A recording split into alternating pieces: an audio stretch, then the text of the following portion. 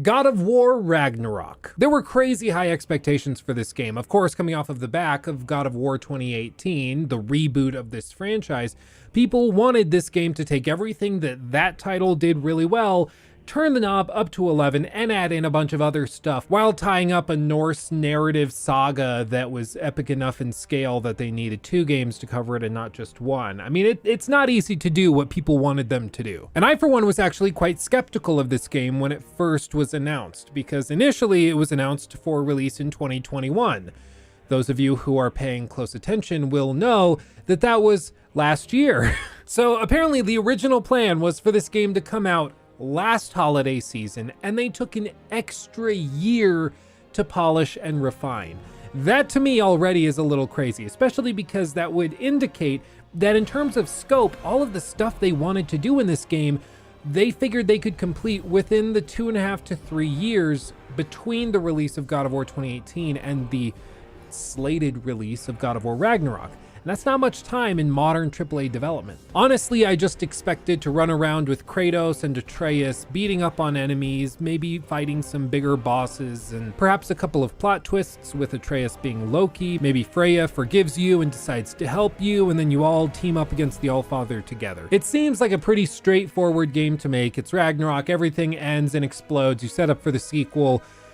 Easy peasy, especially because they signaled Kratos' death at the end of the last game on the mural that you discover after you've gone and brought the ashes to the tallest peak in the realms. I think a lot of people thought they knew what this game had to offer, and I'm very happy to report that they were all freaking wrong, including myself. Santa Monica Studio did a lot more than the bare minimum here. There is so much content, so many carefully cultivated experiences, and so much attention to detail that it's frankly insane that this game exists in this way. There's no other way to put it than that they've been very, very busy. And honestly, the idea that they built most of this game in the middle of the COVID pandemic is frankly crazy. Now, I already did a review, thank you to PlayStation for the code, by the way. So this video is not meant to be a one-to-one review of the game. I already did that. That video was shorter. I feel like it got most of the overarching points across.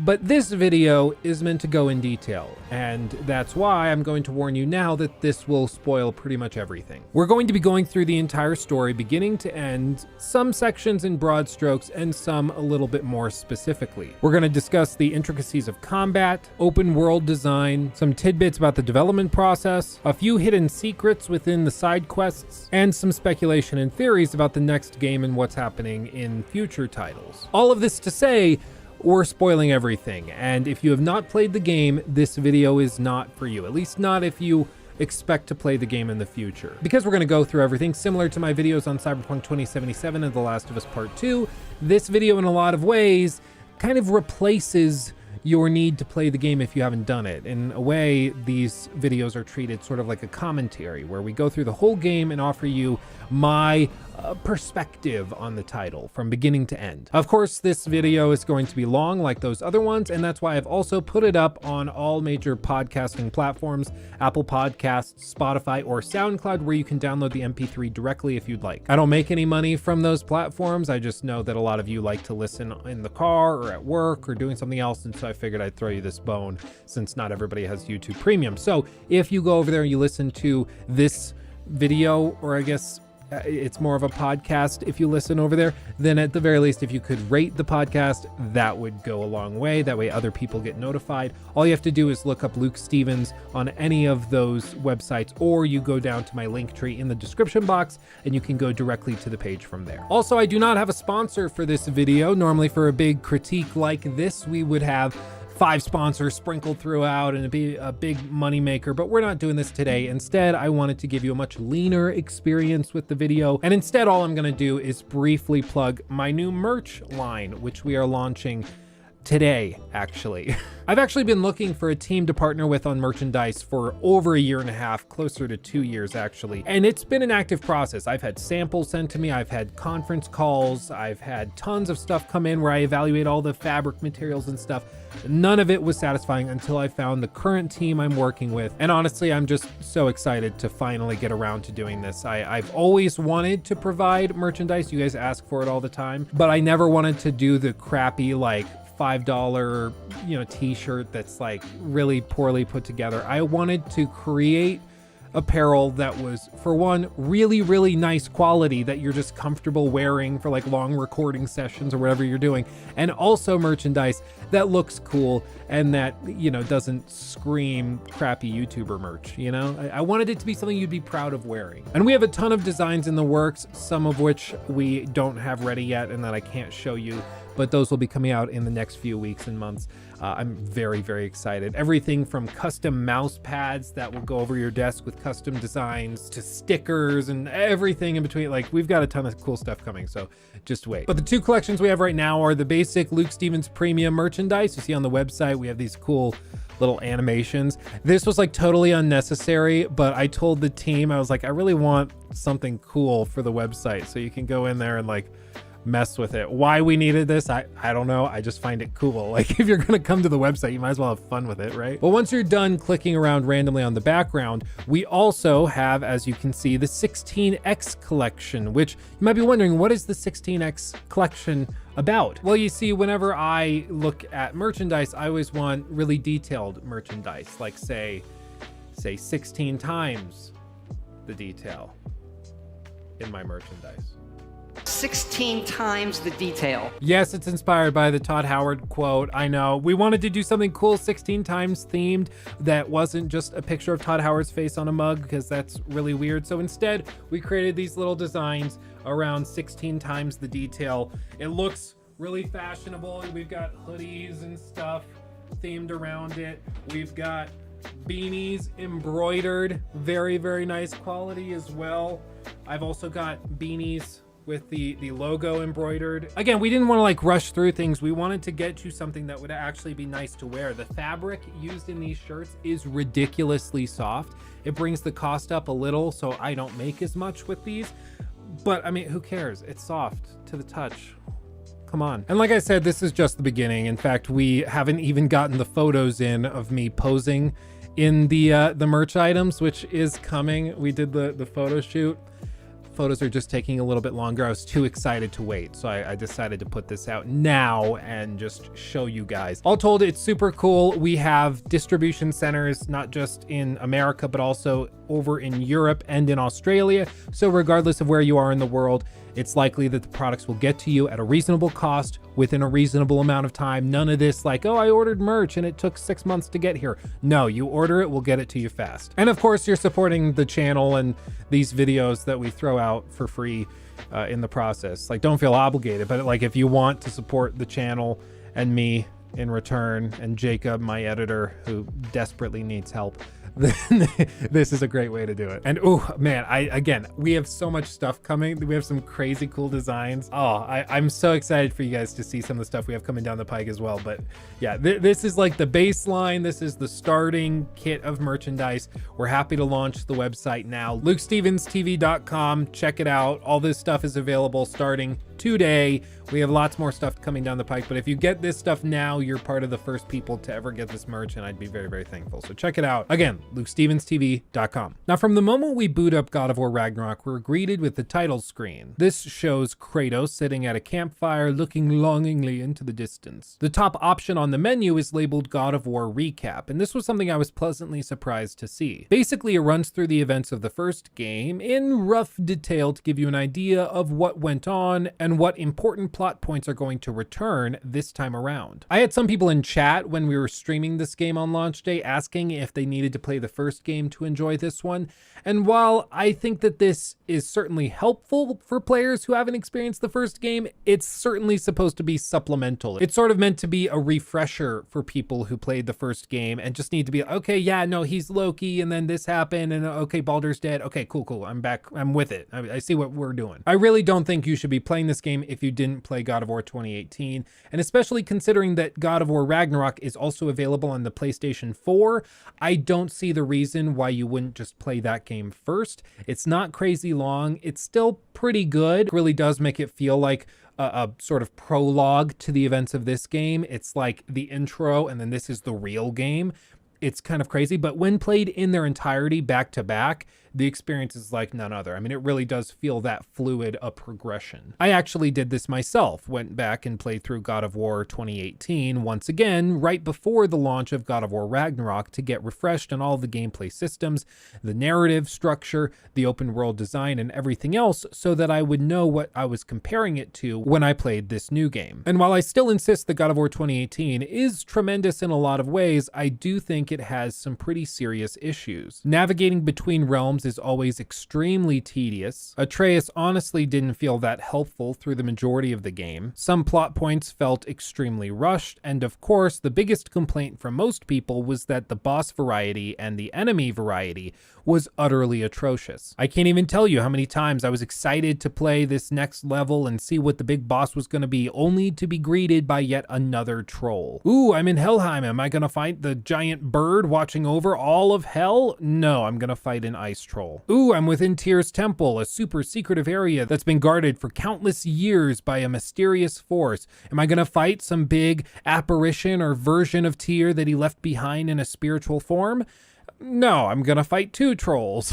And of course, there were a few times where you fought secondary bosses or humanoid bosses, but they usually were extremely similar archetypes with different elemental effects, such as the fight against Magni and Modi. And so again, without a doubt, the biggest complaint people had and the biggest expectation and hope they had for God of War Ragnarok was that they would address and fix the issue with enemy variety. Boss fights were utterly lackluster in 2018. There were a couple of cool ones with the big dragon, and even Baldur's fight was kind of okay, but it felt lackluster because you weren't fighting the giant in the boss fight. You were fighting Baldur, just a humanoid, while the giant tried to stop you from fighting, which it seems like, oh, we have a really cool thing. You're not going to do that. You're going to look over here and do this thing over here, and then the giant's going to occasionally mess with you, and that cool thing's going to be there, but you can't interact with it really. Again, it just felt like every time something cool was happening in God of War 2018, they would immediately step it back and do the more underwhelming thing. You see the giant bird in hell, you don't fight that thing, you're going to fight another ice troll. That's exactly the feeling that I and many other people had with that game when it launched, was cool thing. Oh no, we're going to settle for something sucky. Another cool thing? Oh no, it's just more of the same. Okay. Now, in addition to these things, I also wanted to see what Ragnarok was going to do in terms of combat difficulty and variety. Of course, by the end of God of War 2018, we already have the axe. We already have the Blades of Chaos. What are they going to do to increase the dynamism of combat? What are they going to do to shake it up without it just feeling like a huge DLC for God of War 2018? When I replayed that game, I went through on Give Me God of War difficulty as we played it over on stream, over at Luke Stevens Live here on YouTube. I know, we used to stream on Twitch. I became a Twitch partner, and then everybody was like, hey, YouTube's way better for the viewer. And we tried it, and everybody loves streaming on YouTube because you can like pause and people can skip ads and stuff. So we moved over to YouTube, and that's where we are. I think I'm probably one of the few people that made Twitch partner and within 24 hours left Twitch. You know, it's a little funny, but hey, join us over on YouTube Live. Over on Luke Stevens Live right now. We're probably streaming at the moment this video goes up, so come and say hi. But the point is, we played on the hardest possible difficulty and had a really good time while doing it. And I generally say first playthroughs you should play on normal. Second and subsequent playthroughs you can justify going through on higher difficulties because they force you to engage with every mechanic and system that's there on offer. A perfect example would be a game like The Witcher 3. You can play through on the normal difficulty, but if you do so, you probably are not going to spend much time messing with alchemy, upgrading your potions, crafting materials.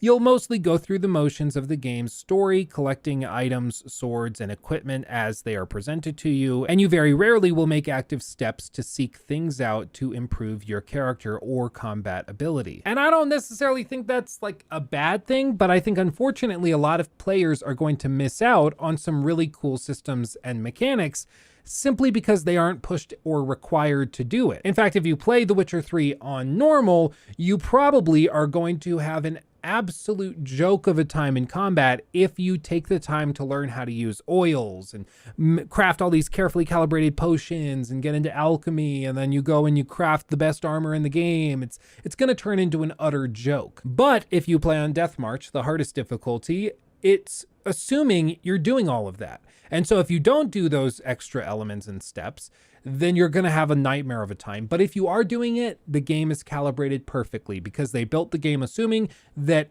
on the higher difficulties, you would be using all of the tools at your disposal. And that's something that I saw with God of War 2018, which was on the hardest difficulty, give me God of War. You had to learn how to properly time your parries. You had to learn how to quick dodge people. You had to learn how to memorize each enemy's attack patterns. And not only did it make the game more challenging, but it also made it a lot more satisfying. And in my opinion, it made it more fun. But that's not how I review games. I don't go through on the hardest difficulty and then yell at everybody for the game being too hard or unbalanced or whatever else. When I review games, I play on the normal difficulty that the developers recommend, and then after the fact, I might go through on a harder difficulty. Frankly, it just doesn't make sense to me to like critique or criticize a game's structure or gameplay based on a niche difficulty versus what most players will play on. So first playthrough, went through on normal. That's what I'm going to be referring to when I discuss combat and everything throughout the course of this video. But to put it all simply, people's expectations were really high. There were things that Santa Monica Studio needed to pull off and needed to do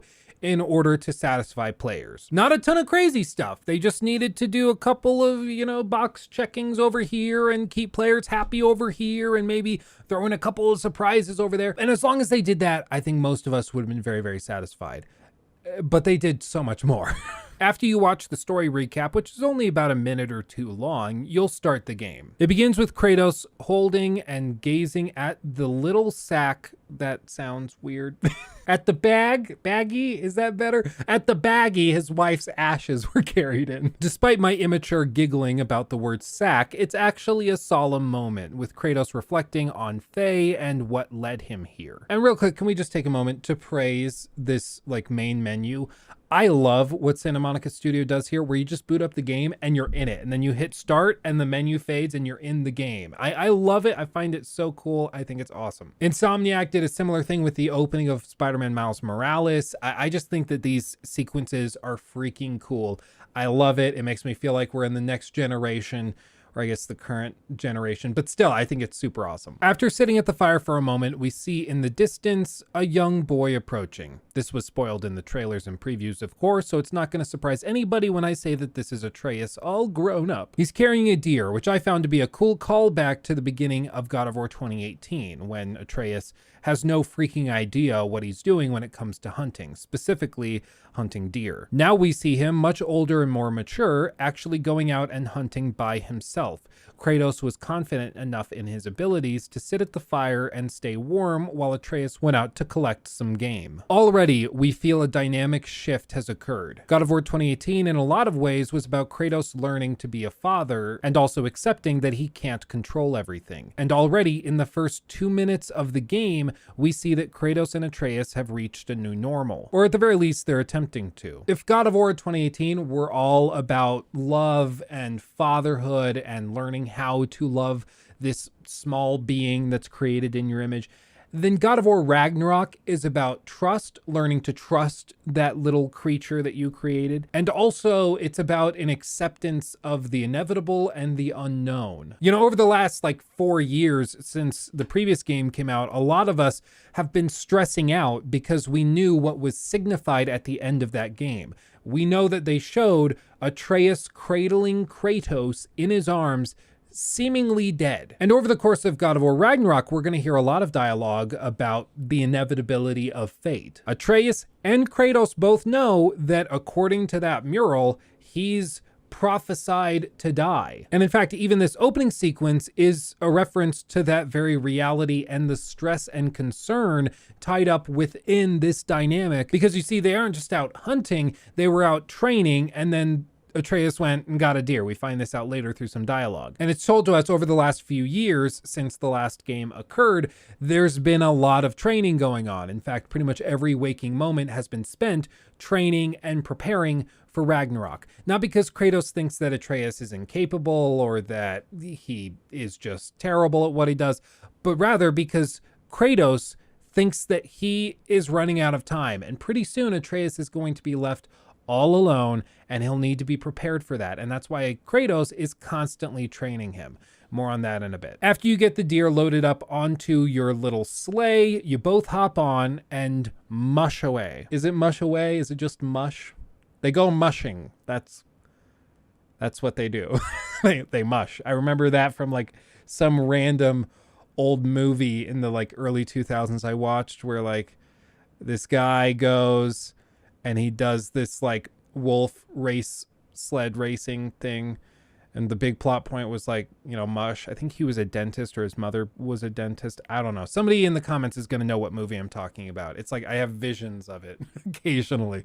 But point is, I think it's mushing. Go mush. Mush. That's what it is. Once they've begun mushing, you take off and the path surviving Fimbulwinter begins. This serves as a brief introduction and tutorial on how to use the right stick to look around, left stick to steer, nothing that has never been seen before. You're prompted with the objective, go home, and so you begin doing just that, following along a very narrow path. Soon after, you stop the sled and see in the distance a woman chasing near you. Turns out it's Freya. Once again, this was spoiled in the trailers and the previews, which kind of sucks, but you know what? I guess they had to show something. You see, for some reason, she just can't get over the fact that we murdered her son in front of her. Even though he was trying to kill her, you know, it's complicated, but she just is throwing a fit, and apparently every chance she gets, she tries to kill Kratos and Atreus whenever they leave the protection stave around their home. What ensues is a bizarre, I guess, quick time event. It's not really a boss fight because there's no real threat here. You're not doing damage. You're just trying to escape.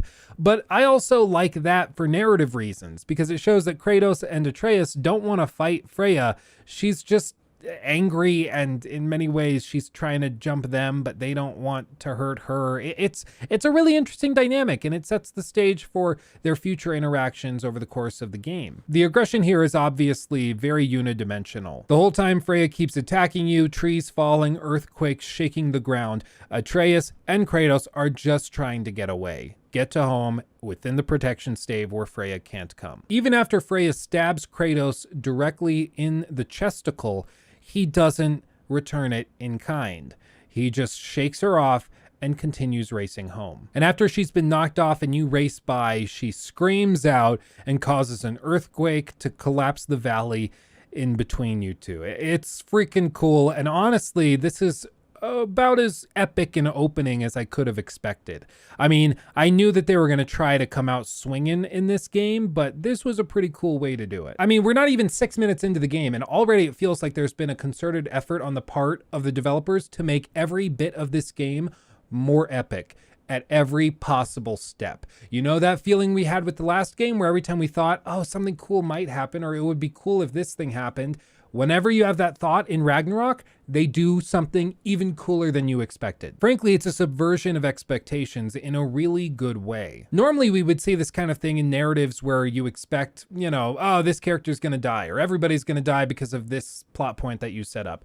And then something happens, there's sort of a plot twist, and something totally unexpected happens. In Ragnarok, they do a really good job of understanding what players expect to happen and then taking it up 15 notches beyond that. It's frankly really impressive. I don't know how they managed to do that, but you know what? Props. Once you return home, you tie up all of the wolves that helped you explore, and Atreus goes to check on Fenrir, his wolf that he's been raising, who's extremely sick. He tries to feed him, but he can't eat, and Kratos warns him that the wolf is dying. After a brief cuddle session, unfortunately, Fenrir dies. Now, I don't think I was alone in immediately recognizing the name Fenrir, and so the moment this happened, I watched very, very closely what was going to occur, because Fenrir plays a pretty important role in the story of Ragnarok, and even though they certainly are going to try to shake expectations and do things unexpectedly, I think Fenrir is still going to be there at the end time. So to see Fenrir killed off in the first 10 minutes of the game was really strange. But an important note is right as Fenrir dies, Atreus whispers something, and then we see these orbs. I guess, flowed out from Fenrir. Specifically, it looks like there's 4 little orbs that float away out of his mouth. One sticks into Atreus's knife, and the other 3 float off into the sky. I'm sure I don't need to tell you, but that's going to be very important later. Specifically, the one that floated into his knife. Honestly, it's a really good touch. I mean, they didn't have to show this or a visual representation of it. They could have just, after the fact, said, oh, this thing happened when that happened, and ta-da, magic. But no, they actually show it happening, and it's a little detail. When you play through the game again, you'll notice, oh, one of the orbs goes to the knife. Interesting. It's going to be important later. Remember that. I mean, I'm going to remind you, so I guess you can forget it if you want, but remember it, in theory.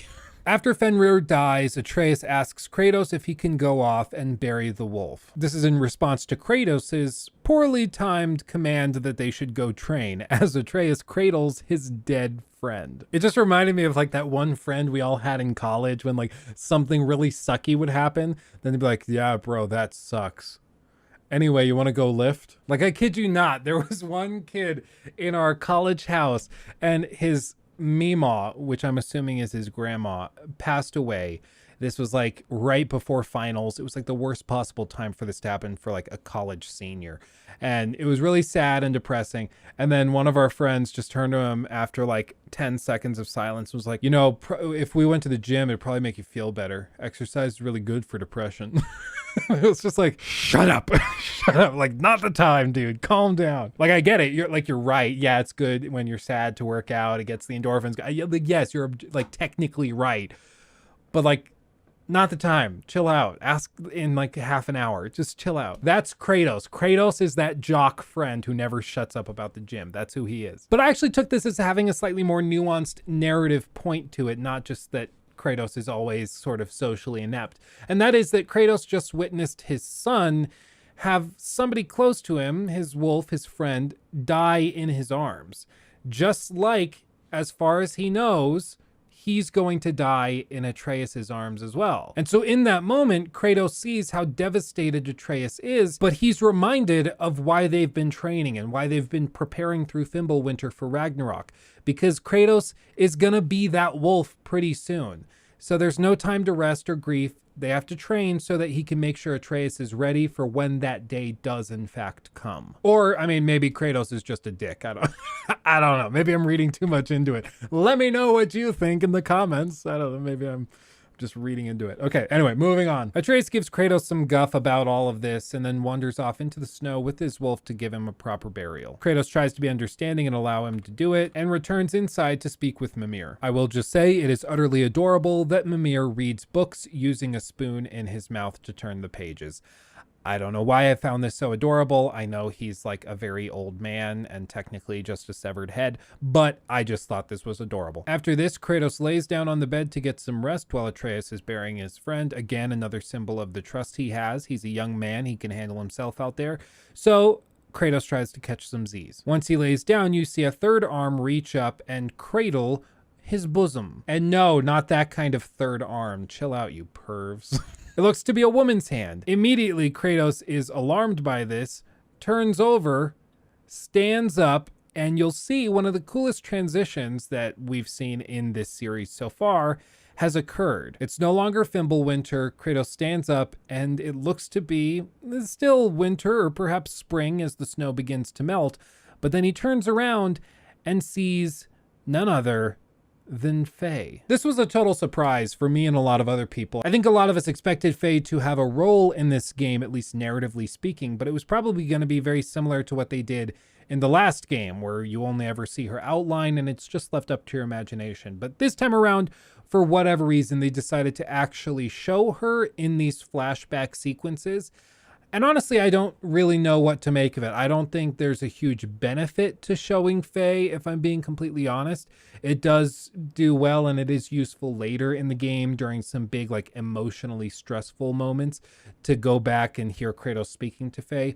But honestly, I kind of like the way they did it in God of War 2018, where Kratos just kind of talks to her out loud, even though there's no one actually there. I found it to be almost sweeter than actually seeing the character in front of me, but that's just my personal preference. I think that this is often a little heavy-handed, and frankly, I don't think these sequences were completely necessary. But again, that's just my humble opinion. It's not like there's a right or wrong answer here. Very quickly, this dream turns into a nightmare, though, as Faye warns him that time is running out and there's nothing much that he can do, as she puts a protection stave on his forehead. The exact same stave that she put on all of the trees, including the one that you chopped down in the opening of the last game. Kratos wakes up in a cold sweat, grabs his axe, and sits up, only to be told by Mimir that Atreus still isn't back, even though it's been quite a long while. So you set out to go and look for him. This gives us our first chance to actually control Kratos in a dedicated sequence where we can move around. You can go into the backyard. I don't know if it's a backyard. It kind of looks like a backyard, but there's a bunch of training materials and things set up. You can see that they've been working here in their spare time. It's kind of a nice touch. And you can see that it looks largely unchanged from the first game. I will also say the first thing I noticed during this sequence as well, once I actually got the chance to control Kratos, was that it's almost identical to the last game, except there's been a couple of small tweaks. For one, you'll notice during the first combat sequence that occurs shortly after this sequence begins that things have been slightly tweaked. Parry timings have been altered, and also there's no dedicated quick turnaround button this time around. In the last game, it was down on the D-pad, but this time around, down on the D-pad just puts your weapons away, even though it will be used later. There's a reason they reserved this button. This time around, instead, to turn around, you have to hold down L1 and tap down on the D-pad, and then you can do the quick turnaround. But this was something, I will be completely honest, that I did not figure out until all the way at the end of the game, after I had beaten the final boss fight while I was fighting in Muspelheim, grinding out some higher tier armor. I'm shocked it took me this long to figure it out. It was kind of an accident where I had the shield up and I tapped down on the D-pad to swap weapons, and then I happened to do a quick turnaround. I was like, oh, well, crap. So that's how you do it. I got through the whole game never using it, not because I didn't want to use it, because I didn't think it was here.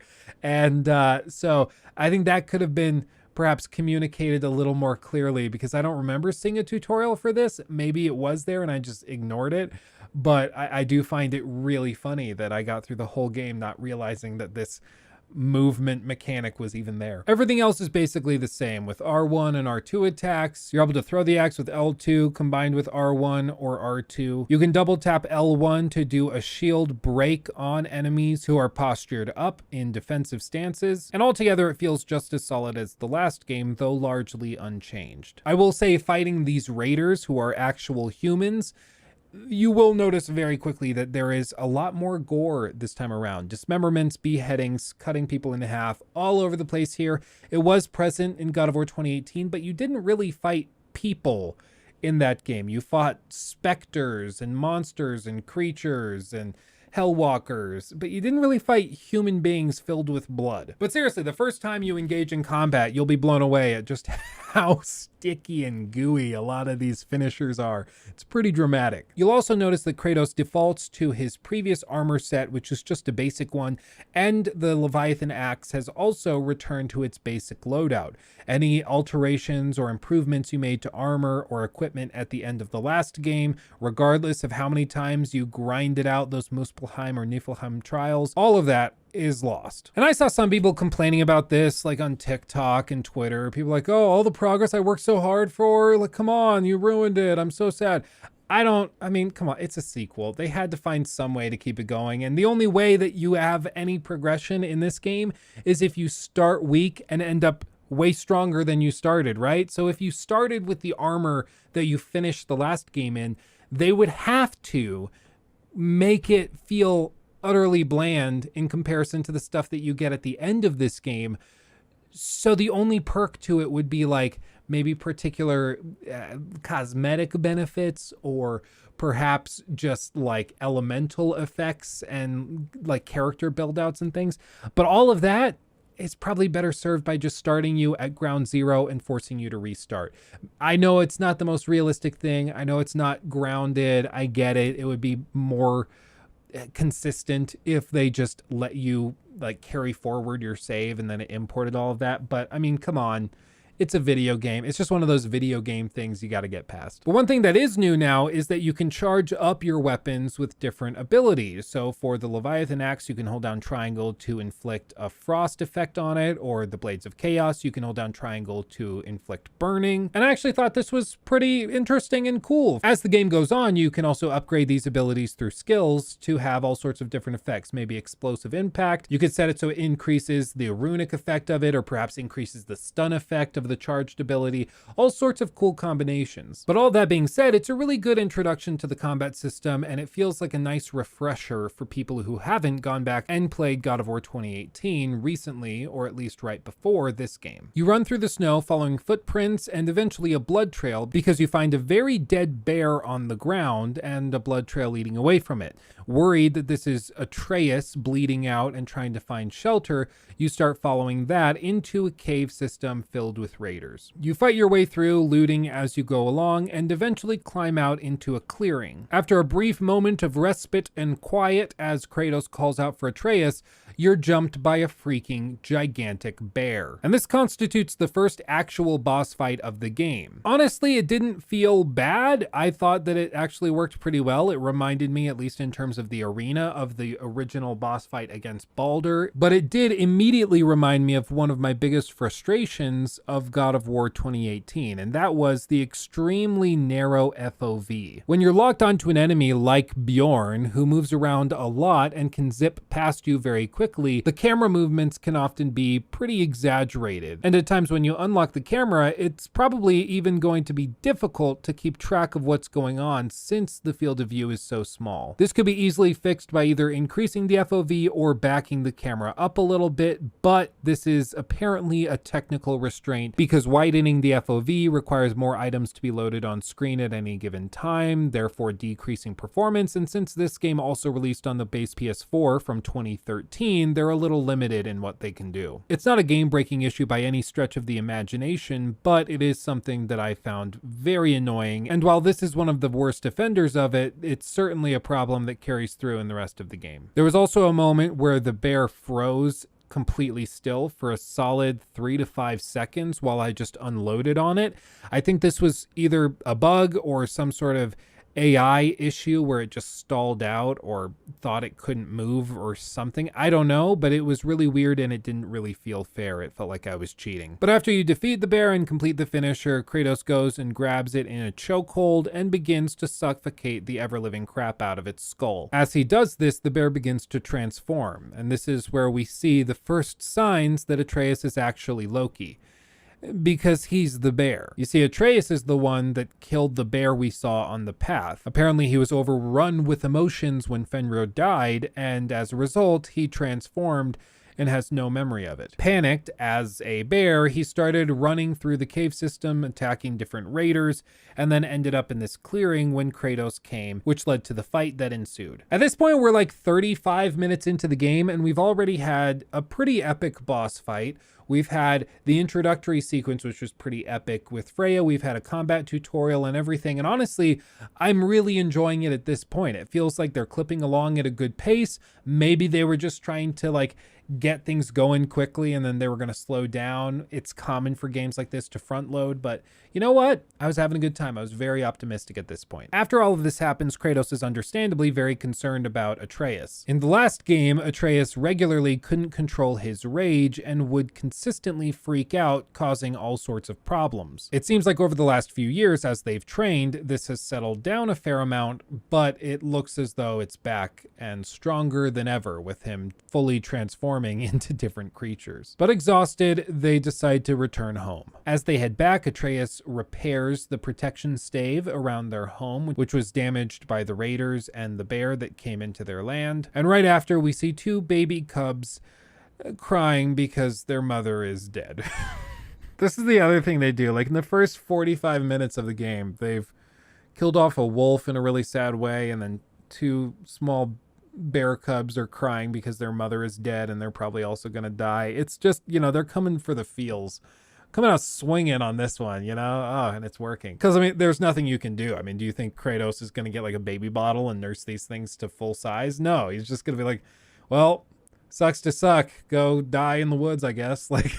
Just, yeah, it sucks. My son killed your mom. I'm sorry. Can't do anything about it. I'm just gonna skip past this part. I don't want to talk about it. It's sad. It makes me sad. The poor cubs didn't do anything wrong, you know? They just were living, and then their mom's dead. In the next arena over, you have a combat sequence with Atreus, during which you get introduced and acclimated to what are called the companion arrows. This immediately made me very curious as to what the future of the game held.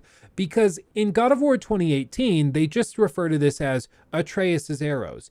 But in this game, they call them companion arrows. So immediately, I was very interested and compelled by this, because there's no reason to call it companions unless there's going to be companions other than just Atreus. Because if the companion is just Atreus, why not just call it Atreus? And sure enough, I was I was right, but we'll get to that in just a little bit. But setting that aside for now, the crew returns home. They go inside, lay down to get some rest, and because they can't have any nice things, there's immediately a knock at the door. Pretty soon, wind starts howling, thunder starts blasting, lightning strikes come in through the ceiling, and as Kratos opens the door, he sees the man, the myth, the legend himself, Thor. A lot of you guys will probably remember the true ending at the end of God of War 2018. This was once you returned home after completing the main quest.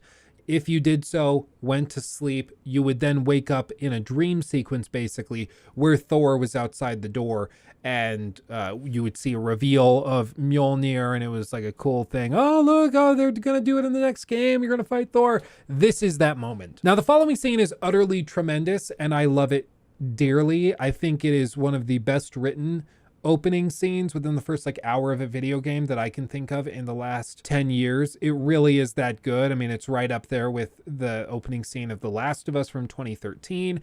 I just freaking love it. I think it's masterfully done. It's witty, it's funny, it's balanced well. It has narrative implications for the whole story while also tying in themes from the previous game. Across the board, it's utterly tremendous. It's so good. So instead of trying to surmise it, I'm just going to let it play. So sit back, enjoy, because this is great. What was that? The ball.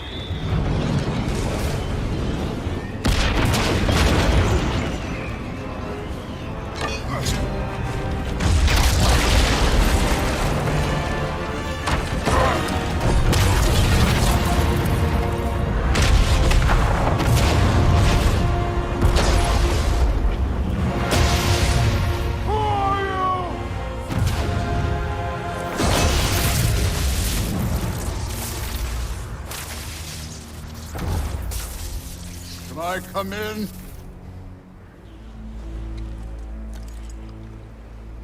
I have mead.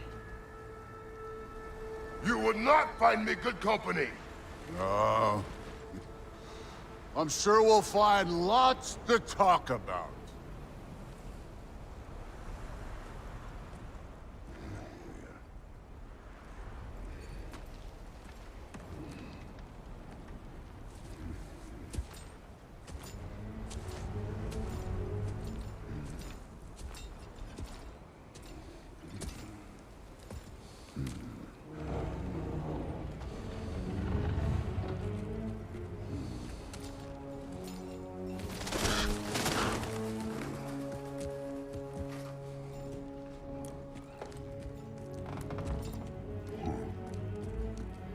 Nice place.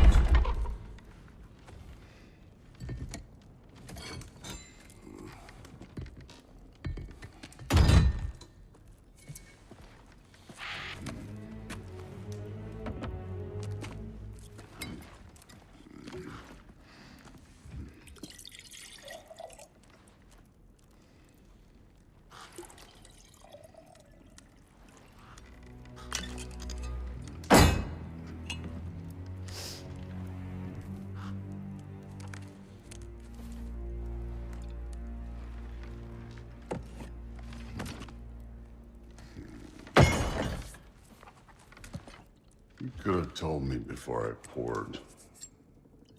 Why are you here? Just, being polite.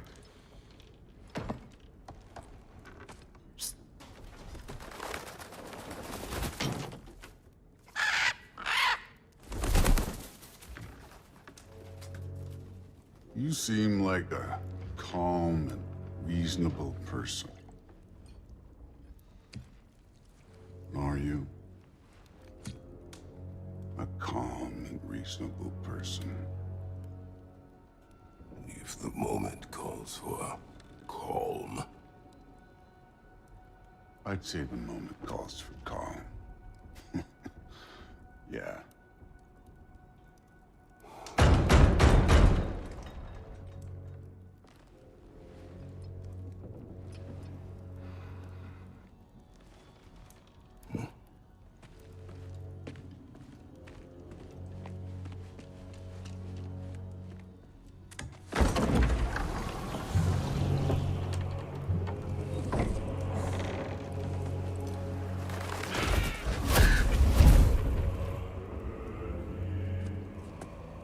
You know who I am? Back before winter set in, there were some misunderstandings. Regrettable ones. But I think we all have a better idea of who we're dealing with. Now, what you did to his boys. Self-defense. Dying is what we Aesir live for. And let's be honest, they were kinda useless. But Baldur, he had value. He was my best tracker, my closer. Yeah, his mind was gone, sure. But he had his uses, and now he's gone because of you. You follow me?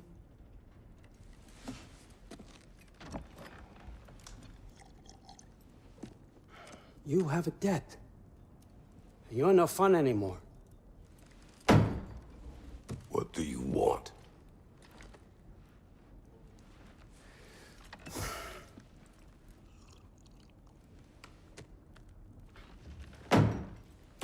How about peace? How does peace strike the esteemed, retired god of war? How about we just don't kill each other? How about you stay home, kick up your feet, seek no quarrel with me, and I'll have none with you.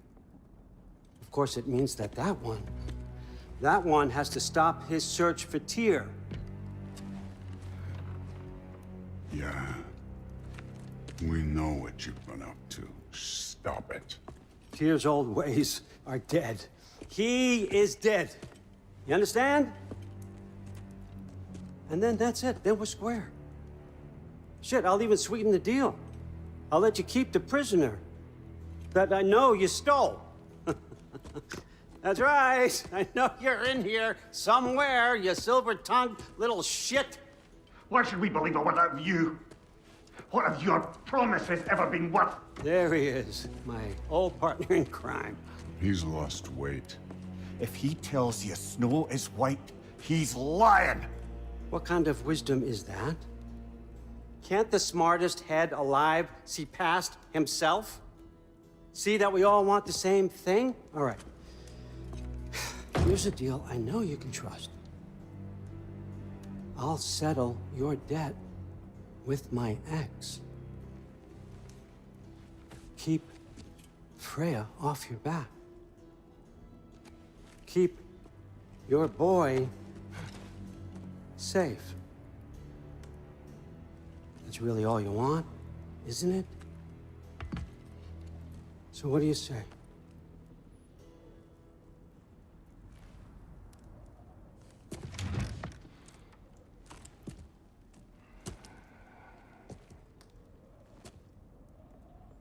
No.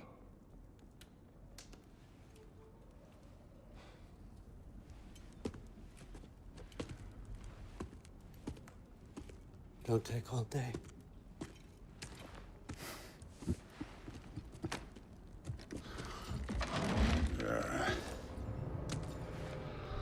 About time.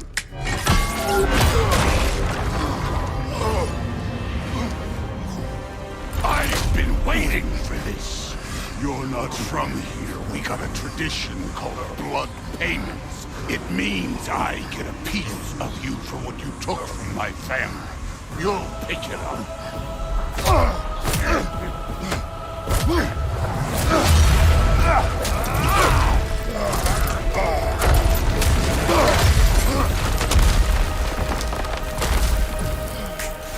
That was for Baldur. Now show me this god killer I've heard so much about. It's just masterfully done across the board. Not only is it epic in scale with the beginning of the Thor boss fight, but it's also a fascinating introduction to Odin and to Thor himself. And it helps you realize that there are forces at play here beyond Kratos and Atreus' control. They had that protection stave up. They repaired it right before they went into their house, and it didn't matter at all to the Allfather or the God of Thunder. It just didn't matter. I also want to mention that Odin's introduction here is way more interesting than I was expecting, because during the entirety of the last game, we hear about Odin and how cruel and evil and maniacal and vindictive he is, and then we see him here for the first time, and he's actually somewhat charming and charismatic, and honestly, he seems to be one of the most level heads in the room. He's offering a truce and a treaty between Kratos and everybody else. All he says is, hey, you stop your search for Tyr, you're not going to find anything, and you're causing trouble, so stop that. And you stop killing my sons and cousins and daughters and all that. Just stop. Stop it, okay? No more bloodshed. We'll live happily. At least we'll get through Ragnarok and we'll deal with it. And there's a lot of like double and triple bluffs going on in this dialogue that we'll get to as we continue through the story.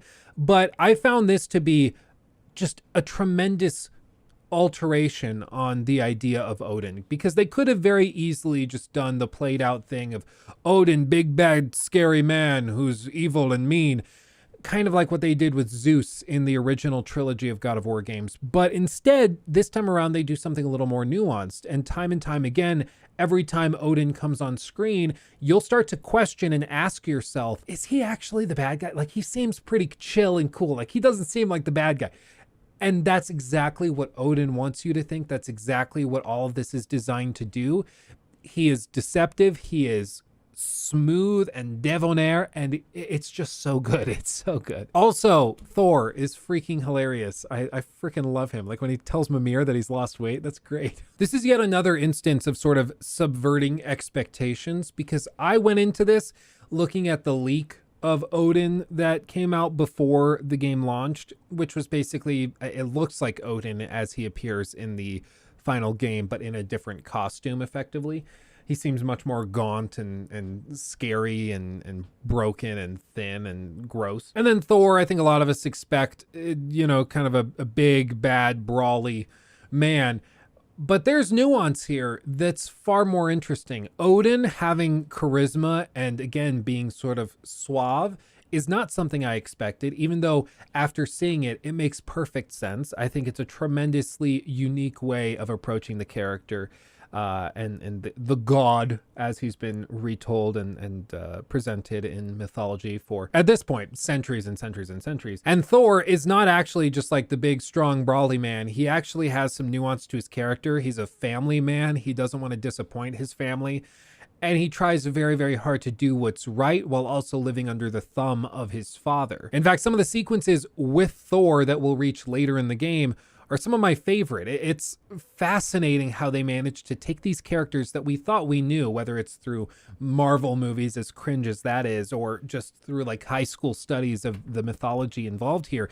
But they took the characters we thought we knew and do something unique with them that still feels true to the source material. And I think that that is utterly remarkable. Now, as you saw, we get knocked into Tyr's temple and begin a boss fight against Thor. It's pretty straightforward, and the entire time Thor is taunting Kratos, asking him to show him the real god of war that he's heard so much about and that's responsible for killing his sons. And he actually gets a taste of it, specifically in this moment where Kratos recalls the Leviathan axe and jams it straight into his gut. And there's actually a really, really good detail here that I've seen some people talk about on Twitter and like on YouTube and read it and stuff, so I'm not going to pretend to be the one that like discovered this or anything. There's some fantastic like detectives online, but there's a really good detail here as to why this wound doesn't heal throughout the course of the game, because every time you see Thor for the rest of this game, he has that cut in his gut, which doesn't really make sense. The Aesir gods should be able to like just heal it like they heal every other wound from being punched and attacked like this. So why is it that this attack from the axe doesn't heal? Is it just like an oopsie on the part of the writers? No. It's actually something that they set up 4 years ago in God of War 2018. As you see here in this clip from when we streamed the game recently, when the axe is spat out by the World Serpent after you offer it to it, you see a little prompt in the top right that says Tyr imbued. This is very important, and it's something that I don't think many people really thought about at the time that the game came out. I think it was just like an excuse probably for the developers to be like, oh yeah, this is why this axe can like harm gods that you fight, because basically what it is an Old Norse term for poison. More specifically, according to the greatest source on the internet, Wikipedia, it says that it's produced by snakes such as Gylfaginning, I think, when it's dripped on Loki by a snake placed above him in Skauthi, I don't know. Or when it's blown by Jormungandr during Ragnarok, leading to the death of Thor, according to the classic tale as it's been told. So what they've done here is they actually tweak the lore a little bit, take this little tidbit that this poison is produced by Jormungandr, and they just changed it so now the poison is imbued in the axe that Kratos uses, which is why he can actually injure Thor. It's little attention to detail like this that makes subsequent run-throughs of the game feel so great and like just a joy, because every time you think, I wonder if they took that into consideration, I wonder if that ties back in. They did.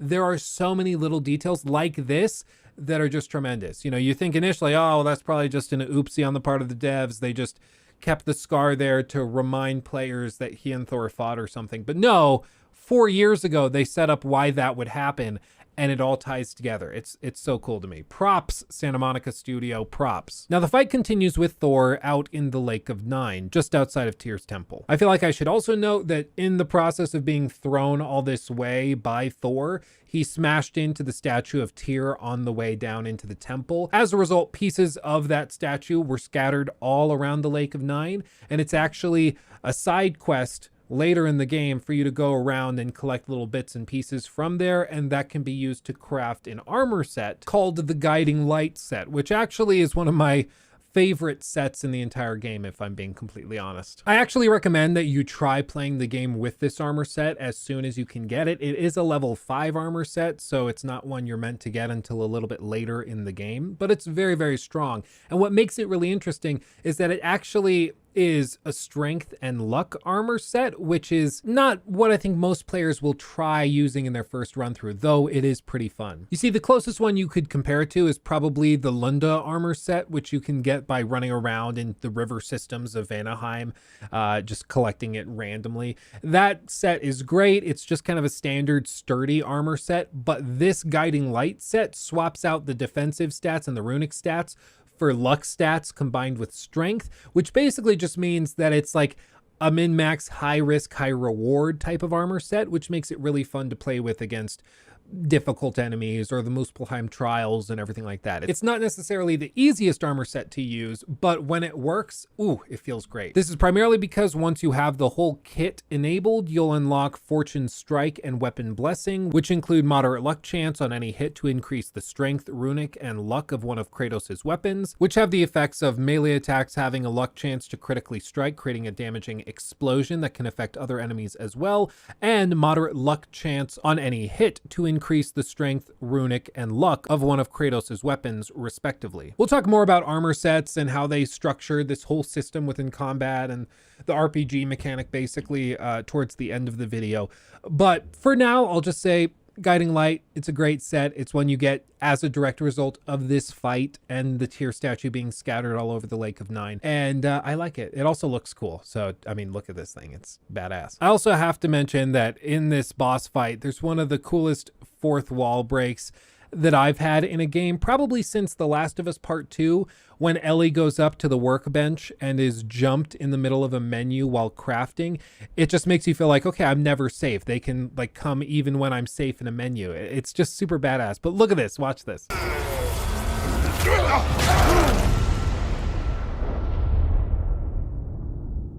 Oh no. I say when we're done. I'm not leaving till I see the real you. I mean, they fake you out. He kills you, you're in the menu, and then he brings you back to life because he's not done with you. It's so cool. I love it. It's these kind of like think outside the box moments that just make games so fun and so cool. I actually giggled out loud. I got giddy when this happened. I was sitting right here playing the game right here while like I can't let anybody see it because we're in like review embargo and it's like dark and I've got all the recording stuff going and I'm just playing, and then this happened. I was like, I thought I button mashed enough. Oh well. And I set the controller down and I sit back and then that happens and I was like, oh my god, that's awesome. It was so cool. I love it. But after a hard fought battle, everything settles down and Thor feels satisfied that he's actually seen what you're capable of doing. And I'll just let that last little bit play to let it sizzle. This is the god that murdered a pantheon because they hurt his feelings. I see why my sons fell to you. Even this lesser version of you. But I am not my sons. And your boy, Allfather, has plans for him.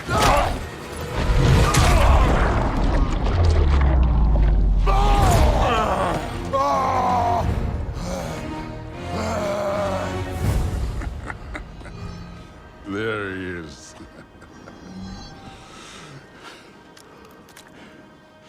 There's the god of war. Consider your blood debt paid. Be seeing you.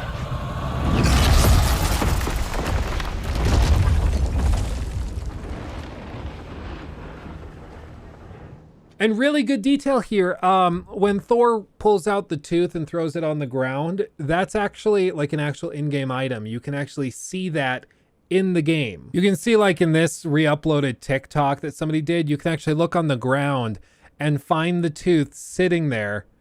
And it's an actual like in-game item that lands on the ice and stays there for the rest of the game, which is just kind of funny.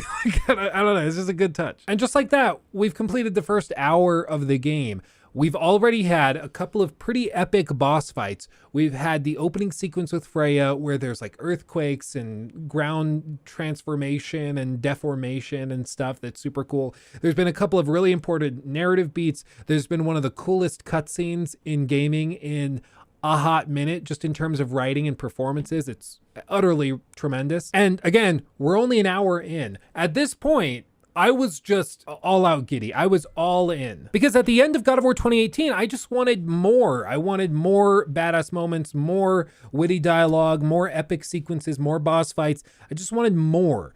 And this time around, they're coming right out the gate within the first hour and they're throwing so much at you, it can almost feel overwhelming. But again, we need to maintain a level head. Just because I'm super pumped about it at this point doesn't mean that they're going to maintain this same level moving forward. It's very common for games to front load all the coolest stuff and then the last half of it is just like utter garbage, right? So we need to not get too excited, but at the very least right now, at this moment, I was pretty impressed. Now, right after the boss fight is over, Brock and Sindri come to collect you and take you back to your house. They know that the Allfather has been there talking with Atreus in the time since you've been fighting Thor, so they know you need to get back there. You race home, go inside, and are greeted by Atreus, who seems perfectly fine. When Kratos asks him what Odin wanted, he simply says that he wanted to pay for the roof damage that Thor caused when he came to the house initially. He then says that he was invited to Asgard by Odin. This immediately brings up a lot of questions. Why does Odin want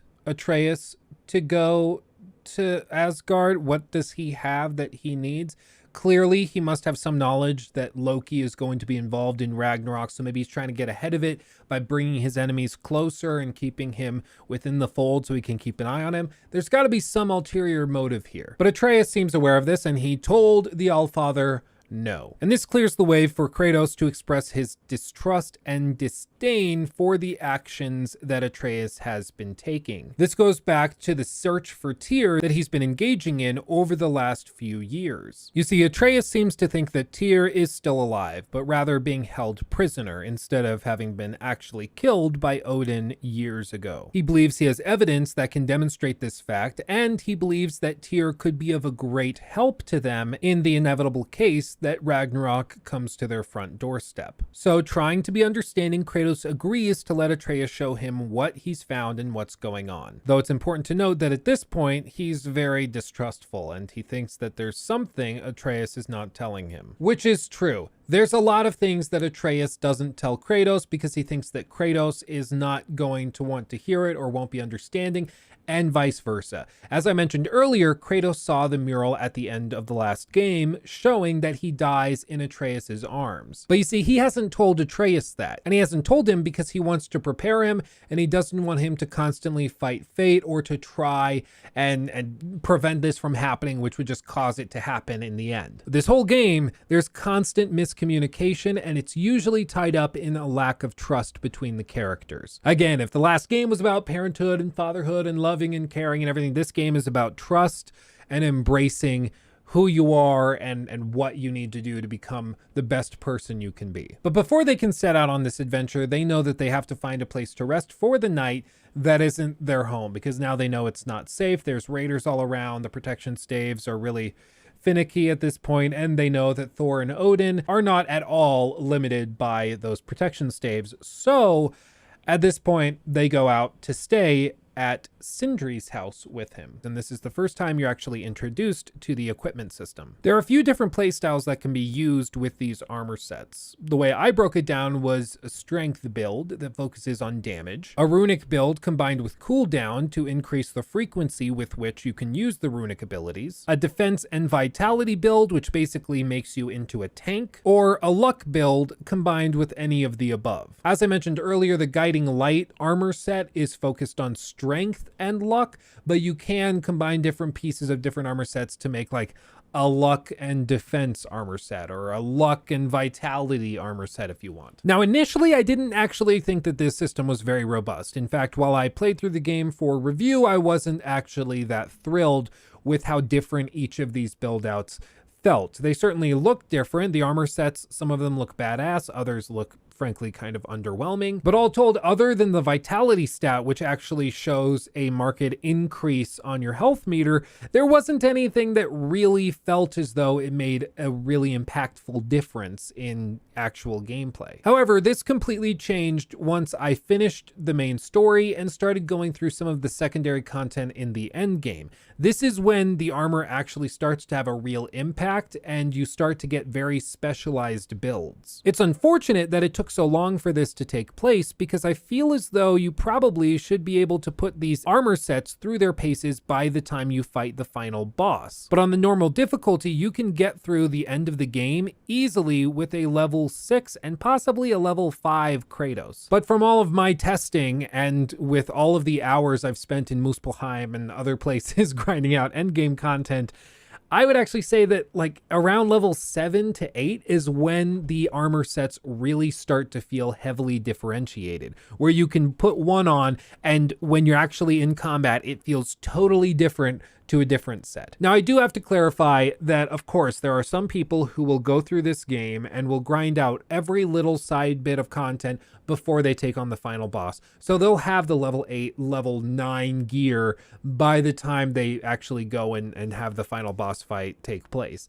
That's true for some people, absolutely. My friend Michael, hi Michael, he has, as of today, still not finished the game, but he's put in 50 going on 60 hours, grinding through all of the side content, completing all of the Muspelheim challenges, everything that the game has to offer, and then he's going to do the end quest. It's going to be a total joke, and he's going to like one-shot everybody, but you know what? To each their own. As I said at the top of the video, I try very hard to play these games and to critique them from the point of view of the average consumer.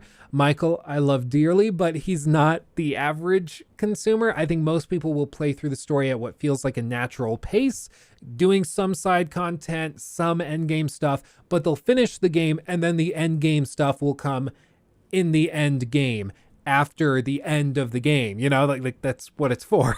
But all of this just to say that unfortunately, the different loadouts and builds that you can make, they don't really get differentiated until the higher levels where those stats become very extreme. If you have a vitality build out, for example, its stats are going to be pretty in line with the defense loadout or even the luck and defense loadout until those pieces have been upgraded to level 6, 7, 8, 9. Once you've gotten to those points, the stats are differentiated enough that they actually start to feel like very unique armor sets that have their own unique applications. And this is when the combat system is at its best, and it's just unfortunate that it took so long to get there. But once you're there, it feels great. When I was grinding out the Muspelheim challenges, I actually noticed that for some of the challenges, one armor set was better than the other. For some of them, I needed more health because there were tons of like flying effects coming at me that I couldn't always dodge. So having a defense build with high vitality was also really beneficial. Whereas for other, like the boss rush challenge,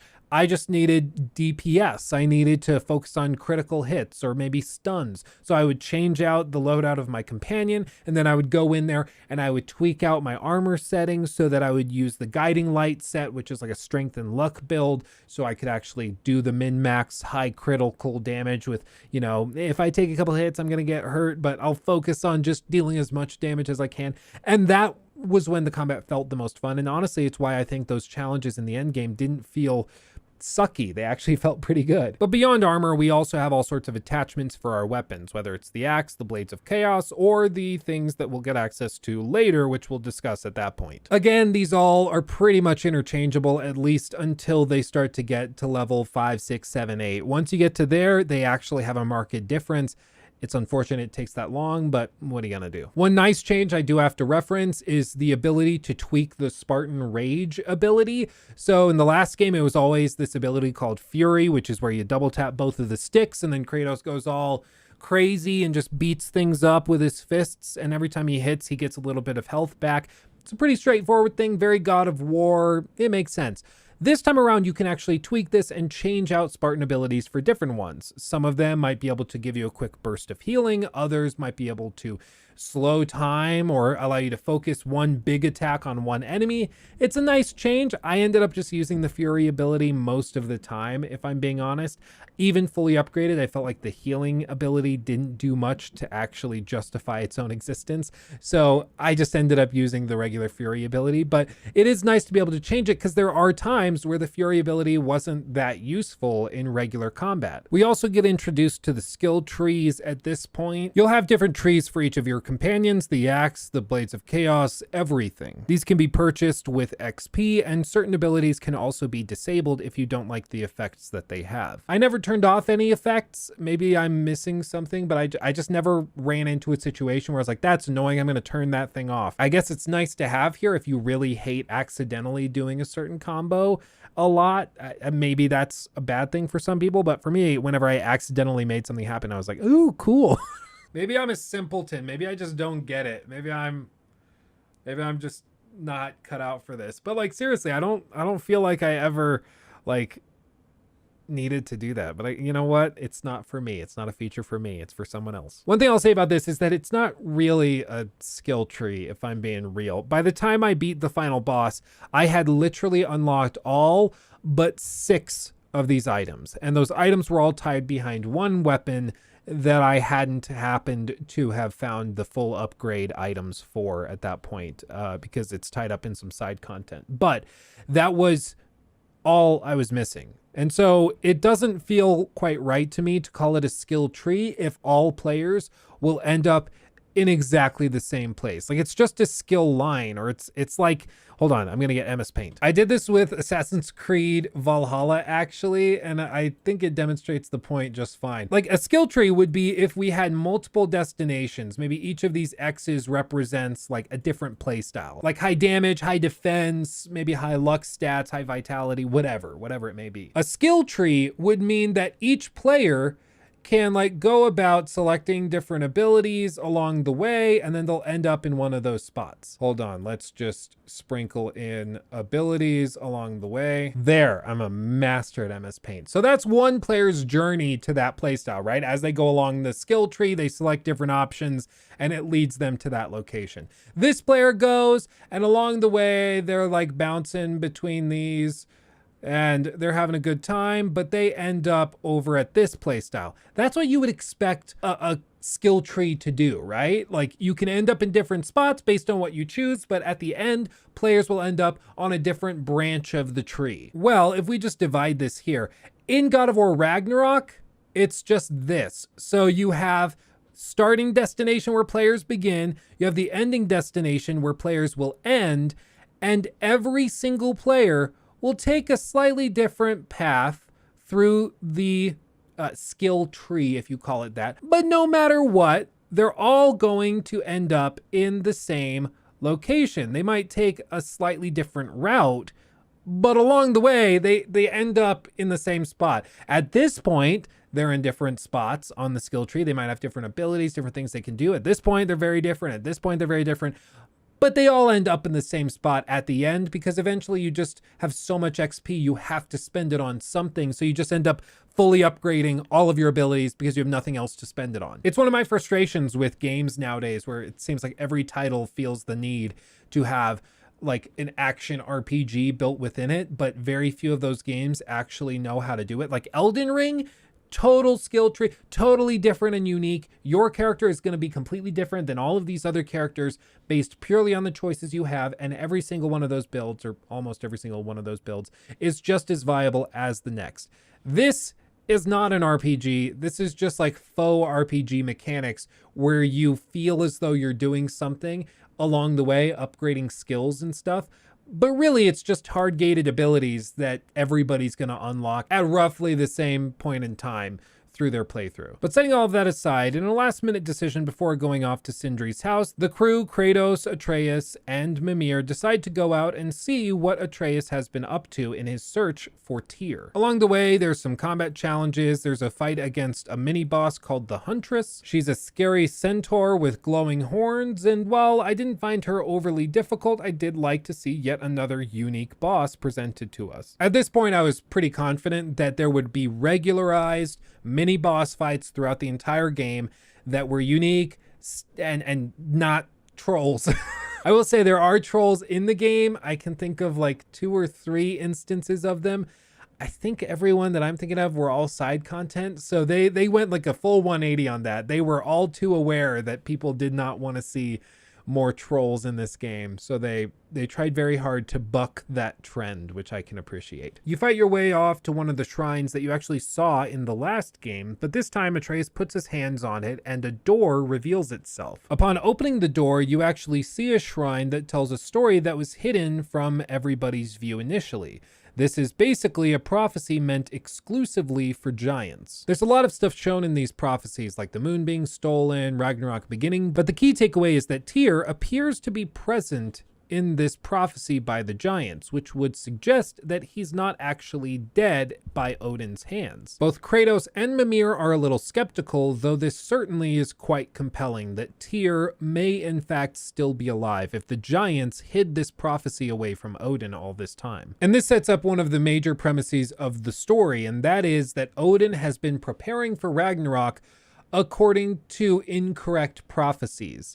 These prophecies were the ones that the giants presented to everybody, but the true prophecy is often a little bit different than what was presented clearly, which should start to raise eyebrows that maybe that prophecy of Kratos dying in Atreus' arms was just one such example of a prophecy that Odin was planning on that isn't actually the case. After exiting the shrine, Atreus also shows one more thing that he found that we actually saw him holding during the opening sequence of the game. It seems to be a small marble-looking thing that Mimir immediately comments looks to be of giant construction. These will be important later, but basically Atreus says that he found it in a shrine while he was looking around for clues relating to Tyr. Kratos immediately catches that he said other shrines, and it's at this point that he realizes that Atreus has not just gone to this shrine, but rather that he's been to all of them in Midgard, which Atreus readily admits. Atreus also accidentally lets it slip that Sindri has been helping Atreus hunt these shrines down, secretly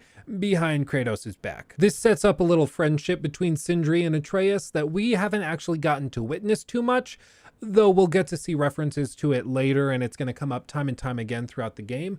But I found this to be a really cool touch that, things have not just been sitting stagnant during Fimbulwinter. Things have been moving, their relationships have changed. While Brock has seemingly been off doing his own thing, Sindri has been working with Atreus through this period of time, at least recently, to hunt down clues with regards to Tyr's presence, which I just find to be cool. I like it as a good touch. These characters have continued to grow even off screen, though I'm sure I don't need to say Kratos isn't that thrilled about this. However, trying to be an understanding father, Kratos agrees to go and seek out Tyr, specifically to go to Svartalfheim and see if Tyr is being imprisoned in the big mine that's there since it's home to the dwarves. But he only agrees to do this after saying that they need to go home and having a brief conversation with Mimir once you've gained a little space between yourself and Atreus. This is also a really cool dynamic that was hinted at in the last game, but we didn't see it play out super heavily. That is specifically that Mimir and Kratos can talk together like adults as to what they should do, especially with regards to Atreus. Mimir looks at Atreus almost like a nephew or perhaps a brother, and that creates a really interesting dynamic between Kratos,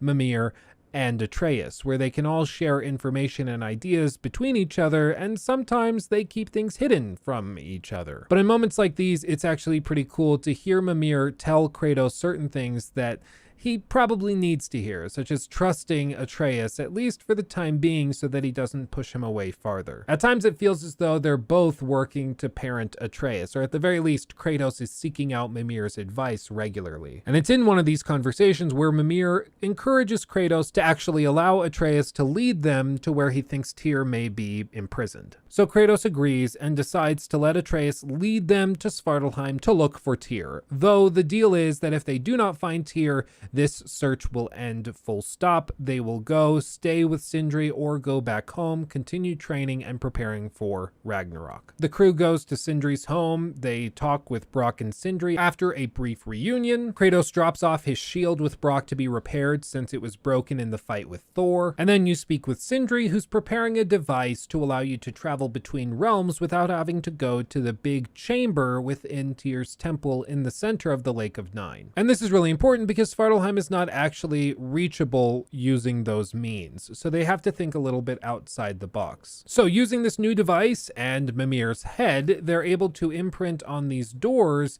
all of these runes, which will allow you to travel freely between the realms without having to go to the big travel table like in the last game. I freaking love this. I initially thought the travel room was cool, though it got really annoying, especially in the end game when you started bouncing between places. It just was more tedious than it needed to be. So to see that they actually were aware of that, acknowledged it, and then made an active, concerted effort to improve it is really cool to see. And this works way better. I think the travel room was cool in the last game, but it kind of played out. So this time around, they just totally bypass it and they went with the door instead, and I think it works way better. Now you just walk up to the door, you hold up a little rock thing, and then you can select which realm you want to travel to using all of these different Yggdrasil seeds that you've collected, which allow you access to the different realms. With this, we're able to travel to Svartalfheim and begin our search for Tyr. This will mark the first major slowdown that the game has to offer, and it was bound to happen, but this is where levels start to resemble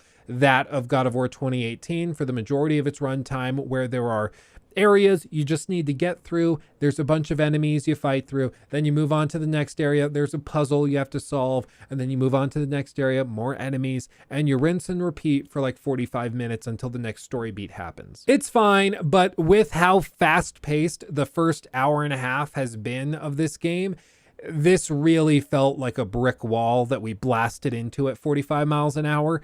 And it was a little startling, if I'm being entirely honest, but you know what? It's fine. We needed to slow down.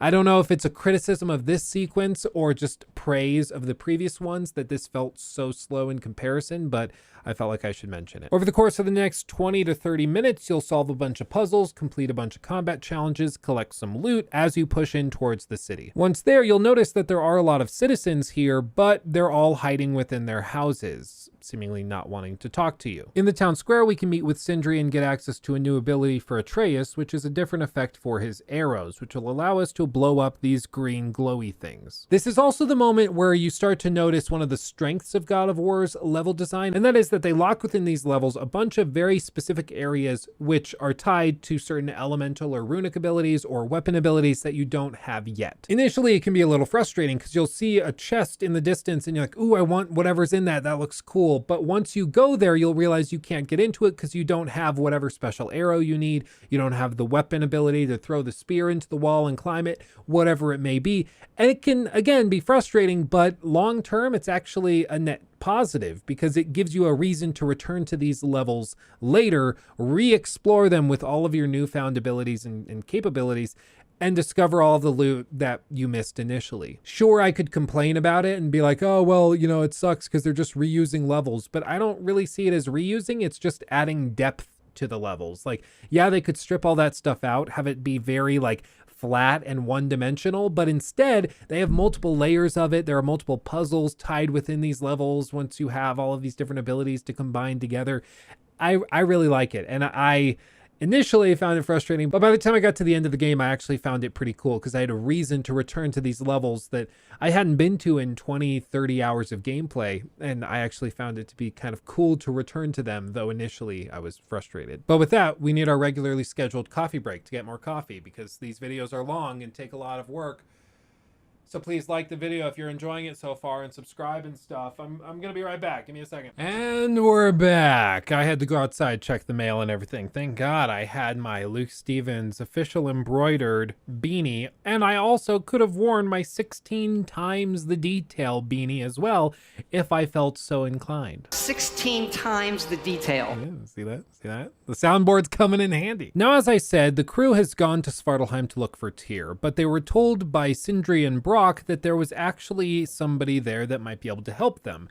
Somebody by the name of Durlin. They imply that this is one of their cousins, though not really. It just sounds like it's somebody close to the family who they know of. You'll explore around a bit through Svartalheim, and honestly, it feels like a return to the last game. This area is far and away the closest to the Lake of Nine exploration seconds from the last game, and while it initially feels like a major slowdown, paddling the boat across the vast expanses of water, completing puzzles and combat challenges, fighting mini-bosses, all while listening to Mimir tell stories felt really, really good. And honestly, this is probably my favorite realm in the game, not just because it's one of the largest with the most things to explore and find, but also because it's different and fresh and colorful and vibrant, whereas returning back to Midgard and exploring the frozen Lake of Nine feels oddly claustrophobic. As I mentioned, there's a bunch of side content to do here before you meet Durlin if you so choose. I think a lot of people will probably dink around a little bit, perhaps put out the big furnaces that are scattered throughout the map, and then go and continue on with the story while meeting Durlin and his pet octopus. I also have to say that Bear McCreary is in the game, and you actually run into him in Svartalheim while exploring. He runs a little inn, and he has a bunch of dialogue. He even has a side quest that he hands out specifically,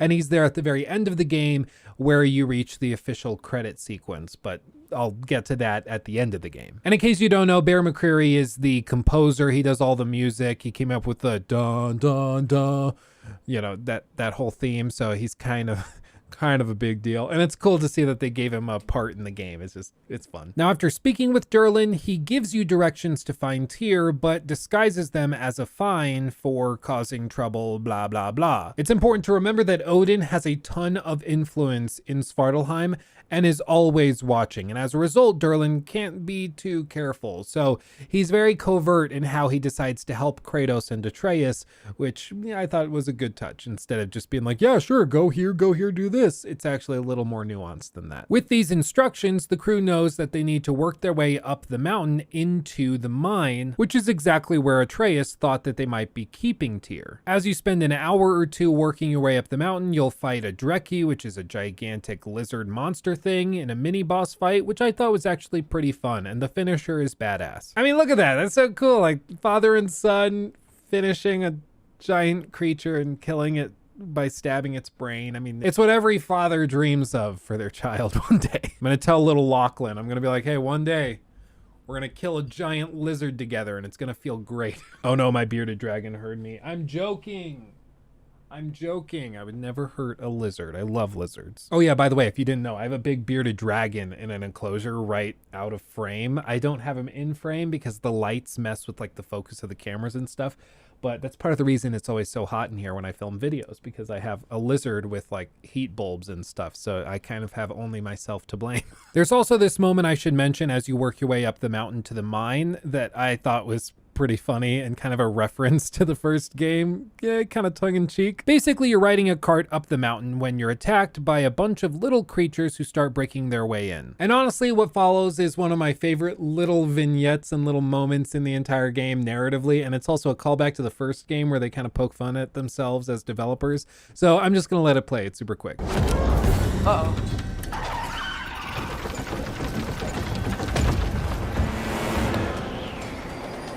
On your left! Tell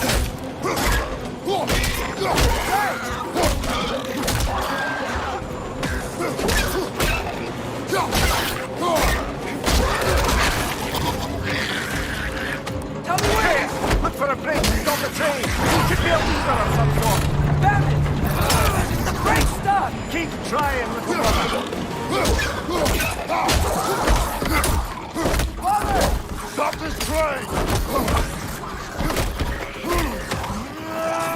I think it's about to... No!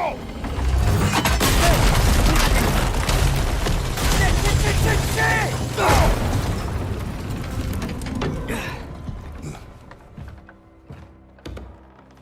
No! Get up! Father! A troll?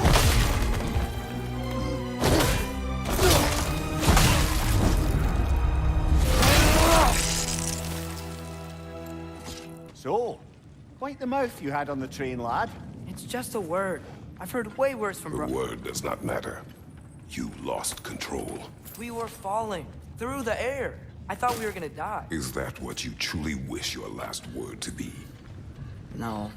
In moments of crisis, panic does nothing. Harness it.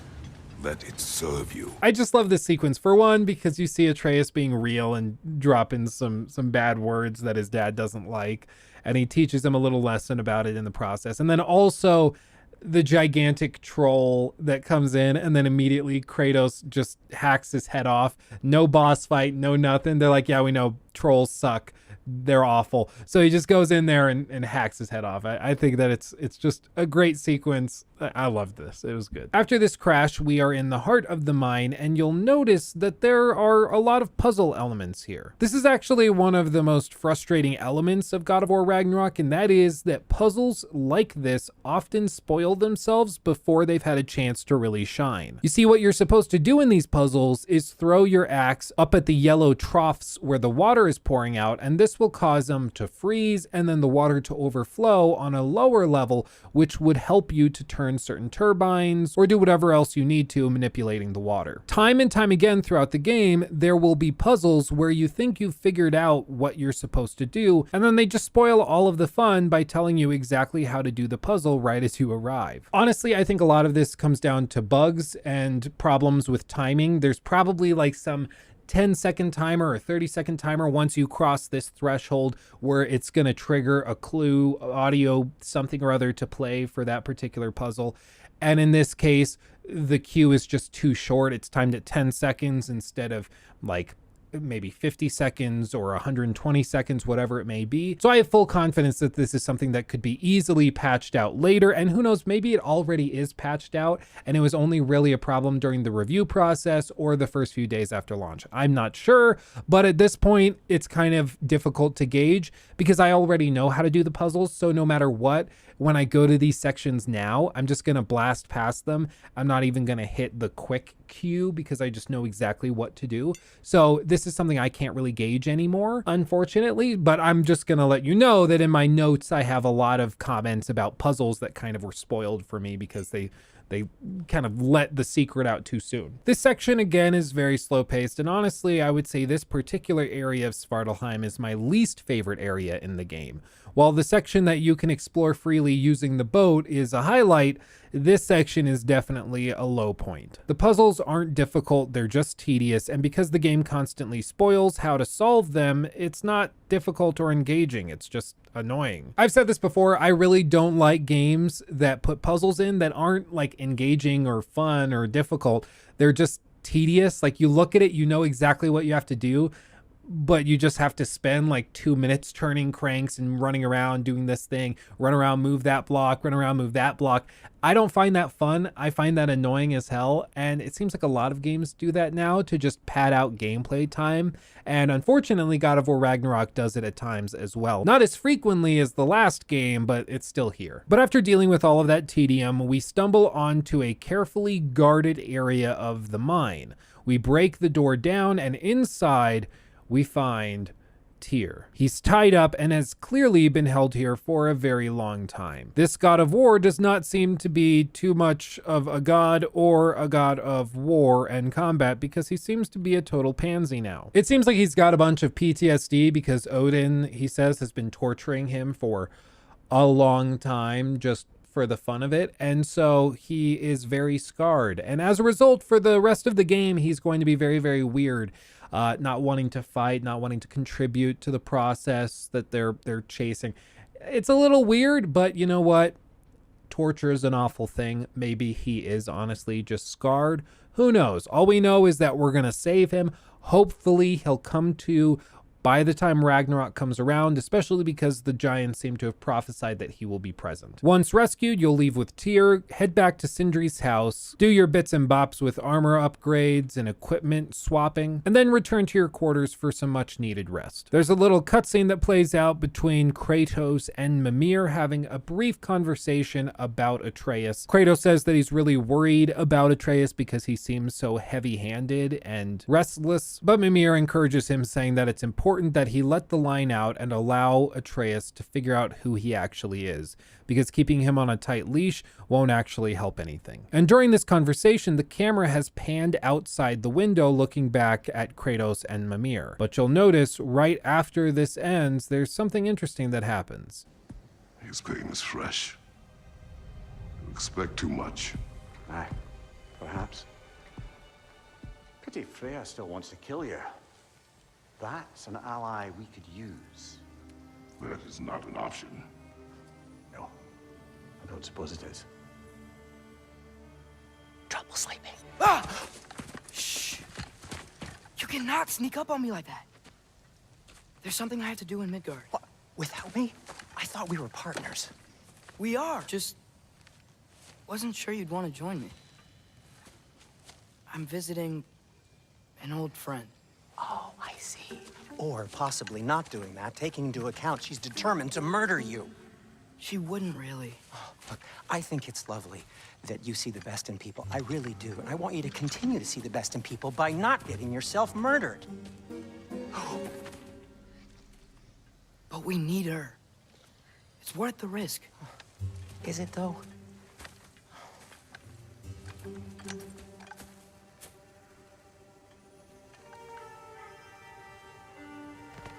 How about I suggest an alternative? Something much less risky, but maybe could give you some answers.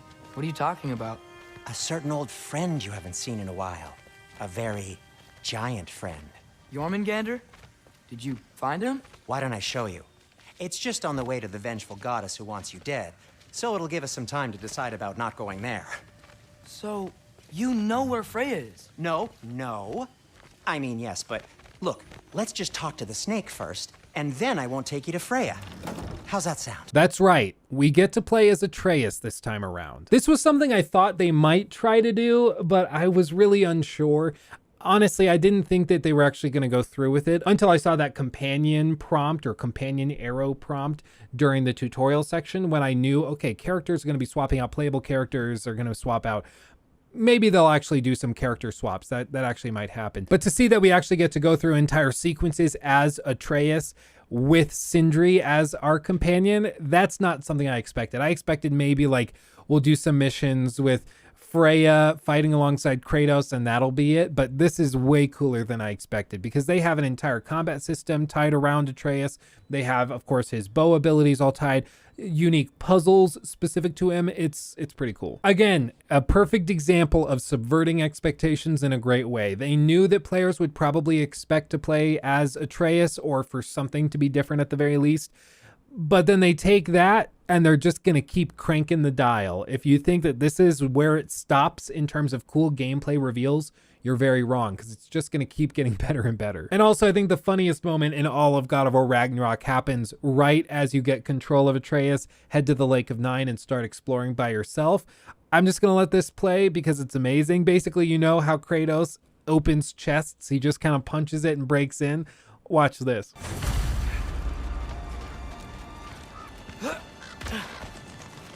The chest. Not so easy, huh? Shut up!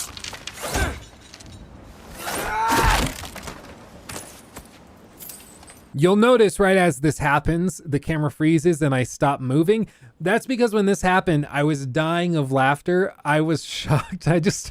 It's so funny to me. It's so great. Like, yeah, Kratos makes it look really easy. He just punches in. And then Atreus tries it when he's off exploring with Sindri, and it's so funny to me. I love this. You can tell that was something like a developer threw out as something that might be funny to do. Like, oh, what if we did this thing where, like, you know how Kratos opens chests? Maybe we have Atreus try that, and he like hurts his wrist, and it's like a funny little moment where it's, yeah, not quite your father, not yet. Yeah, and then they took that, they turned it into a whole gameplay moment, and it's great. It's great. So in this sequence, our main goal is to get acclimated to combat with Atreus through a couple of quick tutorial sections, and then to also speak with Jormungandr. This moment was pretty cool, and again, I feel like me just describing it won't do it justice, so I'll just let this play real quick because I think it's cool.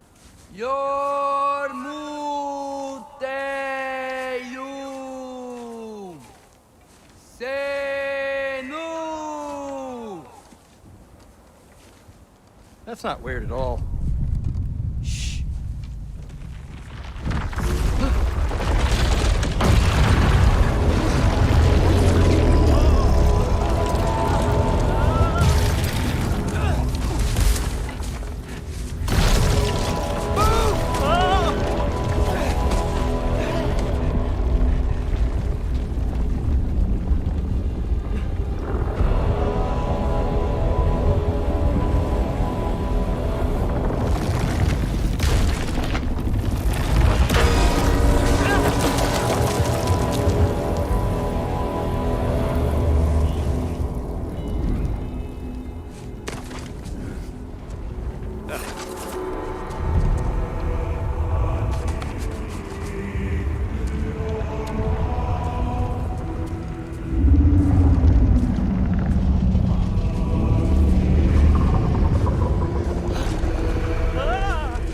Again, there's all these cool moments where it's like, oh, what's going to be cool? What's going to happen? Maybe we'll see the world serpent come out from behind a hill or something. And then they just take it and make it look way cooler. It's great. Right after this, Atreus tries to open up a gate in the same way that he's seen Kratos, his father, do countless times.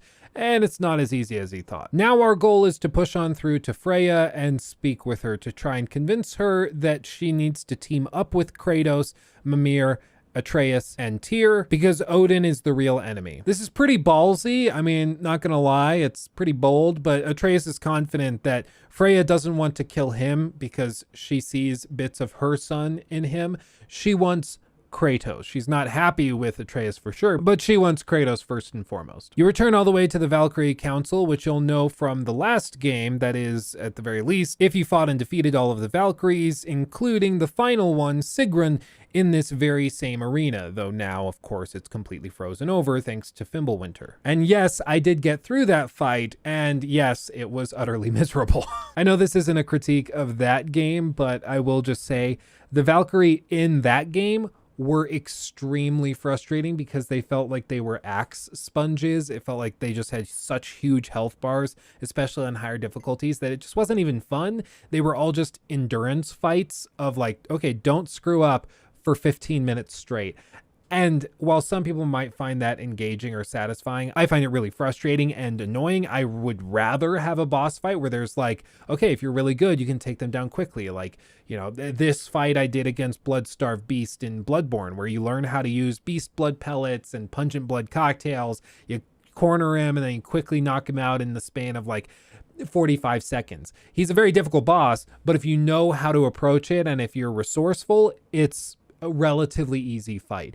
I wish there were more things like that in God of War, but alas, there isn't. I know that was a quick sidebar, but still. But setting all of that aside, after speaking with Freya, she doesn't seem to be too inclined to help or to bury the hatchet with Kratos and Atreus. However, she lets Atreus go unscathed. He returns to Sindri's house and is able to sneak back in without arousing much suspicion. You then sit down with the whole crew and have a lovely dinner together. These are actually some of the most wholesome moments in the whole game. It's just quiet and still. You all just sit there together, eat, and talk. This happens a few times over the course of the game's runtime, and I actually really enjoy it. While at dinner together, the crew decides to travel to Alfheim to find the shrine of Groa, who is known as the Knowledge Keeper. Their idea is they can go there, they can check out the shrine. There's perhaps another panel behind it that was carefully hidden away from Odin, and within that they might have valuable information that could be used against Odin come Ragnarok. In order to travel there, you speak with Ratatoskr, who is a very vivacious mouse rat squirrel. This is actually the same guy that was in the ability you could use in the last game, which would allow you to like forage for healing stones or to rage stones, whatever you needed for combat in that given moment. It was one of the special abilities. But that version of him was always extremely grumpy. And he actually explains later on in some specific dialogue that that version of him that you were playing with in that special ability is a particularly grumpy version of him. It's sort of like different shades of a personality. That's just the grumpy side of him. But he's actually quite nice. But he's actually the protector and keeper of the world tree. So he is the one that is going to give you access to new realms using the Yggdrasil seeds. After finishing this conversation with him, they will open up a bunch of new areas for you to travel to, including Muspelheim, Niflheim, and Alfheim. Right as you prepare to leave, Tyr offers to come with you, and you graciously accept his company. Now, while we've already been to Alfheim in the last game, the sections we get to explore this time around are slightly different, though we will get to see some of the same areas. Here it's same old with a bunch of puzzling, some exploration, treasure hunting, and many waves of enemies. After about an hour of this tedium, you will eventually come to the shrine, and inside this, they see Ragnarok destroying only Asgard, while the rest of the realms are largely unharmed in the process. This is a revelation because the previous prophecies signaled that Ragnarok was going to be the destruction of the world, of everything. Everything was going to collapse. But according to this shrine that was very carefully hidden away, it's only going to be Asgard that suffers the complete and utter destruction that was initially promised, or at least thought to have been promised. Also, Tyr seems specifically flabbergasted at this revelation, which I think is going to be important later, because Mimir quickly speaks up and says, well, this means that Odin has been working off of a false prophecy this whole time, preparing for Ragnarok in all the wrong ways. It's interesting. We'll come back to it. After this discovery, we work our way back out of the temple, fighting off a bunch of light elves, eventually concluding in a mini boss fight against Alva. Once again, this is just Kratos and Atreus because Tyr, their god of war, refuses to help or fight in any way. But after we defeat her, we work our way back through many more waves of light elves. And once we've completed that, this area of the map opens up a lot. Similar to the frozen over Lake of Nine, this area is covered in sand, and you can use your little dune sled thing time to explore this area in more detail. And there are some cool things to find here, such as the gigantic cosmic jellyfish that you can free from its bondage. And I point to this specific example because there's actually a really sweet moment at the end of this. Check it out. Look, Father, thanks for bringing us out here, but you don't have to do this kind of stuff just to keep my mind off Ragnarok, you know? This was not a distraction. No? Then why are we really out here? Have you ever considered? He just wants to spend time with you, lad. While he still can. Really? We do not know what lies ahead. But if Ragnarok approaches, I wish to enjoy the time we have left. I don't know what to say. Thank you for bringing us out here. It's this little dialogue that bookends these small excursions and side quests that really makes it all feel tied together. I've complained previously, or I guess I should say critiqued, because I think that's the sophisticated way of saying it, but I've complained previously about some games that seem to miss the boat when it comes to accurately motivating player action.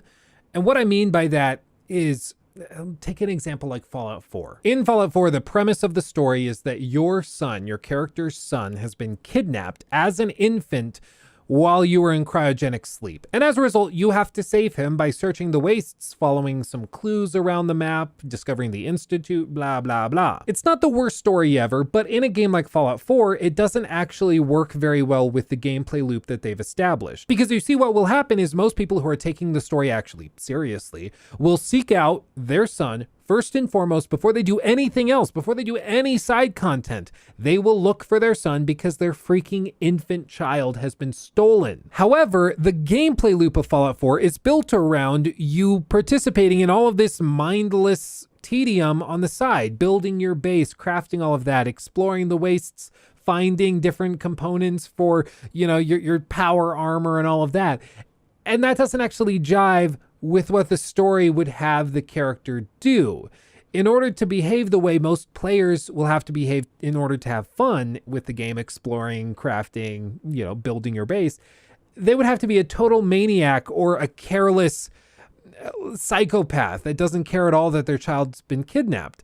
So most players are just going to wait till the end of the game to do the side content, but by that point, all of the side content is way too low level for them, and they're not going to have a good time while doing it. But God of War Ragnarok actually does a really good job of motivating the player to engage in that side content with Atreus. Ragnarok is coming, yes, but those side activities are justified in the story with dialogue like this. So there's a reason that Kratos and Atreus and Mimir would be going off and doing these side activities to just have fun and do something else to bond together. And it helps the player not feel guilty or like there's some sort of dissonant motivation going on within the player's mind. It works because the writers wrote it in a way where it works. It's a small detail, but for anybody who takes these stories even moderately seriously, it makes a big difference. After this excursion and whatever other side content you choose to engage with, you return to Sindri's house and you sit down to have dinner that Tyr has prepared after tasting Brock's less than amazing meal the last time around. There's a small dispute that breaks out at the dinner table that causes Atreus to break off and go to his room, but it's mostly tied up in, once again, Kratos not really wanting to get involved in this whole Ragnarok thing.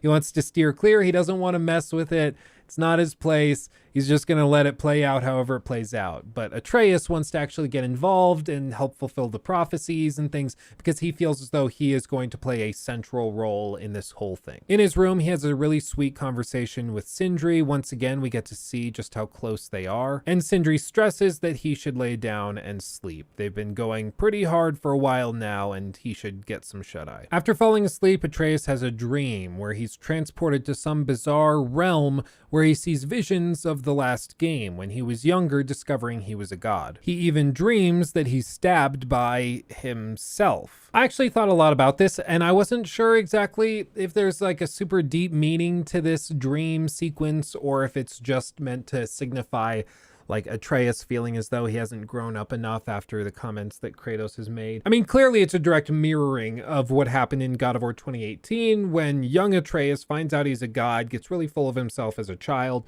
and then decides to stab a broken and defenseless Modi in this same location. Perhaps this sequence is just meant to express a sense of guilt that Atreus has. Maybe he feels like he's the one causing all of this drama and trouble because of what he did to Modi.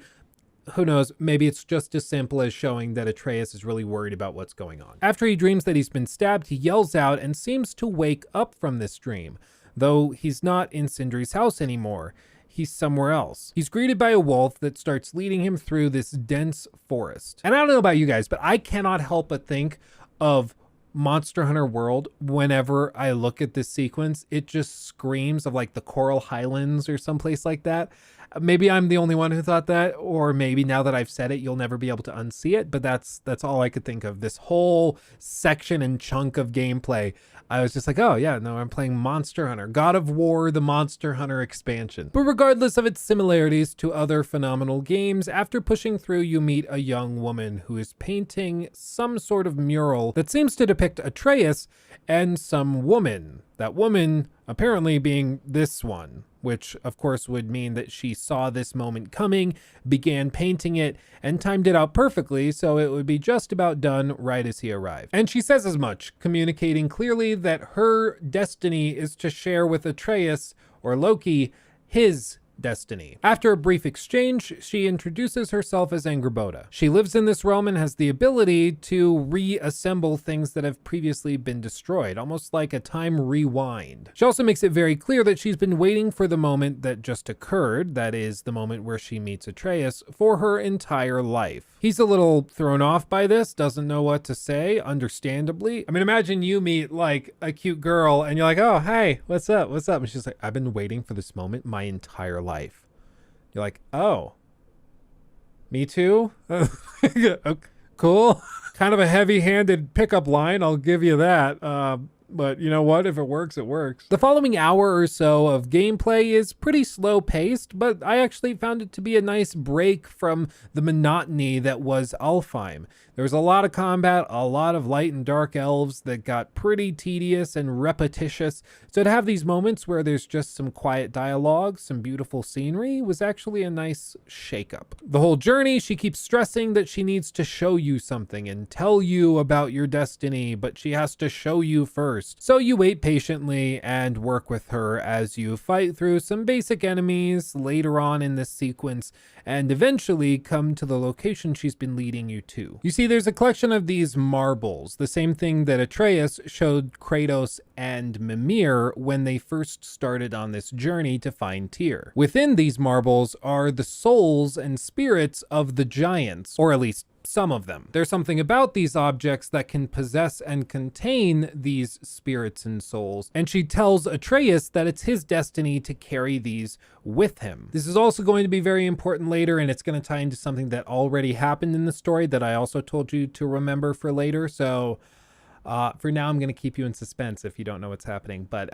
all of this ties together. I should also clarify that it's in this sequence here with Angrboda that it's revealed to Atreus that Kratos is prophesied to die. He hasn't seen these murals or depictions previously because the only one that they knew of was in Jotunheim, but now, for whatever reason, Angrboda has a copy of this mural and can show it to Atreus. And in this, it depicts the same scene that we saw at the end of the last game where Kratos is laying down in Kratos' arms, seemingly dead. This causes a bit of a freak out on Atreus' part and reaffirms his idea that he needs to figure out what's going on with Ragnarok before it's too late because he doesn't want his father to die. But once again, he doesn't know that his father knows this, and Kratos now doesn't know that Atreus knows it. So there's just miscommunication across the board, kind of a comedy of errors, as it were, and it's only going to get worse, so buckle up. On your way back, there's a wolf that's captured in some sort of trap and dragged off into the distance. Being an animal lover and clearly very concerned, Atreus wants to go and help this wolf, but Angrboda says it's not that simple. You see, the person responsible for the kidnapping of this wolf is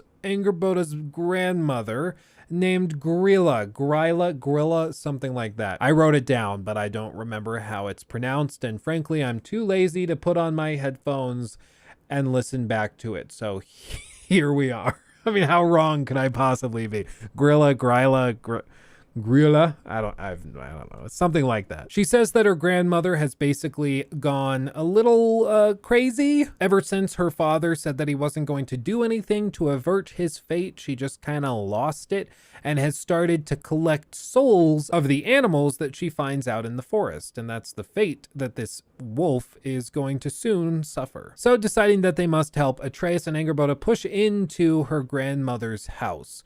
And it turns out her grandmother is a freaking giant. And not like Atreus or Fae giant, but like giant, like big. This was actually really cool. It's a whole sequence where you're running around like a giant's kitchen. There's huge cups everywhere, silverware, bowls. And then you see her grandmother come in and she's just gigantic. And then there's a little boss fight. It's actually pretty cool. I guess saying little boss fight isn't really fair here because she's quite big. And honestly, this is one of the most memorable combat sequences of the entire game. After you release the wolf, the fight starts, and it's all centered around this bowl that her grandmother is carrying. Apparently, this is part of what's corrupted her because this bowl has the ability to capture these souls. It's a gimmick fight, sure, with you having to hit these highlighted locations and weak points on the bowl, eventually building up a charge meter that will eventually lead her to dropping the bowl, which you can then break apart to deal some high damage. It's not really the most difficult combat section of the game, but you know what? It gets the job done. And these big set piece fights, I don't think are necessarily about being the most difficult thing or the most challenging. It's more about being memorable and unique and standing out for all of the reasons included in the consideration. And in this case, I find this sequence to be just great. I love this. In fact, when I think about God of War Ragnarok, this is one of the first fights that I think of. I know for some people it might be like forgettable because it's not really tied into the main story, but I still really like it. But nonetheless, after you break the bowl, you escape her house and you get to do a fun little race with Angerboda back to where you began. She hops on a fox and you, Atreus, transform into a wolf. It's a really beautiful set piece and just a nice way to finish out this sequence. I really like this. Once they return back, Atreus realizes he probably needs to get back to avoid an ass whooping, so he goes back to sleep and attempts to teleport back into Sindri's house where he left. However, this doesn't work, and instead he's transferred directly back to their home in Midgard. You fight some enemies, and when you try to open the portal door, Kratos is there. Not too happy. Kratos starts to express his displeasure with Atreus, but at that very moment, as they're getting into the heated argument, they're ambushed. There's a bunch of grunts and then one larger Valkyrie-looking enemy that serves as the boss for this section. After a tough fight, it's revealed that this is actually Freya. She gets the jump on Kratos and holds him at sword point. Is sword point a word, like as a term, like knife point or gun point, but it's a sword? Maybe, I don't know. But she gets the jump on him. She's about to kill him to get revenge for what he did to Baldur at the very moment that Atreus freaks out and transforms into a bear yet again. Kratos grabs him and tries to calm him back down, saying not to harm Freya because she's their friend and that she doesn't deserve to be killed simply because she has natural emotions after her son was, well, killed in front of her. After a brief pause, Freya reconsiders and decides that Odin is the real enemy. And she says that Kratos and Atreus are worth more to her alive than dead. Kratos commands Atreus to go back home with Sindri and Brock and tells him that they'll finish their conversation later. But for the meantime, he's going to go with Freya and help her achieve whatever she needs done. After they've left, Kratos and Freya have a brief conversation where she says that they need to travel to Vanaheim in order to free her from her bonds. There's something there that limits her to the realm of Midgard, and she wants to be able to go wherever she wants to go freely, and so she's asking you to help her in exchange for her not killing you. Now, during this bit, Freya has to maintain a very low profile, which is why she transforms into this bird form as you explore, with Brock helping you in combat. This is, again, one of those subversions of expectations. I thought they were going to shake it up with more companions like Freya, but to be able to play through combat and sequences of gameplay with Brock is not something I ever expected, and it's honestly pretty funny, especially hearing Brock banter with Mimir and then Freya and Kratos. It just works great. Sindri, of course, is great in and of himself, but hearing all of these characters bounce between each other is just, it's tremendous. I know I use that word a lot. Somebody on stream told me that. Now I can't stop hearing it every time I say it, but it really is tremendous. There's more puzzles, navigation, combat sequences as you work your way through the realm. Eventually you meet Freyr, who is Freya's brother. He runs a camp with a bunch of people and races from all different realms that he's been able to unite under a common goal, something that of course will be important later come Ragnarok. This guy's really good at delegating and getting people on his side. He's like a tremendous politician, but in the world of Norse mythology. I think that's a compliment. But after this, you push out and you continue trying to find whatever is holding Freya to Midgard. Whatever it is being held here and is very, very carefully protected. Eventually, you do find the curse with several Yggdrasil roots attached to it, and this is going to require some time and effort on Freya's part to free herself from. As she begins to try and free the roots, you are jumped by a big scary beastie boy. Yes, that's the official name. I have written Santa Monica Studio asking them to make it official as the English translation of the Norse name. I have not heard back yet, though. I'm hoping they patch the game with the correct title, but we'll just have to wait and see. This boss fight against Nidhogg is really, really cool. I don't know, it's just visually interesting. It's straight out of Monster Hunter. I freaking love it. It's just badass. And also the finisher for this fight is one of the best that I can think of in the entire game. So I'll just let this play because it's awesome.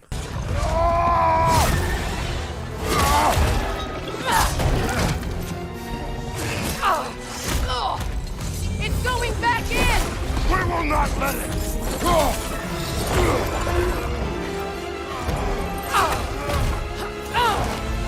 I have to break his hold on me, and you are in the way! Lasso Ripple!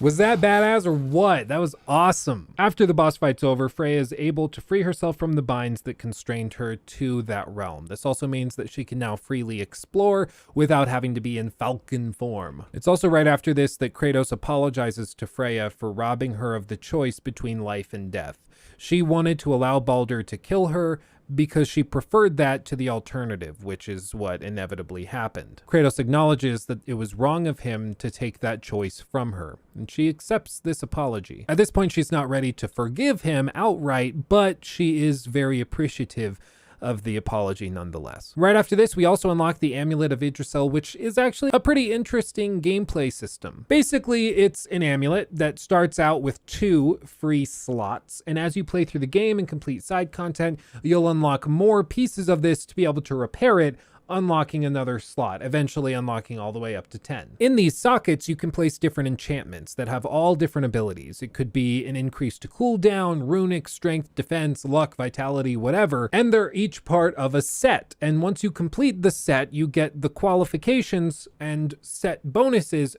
for each of those enchantments. Think of the mutation system in The Witcher 3. That's basically how this works, where you build out the different color-coded things in each set, and when they combine together, they're more powerful together than apart. That's basically what's going on here. This is just one more thing that they added to the game that I don't think they needed to, but it's a nice addition, especially for the end game. By the time your Kratos is level 7 or 8, you probably have a very specific loadout within the amulet that very specifically caters to your playstyle, whether it be a high strength, low vitality build or whatever else. Once you've finished with this, you have the ability to go and explore to your heart's content. This is one of my other favorite sections in the game just because there's so much to do and so much side content. If you want to get lost and just explore freely, this is a great place to do it. Tied into some of these side activities are also a ton of different bosses that are each engaging and fun by themselves, even if they are the occasional copy and paste or reskin of a previous boss, such as the fight against the 2 Dreki after helping Freya complete her favor, Freya's missing piece. When you help Freya come to terms with her marriage with Odin and the resolution of that, along with Mimir's ties to that marriage and the suffering that she endured. It's a really sweet story, and it also helps to make this progression between Kratos and Freya, and more importantly, the forgiveness Freya has towards Kratos, it helps it feel a lot more natural when the time comes. It's actually a point of praise, I think, for the side content here, where the side quests actually complement the main story in a really noticeable way, where completing the side content now before the game's events have fully transpired actually helps the main story feel more impactful and more significant. And I know that might sound like, oh, well, no, duh, that should be the common goal. It should be the common goal, but it's not actually that easy to pull off. And in fact, the only other game that I think has really done this remarkably well in the last 4 years is probably Red Dead Redemption 2, and before that, The Witcher 3. This is extremely hard to do, where the side content makes the main story better, and it's not just totally isolated on the side. It's high praise, and I think that they do a great job here. But with all the fun and games done, it's time to return back to Sindri's home and have that difficult conversation with Atreus. But before we get into that really awkward mess, I'm going to go and have dinner and like go to sleep and then wake up and shower and get dressed again, because these videos take a long time to film. Like a whole week of a work week is spent filming a video, one video this size. So I'll see you tomorrow, but to you it's going to feel instant. It's going to be a costume change as well. So yeah, I'm really lifting the curtain on this, but I'll see you in a second. While you wait for me, you should go again, LukeStevensTV.com, get some merch. It's all great. It's all great. I don't have a sponsor for this video. Please justify the crazy time that I spend making these videos. I would really appreciate it, because a ton of videos have been getting like flagged and stuff, and I would really appreciate it. So thank you. I love you guys. I'll see you in a second. And boom, just like that, we're back in it, wearing my 16 times the details shirt, ready to go. As I was saying, after returning to Sindri's house, Kratos decides to have that big talk with Atreus. It's basically centered around Atreus' constant lying and the fact that he's been gone for about 2 days and refuses to say where he was or what he was doing. Initially, I thought that this was kind of a contrived dispute between Atreus and Kratos. You would think that Atreus would just come out and be like, yeah, Dad, I was sleeping and then I was transformed and sent to some faraway land. I met a young girl and we freed a wolf from a giant grandma, and it was crazy and weird, and then I went back to our house. It was bizarre. I think if he was just honest and direct, that would be an answer at the very least, and it would save a lot of drama. And while I still think that that certainly makes more sense than what ended up happening, which is that Atreus just continued lying and refusing to acknowledge where he had been or what he had been doing, I do think that Atreus' actions here are somewhat justified, even if they're a little irrational. You see, Atreus is very, very worried that what he saw in that mural of Kratos dying in his arms is going to take place if he doesn't do something. So he decides that he probably needs to go and speak with Odin. After all, Odin did invite him to Asgard back when he first came to the house with Thor. You know, a similar idea to Odin, trying to keep your friends close and your enemies closer. And I can also see why Atreus wouldn't want to tell Kratos where he's been and what he's seen over the last day and a half. Not only is it possible that Kratos might not believe him, especially in light of this desire to go and speak with Odin, but no doubt Mimir, Tyr, and everybody else in the house will probably keep pushing Atreus until he spills the beans about everything he saw there. Everything from the marbles to the mural itself. And at the end of the day, Atreus thinks that by not revealing that he knows about this secret mural showing Kratos is dying in his arms, he thinks that that information, if given to Kratos and everybody else, could actually lead to that being more likely to happen. So he's trying to save his father and everybody else from getting involved in it and just take matters into his own hands. Though, of course, because it's how these types of stories always go, it just makes things worse. Atreus and Kratos begin arguing back and forth, pushing into the dining room, and eventually Atreus grows so agitated that he actually transforms into Bjorn and storms out of the house and travels through the world tree back to Midgard. Here we have yet another section where we play as Atreus pushing through and trying to find a way to get to Odin. To do this, he needs to find one of Odin's ravens, which he seeks out by going back to the witch's house. You remember this one, the big turtle named Charlie? Well, he's back, but he's very, very cold because turtles don't like winter. You see, that was a useful piece of information. Now you can tell everybody that you aren't just watching a multi-hour long video on a single video game, but rather that you're watching a documentary about turtles. And then when they ask, okay, yeah, what did you possibly learn about turtles? You can tell them they don't like winter. After starting a fire to help Charlie warm up, you find one of the ravens. And at this point, you get transported quickly into a river. And after you climb out, you discover that you've actually been transported to Asgard. I don't know about you guys, but the moment I saw this sequence, I thought that it looked as though I was in some sort of weird Death Stranding DLC, probably because Asgard was modeled largely after Iceland, which also was where Death Stranding got much of its inspiration. But now that I've said it, you're gonna constantly be looking out for Sam Porter, just like I was. Sorry, Sam Porter Bridges. Proper name. After rounding a corner, you'll also see some of the massive walls that are protecting Asgard from the wilds outside. Seeing no other way to progress, Atreus pushes up towards the wall and decides he's going to climb his way up. While on his way, he meets a young boy named Skjoldir who seems to be just a regular kid. I don't have a lot to say about this character. It's really weird and just kind of random, at least at this point in the story. It feels strange to have them here. It'll come back at the end why they've been invited here by Odin and why they're at the base of the walls and they've been given refuge.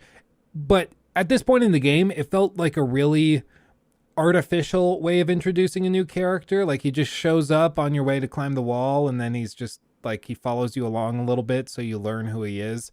And then he just stops following you. It's really strange and just awkward. I thought that this was one of the weirder sections of the game, narratively speaking. It's just clunky. Now, one thing I do want to touch on that I haven't discussed yet are the different types of arrows that are used by companions, or in this case, by the protagonist Atreus in this sequence, in order to solve puzzles. They're a little clunky. I mentioned earlier in the sequence where we travel to Svartalfheim to find Tyr within one of the mines that Atreus unlocks this bluish green arrow that's used to break apart these glowy things. Those are called sonic arrows, but there's another type of arrow that you get specifically thanks to Freya. They're called sigil arrows and they have this purplish pinkish color. Now these things are used to solve all sorts of puzzles all throughout the game. Some in the main story, some in the side content, they're all over the place. Well, the sonic arrows are pretty straightforward. Aim at that thing that's glowing greenish blue, shoot it, it'll blow up. It's straightforward, it makes sense. These sigil arrows, however, can be shot in succession at the same point to increase an orb of influence around them. What this allows you to do is chain elemental effects together because these arrows can increase their effectiveness. So here we need to light this bush on fire, but we don't have the blades of chaos like Kratos. So instead, we see the fire burning off to the left, and we have to use these orbs of influence with the sigil arrows in order to chain the effect of the campfire onto the bush. Pretty straightforward, right? And let me be clear, I like these things as a gameplay system. The problem is that they're very inconsistent. I can't even tell you how many times I tried to stack arrows to make the orbs bigger, or that I fired on some sort of element to try and cause the element to ignite and then carry over across the different orbs, and it just didn't work. Again, this is something that they probably can patch out, and by the time you're playing the game, either now or just before this video or after this video, or maybe never at all, it's possible they could have patched all of this and it's a non-issue at this point. But what I do know is while I played the game, this was extremely frustrating because regularly I would reach one of these puzzles and try to get it working and it just felt more tedious and difficult than it needed to be. Like right here at the same spot, there's a chest hidden underneath this cliff ledge that's guarded by the same type of bush that you have to burn down. In order to do this, you have to use these sigil arrows in order to create orbs of influence. I know that's not what they're probably technically called, but that's just what I'm going to call it. It's an orb with the influence of the effect. It works. But you have to use these orbs of influence to expand the fire effect out onto the bush so that it ignites and you can get the treasure. But the angles are extremely awkward. The orbs don't carry over very well. You have to overlap them in a really strange and inconsistent way. And these puzzles didn't seem fun. It didn't feel like I was figuring anything out whenever I came across puzzles like this. Calling them puzzles is kind of a stretch to begin with. And I've said this before, puzzles that just serve to increase playtime and make things more difficult for the player than they need to be are not a net positive. That's a net negative. It's not a good thing. It just makes the player feel as though you're wasting their time. But regardless, we push on with our new friend up to the wall and then we begin climbing. This section actually gives us some pretty amazing views of the terrain off in the distance, and I really enjoyed just getting to free climb up this wall, though it's pretty short-lived. Within just a few minutes, they're going to keep throwing more of these infuriating creatures at you, these floating orbs that can go die. I've said it before, I'll say it again. This section also, like some others in this game, felt needlessly tedious. It didn't feel as though there was actual challenge here.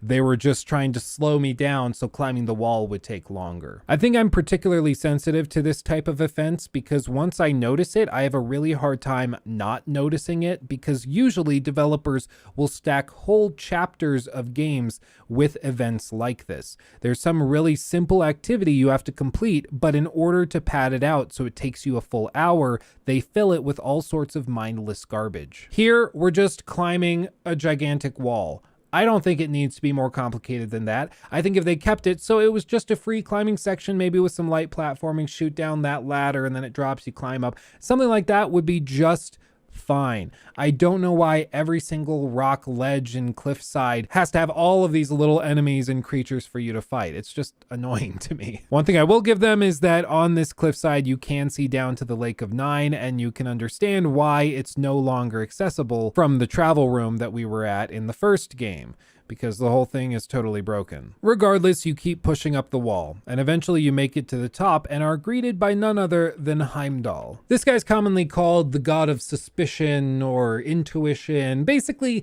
he's the guy that can like read your mind and figure out what you're thinking before you're even aware of it.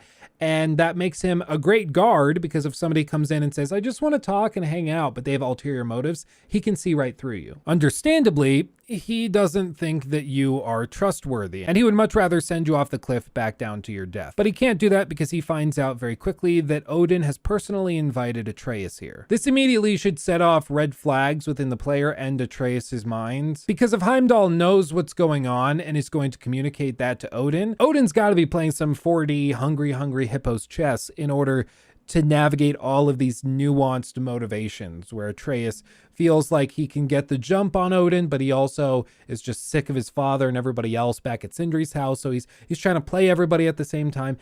You should be worried, because Odin is no fool, and he knows all of this stuff much better than you or Atreus or anybody else. So Heimdall agrees to take you to Odin. On the other side of the wall, you can look down and see Asgard for the first time. And I'll be completely honest, I was a little underwhelmed. I don't know what I expected. Maybe Marvel has spoiled me with this stuff, but I just expected something a little more fancy and epic and gaudy maybe. But this is just like, it looks like a little village on a cliffside surrounded by big rock walls. It doesn't feel like some sort of mythical majestical world. It's like, yeah, it's like a village.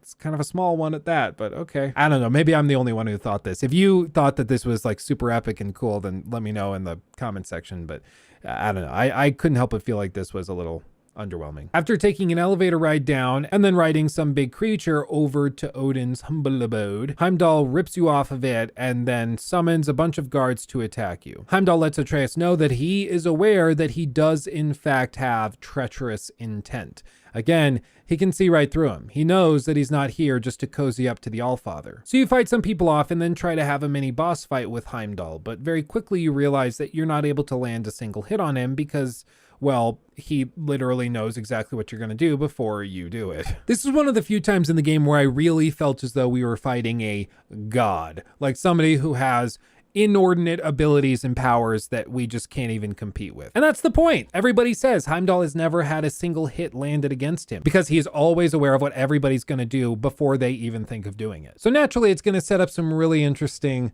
combat sequences later on. Also, this moment was really cool. Right as Heimdall is about to turn around and beat the ever-living crap out of Atreus, Thor shows up. On his belly, you can see the cut that Kratos left with the Leviathan axe. If you'll remember earlier, we went through that tidbit about why this happened and why this wound didn't heal. But setting that aside, Thor scares off Heimdall and says that Odin wants to speak to Atreus and it's not his position to kill the boy. This is when Odin arrives and we get to see him once again in all of his hilarious beauty. Odin is played by Richard Schiff, who's a well-known American actor.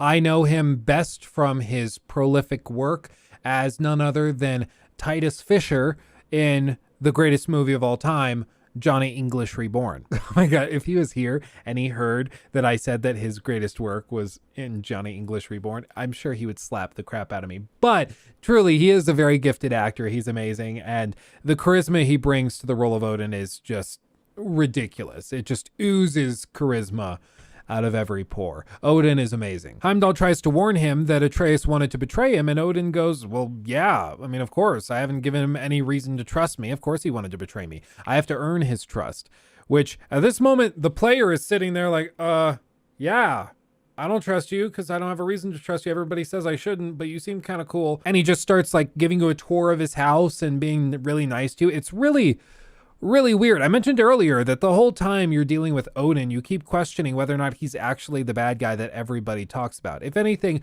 one of the critiques I could make about the story within God of War Ragnarok is that this version of Odin doesn't seem to be that heartless and evil, at least not until the last possible moment, which is kind of the point, which is why I'm not going to levy it as a critique, because the whole point of this thing is that Odin is a great manipulator. And the whole time, he's not only grooming Atreus to play by his rules and to be on his team, but he's also grooming the player to play by his rules and to think that he's not actually that bad of a guy. The same exact thing everybody else said he would do. Again, we'll get to it at the end of the video, what happens and what they do to reveal just how horrible of a person Odin is, but we'll get there. Over the course of the next section, you can see Odin walking around his kingdom. He's preparing Asgardian warriors to fight for him. You can check in on the Valkyrie, and you even get to meet with some of his family. And again, the banter here is just tremendous. I mean, watch this bit. Like, this is probably ad-libbed and it's great.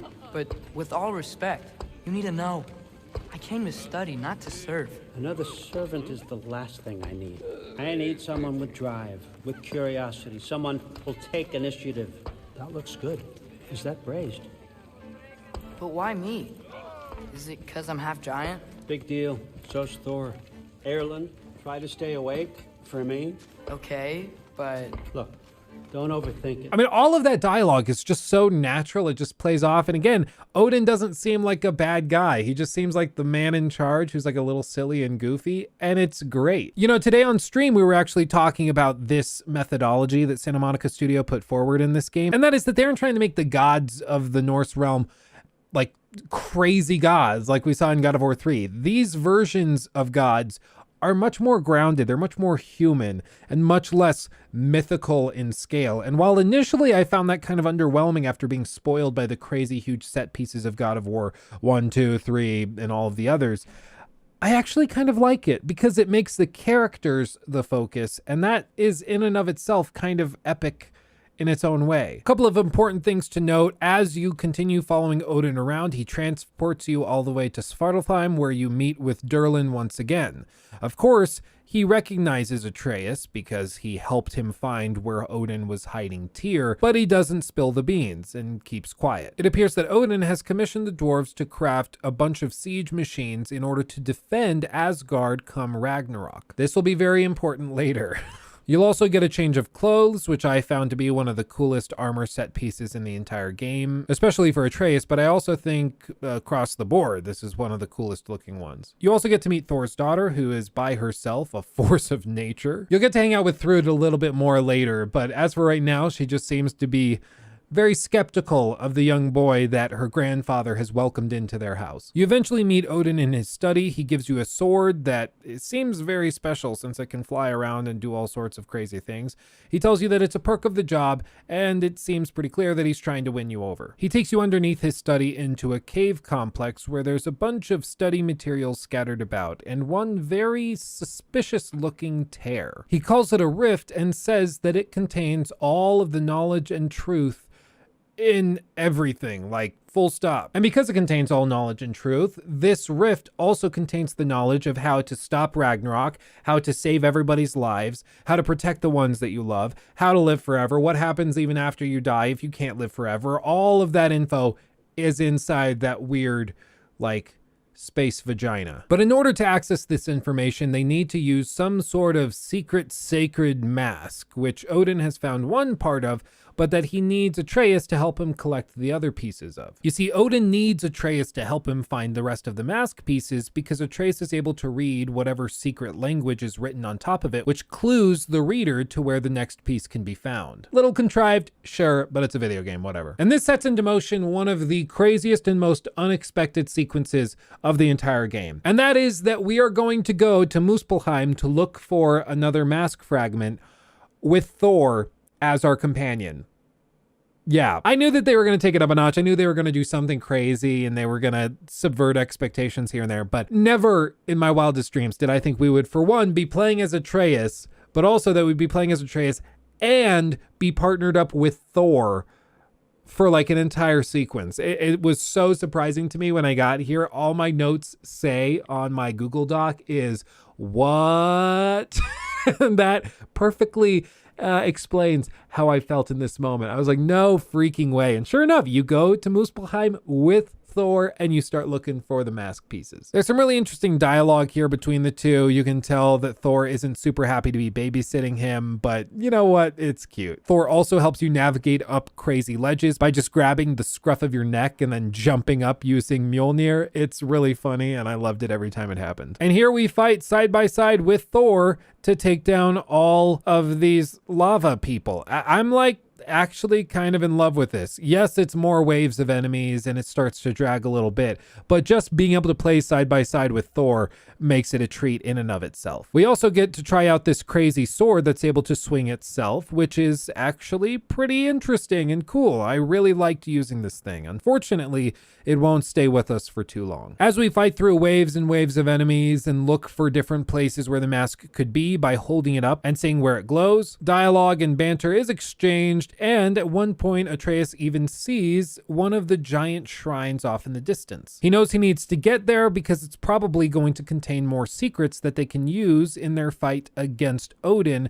in order to prevent all of the predictions that were seen in the other murals and shrines, specifically the one back with Angrboda. The way he breaks away in order to do this is by convincing Thor that he should go and try some of the Muspelheim challenges himself and have a little fun while doing it. Because he's the god of thunder, he can do whatever he wants. So go figure it out. I'll be left alone here. You'll be fine, basically. And sure enough, Thor jumps up and starts fighting the waves of enemies that you can fight at the end of the game yourself. And the whole time that you're climbing down to the shrine, you hear him basically giggling to himself, having so much fun fighting all of these enemies because he's been locked up in Asgard thanks to Odin. It's just really cute. It's funny. Eventually you open the shrine and you see out of nowhere Angrboda show up. It's in this shrine that they find out some more details as to what they need to do specifically to bring on Ragnarok, mostly relating to Surtur and how they will begin Ragnarok using his help. But Atreus has to get back to Thor. So he pushes back up, Thor comes back, brags about how easy it was to fight all those waves of enemies. You find the extra mask piece that you need, and you're transported back to Odin. He's very proud of you and realizes that this mask, and in turn Atreus, is going to be the key to getting what he's always wanted, because the knowledge contained within this rift is what's been driving Odin to do everything he's done throughout almost the entirety of his life. Atreus then translates the rest of the mask and realizes that what is likely the last piece is going to be held within Helheim. But before Atreus and Thrud go off to find that last mask piece within Helheim, you get to transition and play some with Kratos and Freya. The task at hand for this section of the game is to get to the Norns and talk to them about what's going to happen. These are like the fates, basically. They can see the future, they prophesy, blah, blah, blah, you know the drill. This section of the game actually felt really, really weird. It just came out of nowhere. I get it. They wanted to break up the Atreus bit and all of the focus on Odin and give you something else to do, especially just the chance to play with Kratos again, because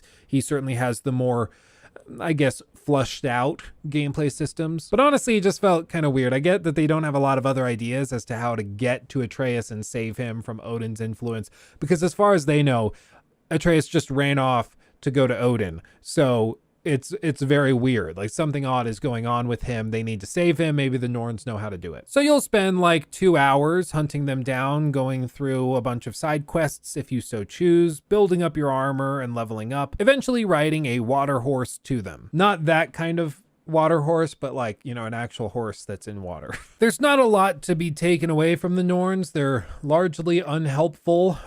They just seem like a bunch of cows that live in a sea anemone under a lake, and they're kind of rude. But one thing they do tell you is that Heimdall does intend, in fact, to kill Atreus the first chance he gets. The Norns say that in response to this, Kratos is destined to kill Heimdall, and as a result, usher in Ragnarok, which will end everything. So you leave, hop on the water horse, and ride back to the surface. And while Kratos, for the most part, during this game, has been very resistant to playing the games of the fates and trying to fulfill or avoid prophecy, this time around, he is very clear. There is no question he is going to kill Heimdall if Heimdall is going to kill Atreus. he will be left no choice. On the way out of the lake, you do discover a noose hanging in the tree. Mimir says that this is the noose that Odin tried to hang himself with as part of his endless mad quest for the secrets of life and death. Freya takes it with her, and when asked why by Kratos she's doing this, she just says, it's special to Odin. Maybe I'll find a use for it. Foreshadowing! Now this sets into motion the events that will inevitably lead to Ragnarok, but Kratos does not care because he knows that the only way to stop Atreus from dying is to kill Heimdall. Now, in order to kill Heimdall, they're going to need some sort of special weapon because Heimdall can, of course, see everything coming. What Kratos is using right now probably is not going to do the trick. And so they need something totally out of left field that nobody will see coming at all. And to help with this mission to defeat Heimdall, Brock and Sindri decide that they're going to whip a little something special up. Specifically, they're going to use Draupnir. Now, Draupnir, if you're not familiar, is a special magical ring in Norse mythology that's possessed by Odin with the ability to multiply itself. In the classical version of the tale, every 9th night, 8 new rings fall from the ring, exactly identical to the original. And this, of course, makes it extremely valuable, allowing you to pretty much indefinitely produce infinite wealth. But in this version of Norse mythology, it's a little different. It's just kind of like a shaky, unsteady ring that does duplicate itself a lot, as can be seen at the bottom of this well, basically, where they store the ring. But they're going to take it to a special blacksmith, shall we say, to craft a weapon with it. So the crew sets out to find this craftsmith who's going to help them create the weapon. All they communicate is that this person's name is the Lady and that she is very, very special. And also that it's important that Sindri is the one that goes and does the talking. It's not made super clear right now why Sindri wants so desperately to be the one that goes with you to speak to the Lady and help get this thing done, but it's going to become clear a little bit later. Brock says it's because Sindri's trying to hog all the glory, but there's an actual reason for it. But for now, we travel on through to Svartalfheim to find this mysterious craft person. I was gonna say blacksmith, but she lives in the water, so like that doesn't really make a lot of sense, but I guess she technically is. I don't know, it's complicated. Along the way, you'll run into Sindri once again, who begs you to let him take Brock's place, but Kratos roundly refuses. He says Brock is the one that's going to do it, and he commands Sindri not to ask again. So we complete a bunch of puzzling and do all sorts of mindless tedium on our way. Eventually, you separate from Freya, and you go just with Brock up to the Lady to get the job done. Now, funnily enough, it's actually on the way up this mountain that I discovered the first major soft lock I encountered in the entire game. What happened is that we need to take this lift up the mountain, but in order to do it, you have to clear one of the mechanisms, which ends up being broken. So you have to go up to the right side here and complete a small little puzzle in order to take a cargo elevator up the cliffside so that you can then continue climbing from a higher station. However, in order to complete this puzzle, you actually have to have the help of Brock, because he has to stand on the elevator once you take the axe back, so the water propels the elevator back up. He gets off and then he can let you back up from another angle, right? Makes sense. But he never spawned. He just didn't leave this initial elevator platform. He just stayed there and refused to move. So I ran around for like 15 minutes and just dinked around trying to figure out this puzzle, and I felt like I was just super stupid.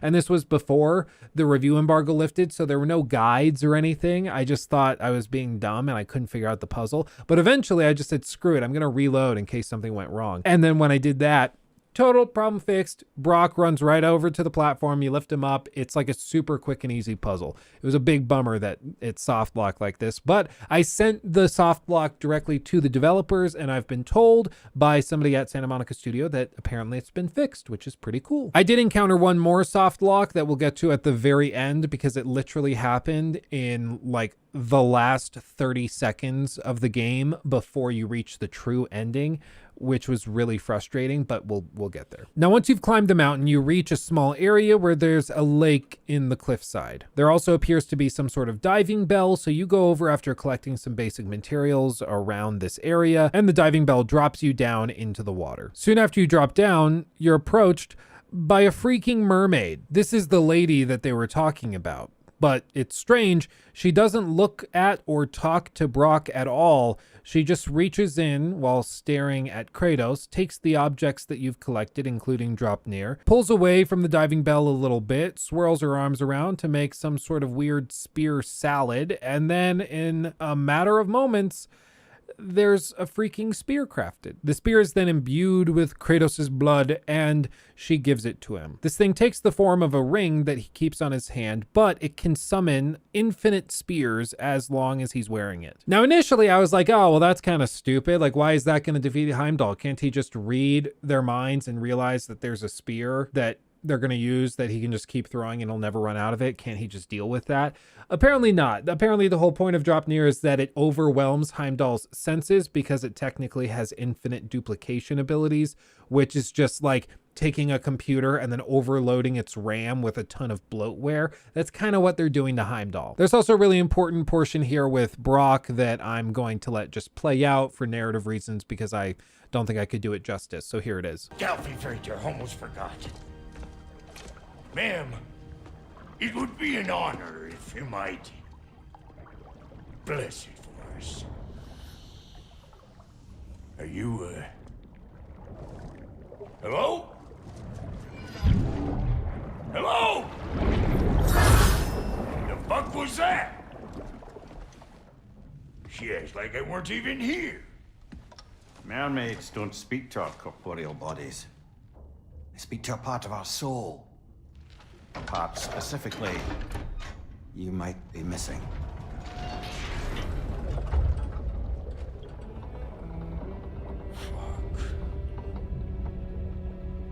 Fuck! Damn it, Sindri, you lying cat scrubber! I knew it. I died. I fucking died! The fuck you want? It needs a blessing. Yeah, well, the one to give us the blessing just fucked off into the tomb. It needs the blessing of a great blacksmith. What? No, I can't bless shit. I don't have all my soul bits. The blessing wouldn't mean squat. It is the nature of a thing that matters, not its form.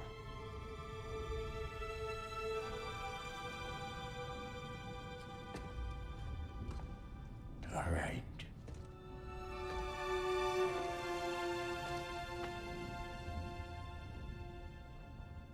May this weapon strike true. May it be wielded with wisdom. May it be put down when its job is done.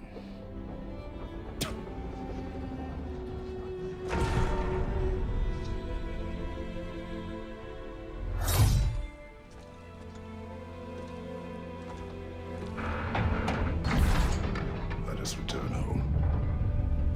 This whole moment just broke my heart because, of course, Brock is realizing that Sindri lied to him. Sindri kind of pulled a Joel from The Last of Us and chose to keep Brock alive, even though Brock might not have chosen that because he forfeited his soul in the process. And this is going to be, once again, important later. But also, it's really freaking sweet that Kratos asks Brock to bless it. It's super, super adorable. And I was like, okay, Kratos, you sweet-hearted, silver-tongued, sweet talker. Come on. Oh, so sweet. Now, the spear itself in terms of combat is also pretty straightforward and actually really enjoyable to use. You can throw it and also use it as a melee weapon, but once the spears have been thrown, there's a set capacity for how many can be out and active at any given time. Furthermore, once these active spears have been implanted in enemies or in the environment, you can then hold down triangle to activate the spear and cause it to basically explode. Or I should say you can tap triangle to quickly activate them, or later with abilities you can charge it up, hold that triangle button down, and he'll stomp the spear into the ground and it'll cause a bigger explosion. It's just up to you, whatever you want to do based on your playstyle, what skills and upgrades you have, blah, blah, blah. But all told, it plays really, really well. Furthermore, this thing can also be used to traverse traverse those strange glowy gold sections of the map that we've been locked out of prior to this moment. The devs then give you a handful of combat encounters to get used to the spear because you're going to need it when you take on Heimdall, so you better get comfortable with it. You eventually meet back up with Freya and you can take on some more side quests if you want, or you can go back to Sindri's house and get started on the main story once again. Once back at the house, Kratos, exhausted, takes everything off, including his shirt. Oh my, and lays down to get some rest. I will say it was a little weird seeing Kratos without all of the armor on. It was just a little weird. There's nothing else to say. I was just like, oh, that's what he looks like. Okay, cool. In a quiet moment where you can actually see Kratos tearing up, he holds the little baggie that carried his wife's ashes, and you see him reflecting on what he's lost. Not just Faye, but also his son. There's then a really moving cutscene with Faye once again, where you're wandering around the areas that we explored in the first game, and there's some dialogue exchanged about protecting their son and always being there for him, something which Kratos clearly feels guilty about right now since Atreus is, well, gone. It's also gotta kind of hurt that he went off to the All-Father. Like, he left his father for the All-Father. Like he upgraded. He went to like the big daddy, not little daddy Kratos, but like the big boy daddy. That's gotta sting just a little bit. Kratos then wakes up in a cold sweat and begins punching the wall very carefully, might I add, as a part of a training exercise that he worked with Atreus on, which leads to one of the cooler transitions in the entire game. And just like that, we're back playing with Atreus. We meet with the Allfather and he tells us that we need to go to Helheim to find the last mask piece. He's going to send us with Thrud to help us find it, and also Heimdall is going to follow close behind. To put it simply, he's the resident babysitter for this sequence. He doesn't actually stay with you. He goes off and does his own thing. He says he has some assignment by the Allfather. You then spend some time fighting your way through Helheim with Thrud, and it's honestly pretty cool because it's her first assignment out of Asgard. She's wanting to become a Valkyrie one day to make her grandfather proud, but this is the first time she's actually been let out of the house to do it, and she's really enjoying it. It's pretty cool actually to see Atreus take on the leadership role and even the role of the teacher, showing her the ropes of going on a mission like this. Now eventually the duo comes across the last remnant of the mask, and it seems to be underneath a gigantic wolf dog thing. This adorable monstrosity has been chained up for a very long time, so Atreus and Thrud decide to let him loose to try to get underneath him to the mask remnant. Once you set him free, he breaks the chain off and starts rummaging through Helheim without a care in the world. The duo looks around real quick for the mask fragment, but it's nowhere to be found, and that's because it's with the big scary wolfy dude. And you see that wolf is known by the name of Garm. Yeah, he's able to tear holes and tears in the fabric of the realms, creating holes between them, basically destroying all of reality. Heimdall shows up soon after to tell you what a dumbass you are for letting it loose, and honestly, he's kind of right. Yeah, this was a big dumb move. And let me be clear, I think Heimdall does get a bad rap. He is kind of a major dick. He's pompous, rude, maniacal, and just not a nice human being, or god, I guess. But this whole time, he's doing his best to protect Asgard. He's doing his job. He's following the rules. He's able to see through Atreus, and he knows that he's doing this double bluff thing, and he's going to try to betray everybody. He's trying to warn the Allfather. The Allfather doesn't seem to want to listen because the Allfather thinks he knows better himself. And he's just doing his job. Like, I get it. He's a prick, and I agree with that. He's a snob. Yes, I agree with that. But I don't think that he's just like a totally unlikable or unrespectable character. I think he actually is respectable. He's doing the best job that he can. He's just able to read everybody's minds in the process, which certainly brings on a bit of arrogance, shall we say. After he's done expressing extreme displeasure, Heimdall escorts you back to the Allfather. After a brief conversation, Atreus says that he wants to return home. Odin isn't like screaming angry. He doesn't let it loose here that he's a terrible person, because he's still playing the long game. He knows that this was a big oopsie and that it's going to cause a lot of pain and destruction. He's not worried about that. He's worried that this is going to trigger Ragnarok and be one of the big steps that leads to it. But you know what? He needs Atreus more than he needs to yell at Atreus, so he's just going to keep a calm demeanor for the time being. He says, of course, you're not a prisoner here. You can go. but I'm gonna need the mask back. So Atreus gives it back and also the sword, which Odin requests to stay there. Atreus is then transported back to his house in Midgard, goes through the door to travel back to Sindri's house, at which point he's immediately greeted with all of the Hellwalkers that have started to come in through one of the tears. Nobody really says anything, they just ask you to start helping them fight, so you do that. You then transition back and begin controlling Kratos, and you fight everybody off. After the dust settles, you reunite with Atreus, and there's some dialogue that's exchanged. Kratos asks Atreus what he wants to be referred to as, which is a callback to the previous conversation that caused the runaway, where he asked if he was a liar and deceiver or actually his son. Atreus runs up and hugs his father, and you can see Kratos is a little stunned by this, doesn't know what to do, but embraces him all the same. Right after this, Atreus explains to everybody that he's responsible for what's going on with the realm tears, and that it's all tied up in Garm being allowed to run loose in Helheim. So Kratos decides that he's going to go off with Atreus to fix this problem once and for all. Everybody else stays behind, and you get to return to the good old style of gameplay just with Kratos and Atreus. You travel to Helheim and begin seeking out Garm, eventually discovering him and starting a boss fight. I thought this boss fight was really good. It's challenging, but it feels fair, and it's also visually pretty spectacular. This is not easy to pull off, specifically boss fights that are gigantic with huge enemies with camera angles that don't really work too well, but they managed to pull it off fantastically well here. Eventually, you're able to wrap the chain around his throat and snap his neck. He drops dead and you leave, collecting some different materials before you make your final escape. But soon after, Garm comes back. You see, he doesn't have a soul, as it turns out, so you can't just kill Garm by like stabbing him a bunch. It's not that easy. I'm sorry, all I could think of this whole sequence was that thing from South Park, where they're talking about the guy in the World of Warcraft episode that has no life because he plays World of Warcraft like 22 out of 24 hours in the day. And then they all pause and say, "How do you kill that which has no life?" So now that I've shown you that, you're never going to be able to think of anything else whenever you see this boss fight with Garm, because that's all I could think of the entire time we fought this. You know, how do you kill that which has no life? So there's another phase to the boss fight that ensues. Eventually, Kratos is able to hold him down. Atreus climbs up the chains to his head and tries something a little unorthodox. You see, all the way back with Angerboda in the grandmother's house, there was something really interesting that happened. You see, back there with Angerboda, Atreus found a dead snake on the wall. Well, not quite dead. It basically had its soul ripped out by her grandma. But he took one of the marbles that Angerboda showed him and actually infused the soul hidden within that marble into the snake. And it reanimated, left, and disappeared. We didn't see it again. But what this established was that Atreus is able to take captured souls in objects like this, and then he's able to reinfuse them into a soulless creature. Understandably startled by this newfound ability, he gave the marbles back to Angerboda for safekeeping.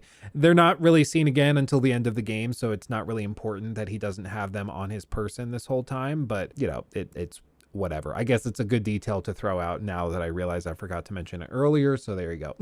But going back to Helheim, this gigantic soulless monster Garm doesn't have a soul, like I mentioned. So Atreus gets the idea to take his dagger, which Angerboda let him know seemed to have a soul stored within it, and he stabs Garm in the forehead with it while saying the same spell or chant or whatever that she taught him to say in order to infuse the snake with the soul that was within the marble. Yeah, you remember back at the beginning, those 4 little like particle orb things that drifted out of Fenrir when it died?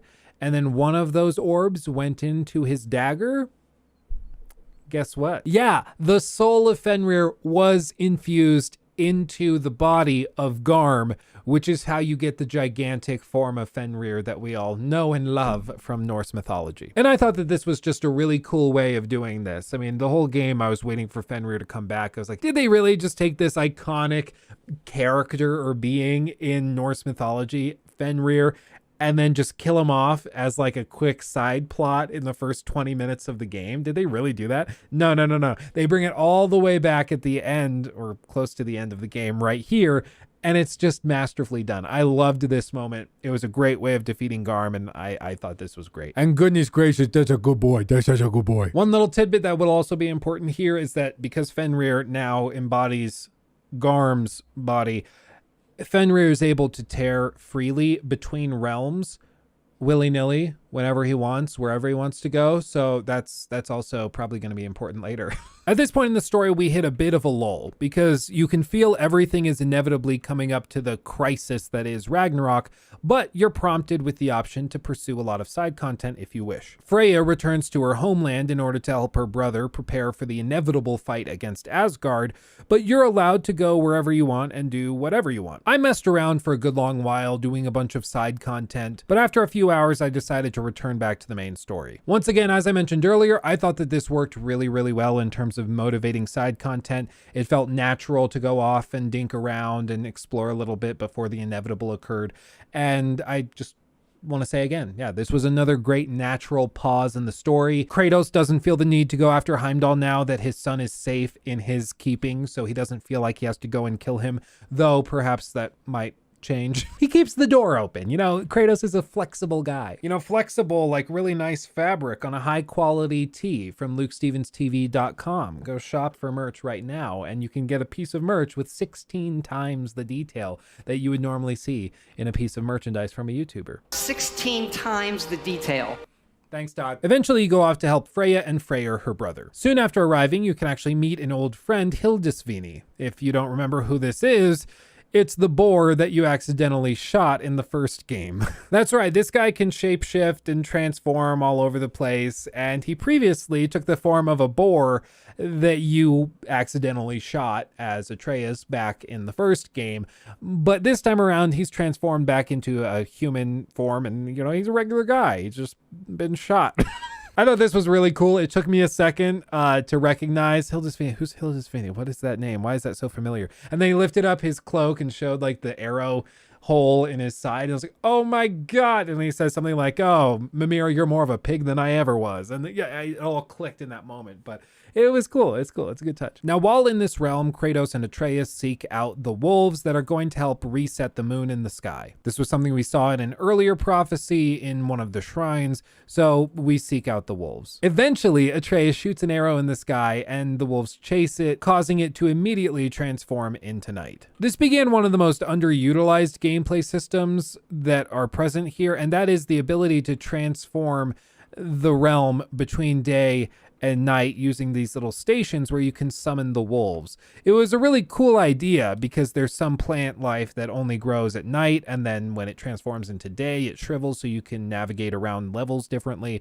It's a cool idea, but it's barely used after this like hour-and-a-half section, and it's just kind of a bummer that it wasn't utilized a little bit more. There's a handful of copy and pasted boss fights that we've already engaged with earlier, such as a copy and pasted Dreki v Kratos v Atreus fight, and there's a bunch of other little side activities, but eventually you end up in a large fighting arena after helping Freya, and Heimdall appears. He's riding his big scary monster beast once again, but this time Kratos is the one the player is controlling, and he has that scary spear, which probably means that he stands a half chance of beating Heimdall. And sure enough, this kicks off the two-phase boss fight against him, one phase being on the mount, the other phase being on foot. Both heavily rely on your use of the spear, and more specifically, throwing the spear, landing it, and then using your triangle press to detonate them, dealing damage and stun. The fight goes on for a while, but eventually Kratos lands the first punch, and you can see just how shocked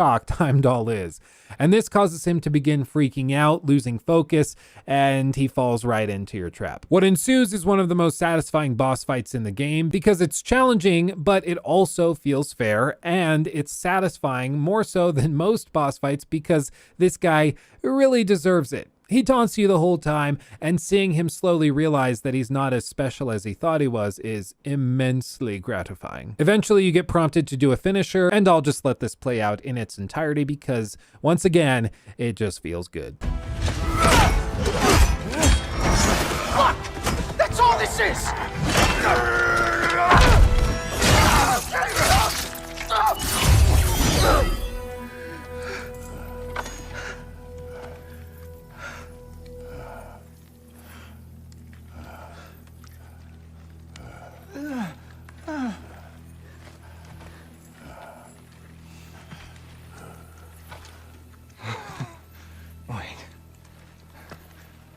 is going on in that empty little head? Oh, no, no, no, no, no. You are going to spare me out of pity! Let it go, you may live. Is this about the little runt? Oh, now I am definitely going to gut him.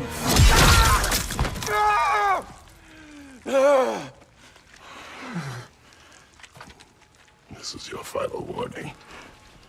I don't think a warning's going to cut it. You think you get to just walk away? No. That is not how this works.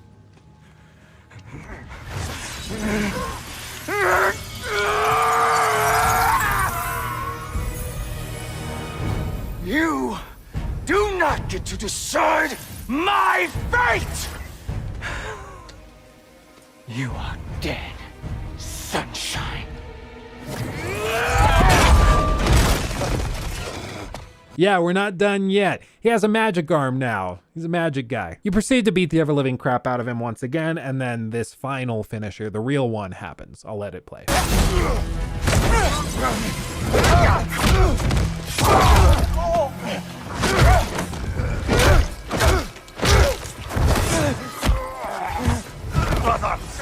Brothers!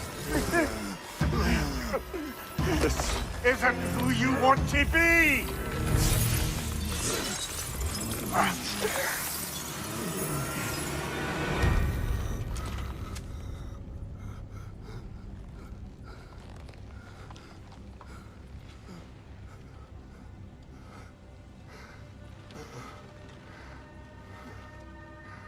You can just see on Kratos' face that he is like, oh, probably shouldn't have done that. Oops, that was...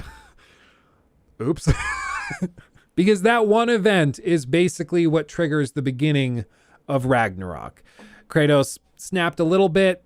Heimdall also kind of had it coming, but you know what? In this effort to avoid prophecy, every step of the way, they're just regularly fulfilling it. They can't stop it. They're just being who they are. And as the Norns said when Kratos and Freya visited them, they're creatures of habit and they're utterly predictable. Regardless, you regroup with Freya and everybody else. You take a ride in a magical blue boat. Some random guy jumps off the boat. And then once you've landed, you help Freya patch up Freyr, who's been injured. And Kratos shows Atreus what he got from Heimdall, the super special Gjallarhorn, which is what's going to be used to summon all of the realms together in Asgard for Ragnarok. And this is one of those moments where you just feel like everything is starting to reach its climax. Everything's built and built and built for like 30 to 40 hours of gameplay, depending on how long you've been taking and how you've been pacing the side content through the game.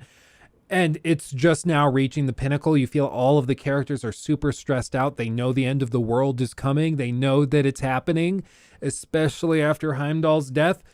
It's real. And so, feeling this same tension, Atreus decides that he needs to go off and collect the last pieces of the mask that he tells his father is very crucial they keep out of the hands of Odin. Kratos, showing some real trust in his son, agrees. This is mostly thanks to the bonding and talks that they had within Helheim when they were saving Garm and then turning him into Fenrir.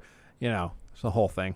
But once again, it shows that over the course of this game, Kratos and Atreus have gone from totally distrusting each other, not feeling as though they can actually share that information between each other, and then embracing it and deciding that they need to work together. In Helheim, Kratos and Atreus had a conversation about the mural, about the shrines, and what was foretold by the giants. And they decide, you know what? There are all of these predictions, you know, there's prophecy, there's fate, as it were, but we need to just do what needs to be done, not because it's been prophesied, but because it needs to be done. And if what we need to do is against the prophecy, so be it. If it's in line with the prophecy, so be it. But as long as we're obsessed with this preordained knowledge, we're not actually going to live our lives. We're just pawns on some big chessboard and we don't have any free will. We're going to do what we need to do, and that's that. You know, doing what you need to do, like ordering a 16 times the detail mug from LukeStevensTV.com.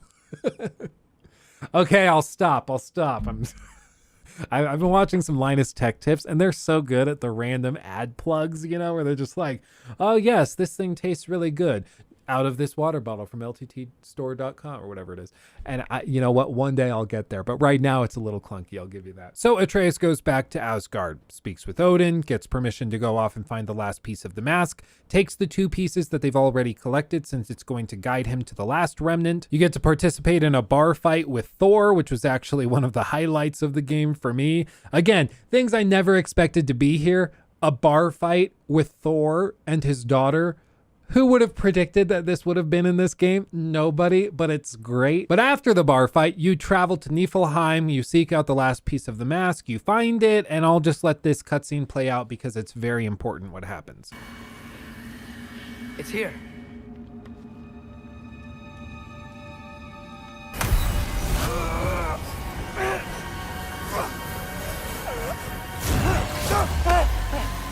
Gotcha. Phew. That was close. Thanks, Thor. Wasn't about to lose that match. Loki, we did it. We are on the verge of great things. All of our work together. You're welcome. I'm sorry. You are here. Why? His father murdered Heimdall. Forseti has proof. Take him. No. Leave him alone. I command it. You said no more Aesir blood would be spilled. You said family comes first. You don't think that this is retribution for him being here? He's put your granddaughter in danger. He's made your son miserable. Loki didn't kill Heimdall. His father did. Your daughter is old enough to make her own mistakes. And your husband started drinking again, all on his own. Dismissed! You two, a word.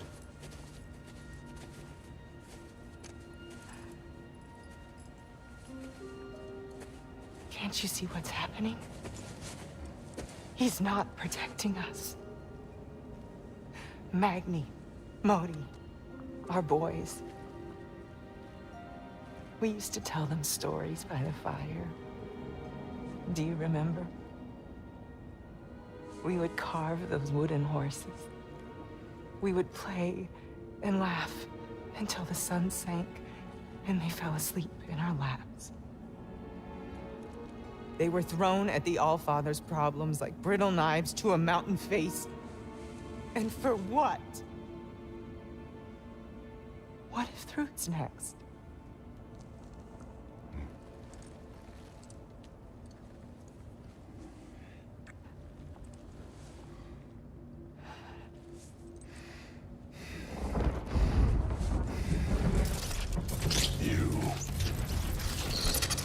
You kill my sons. Sleep in their beds. Turn my father against me.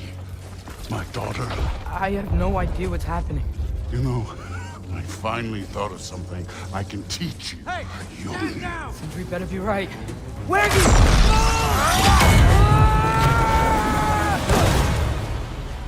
Sindri! Ugh. You sure know how to plan an exit. That was badass, wasn't it? Things get crazy real quick. Now you know damage and drama is certainly inevitable. And it's even more inevitable after you return to Sindri's home right after this, because this is when things really start to get utterly insane. Once again, I'm not going to try to do this cutscene justice. I'm going to let it play, and then we will offer our thoughts after the fact. Here it is. This mask. The easy answers that it promises. I know this. Shortcuts always have a price. Atreus, you have carried it. What do you think? I think it's a chance. At worst, we'll have something Odin wants as leverage. At best, if it really gives us all the answers, then we can make our own path. Nobody has to die. Grand. Now all we need's a way to Asgard. I know I've been a burden to you all. I know you've questioned why you even pulled me out of that hole. I have too. But it's clear now. This is what I'm needed for. This is my purpose. One last time. I will pick up my spear, and I will lead us to Asgard. Excuse me, but if you got a way to Asgard, where's that idea been this whole fucking while? That's rather a fair question, brother. You withheld Asgard. You would have gotten us all killed. And we needed to give Loki time to find his destiny. Here it is. It's all led to this. If we can get inside, I'm going after Odin. I will not stop you. We can do both. Spot on, brother. If the mask doesn't give us an out, we'll still have the drop on him. Works for me. Let's do it then. And quickly, before he sees us coming. He does hate surprises. Slow down, you damn spruce. I still want to hear the details on this, new way to Asgard you got. Spill it! It's an ancient path. We can't reach it from here. Where then? Let me collect my things and I'll show you. You ain't got no things. And where are you going with that mask, Brock? That belongs to the kid. He earned it. All you done was make passable dirt soup. Brock, it's okay. No, it ain't. This ain't right. All the pieces ain't welding together true. Like, what's with him calling you Loki anyway? You know that ain't his name. Hey! I'm talking to you! You never Shut up! Of all the things. Odin. Let go of the boy and face me! Tell your brother to throw me the mask and you've got a deal. Stop moving. Freya, if he dies... Now. Wasn't part of the plan, but if he dies, we are square for Heimdall. And honestly, you got a bargain. I will kill you. Plan on that. Mm-hmm. So nice spending time with you again. Freya, please. Can't be in two places at once, Frigg. Hey! I don't move, you don't move. Don't do anything you'll regret. I regret many things. Killing you will not be one of them. Release my son! I am in control! Here! Throw me the mask! Now!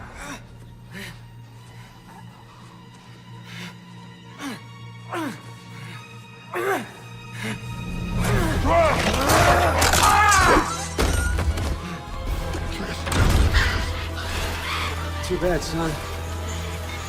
Looks like war after all.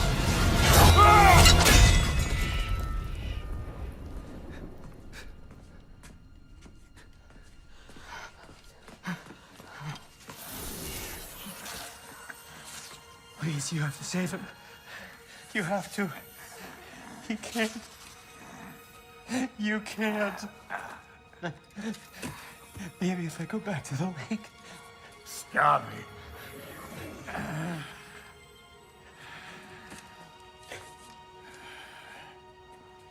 I know what you've done. And I forgive you. But you gotta stop. You gotta let go.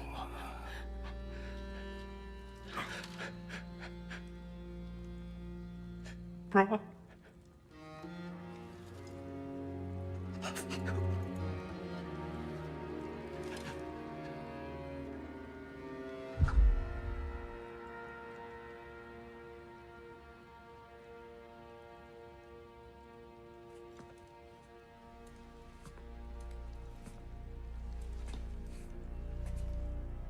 This whole time?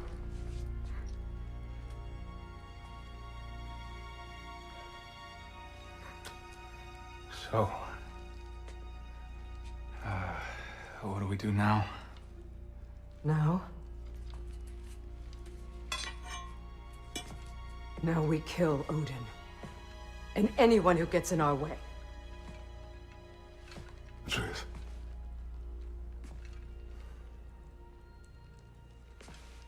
Come. What? Where? It does not matter. Where are you going?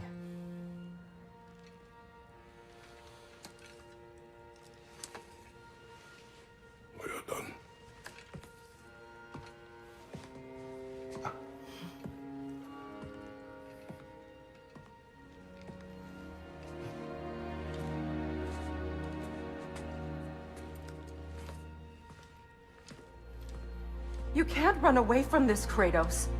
Odin won't stop until we stop him. We need you here!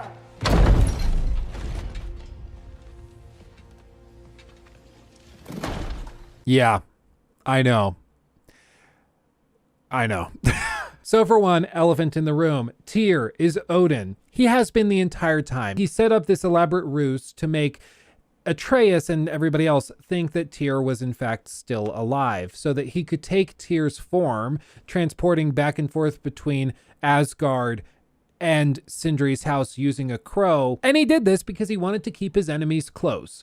Pretty brilliant, if you ask me. And of course, this explains all of the strange behavior that we've seen from the moment that Tyr began following us around. It explains his weird dialogue, seeming to drive a peg between characters during the family dinners that would occur. It explains why he wanted to travel with them to Alfheim to see the shrines for himself instead of just relying on what they told him after the fact. It explains why he didn't want to get his hands dirty in fights. He wanted to just sit on the sidelines, claiming he was a pacifist, when in reality, he just didn't want to be involved in killing his own men unnecessarily. Even the argument with Kratos and Atreus that resulted in Atreus running away to Asgard and then in turn to Odin was started primarily because Tyr kept poking the bear, kept making Atreus feel like he was actually the champion and that he had a role to play in Ragnarok, while Kratos is like, no, chill out, dude. My son is not going to cause Ragnarok. Sit down, bro. And it all clicks into place. It all makes sense. This is also the first moment we get to see Odin for who he really is, and that is that when cornered, he will do whatever he has to do to get out and to end up ahead, and that's what he did to poor Brock. We've also got to hand it to him that Brock is the one that was smart enough to start seeing through the charade of Tyr. He knew that he was being inconsistent, that he was seemingly suggesting plans that didn't make sense and that were not rational and that seemed to favor Odin. He puts it together before anybody else, even before Mimir, and he paid for it. You also remember I mentioned that that whole thing with the mermaid was going to be important because, you see, Brock doesn't have a soul. That means there's no afterlife for him. There's no bringing him back with an ancient magic like they did with Mimir. There's none of that because there's no soul there. I mean, just imagine the overwhelming guilt that Sindri feels in this moment. Because of his choice to somewhat selfishly bring his brother back after he drowned, his brother doesn't get the benefit of an afterlife. He did that. His choices resulted in that. And now he's dead and he will never see him again. His closest friend and ally, his brother. They sure bickered a lot, but that's just what brothers do sometimes. Everybody in the house is shaken by this event. Kratos, Atreus, everybody. And of course, Sindri himself teleports away with Brock's body to grieve. After this happens, Kratos and Atreus return home to just not do anything. They just want to curl up in a ball and ignore all of reality. There's a tangible silence between the two, but it's ended when Atreus tells Kratos that he wants to go hunting. So they do just that after they return home in Midgard. This whole sequence is a callback to the beginning of the first game. If you recall, the first thing we did with Atreus when playing as Kratos was to go hunting. Just like before, we're following Atreus around as he begins to seek the deer that they're hunting, getting his mind off of everything. There's even some copy and pasted dialogue which makes this reference all the clearer. Eventually you find the deer and are prompted with the same aiming mechanic as the last game. You lock on the target, but right before you take the shot, Kratos interjects, and this happens.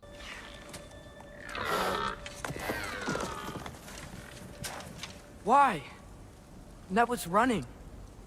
And so are we. I don't understand. When an animal is wounded, it must stop the bleeding, or it will die. We have been wounded, and this is a distraction.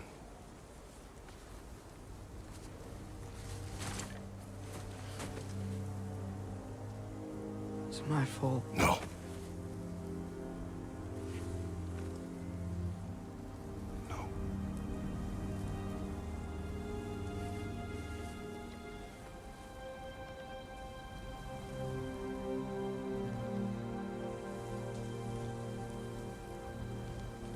We should find Sindri.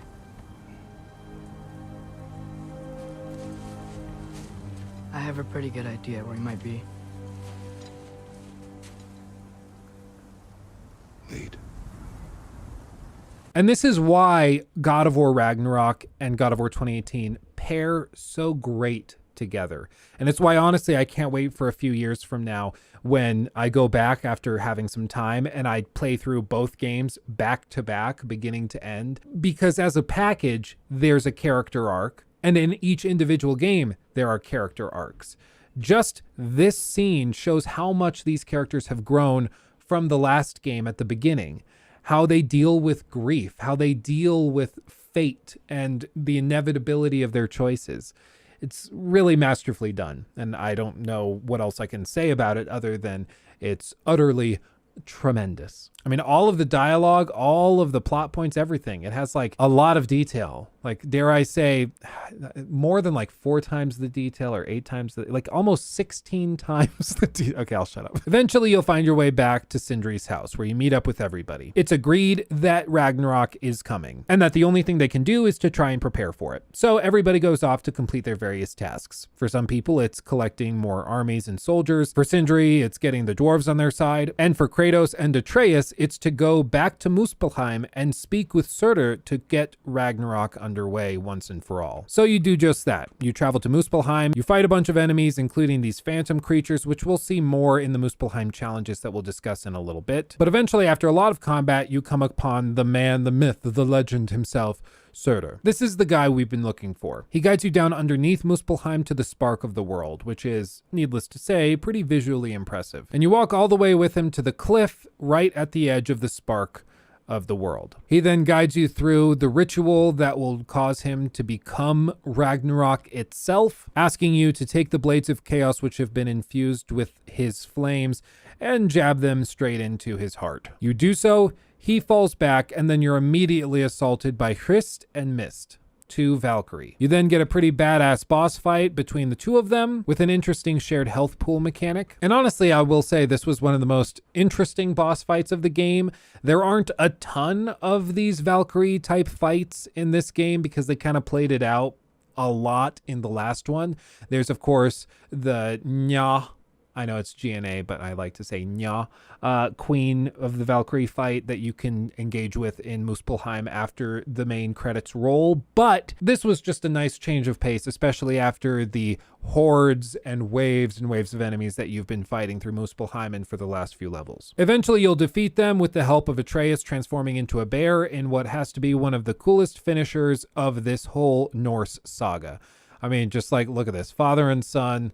It's badass. In this moment, I will avoid using the term bear, even though, I mean, come on, it's like they're begging for it.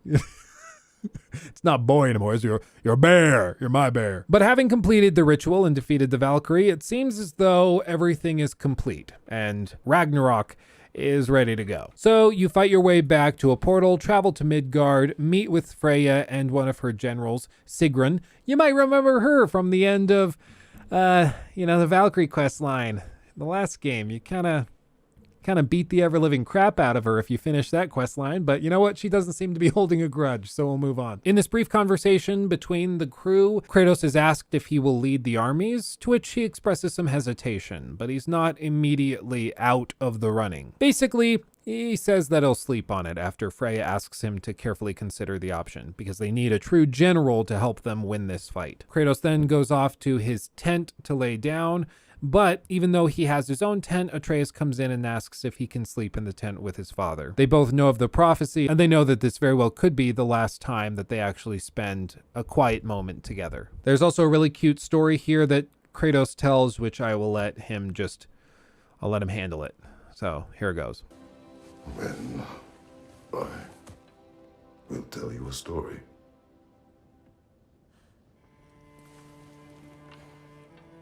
If I fall asleep, promise you'll finish it tomorrow?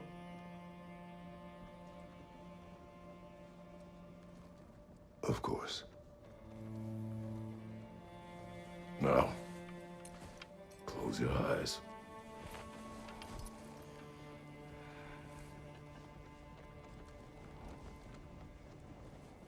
was an old man who chopped wood for his village.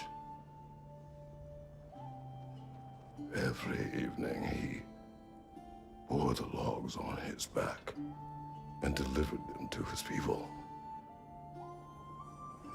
But the logs were heavy, and he grew weaker as time went. And one day, he threw down the logs as he could no longer bear their weight.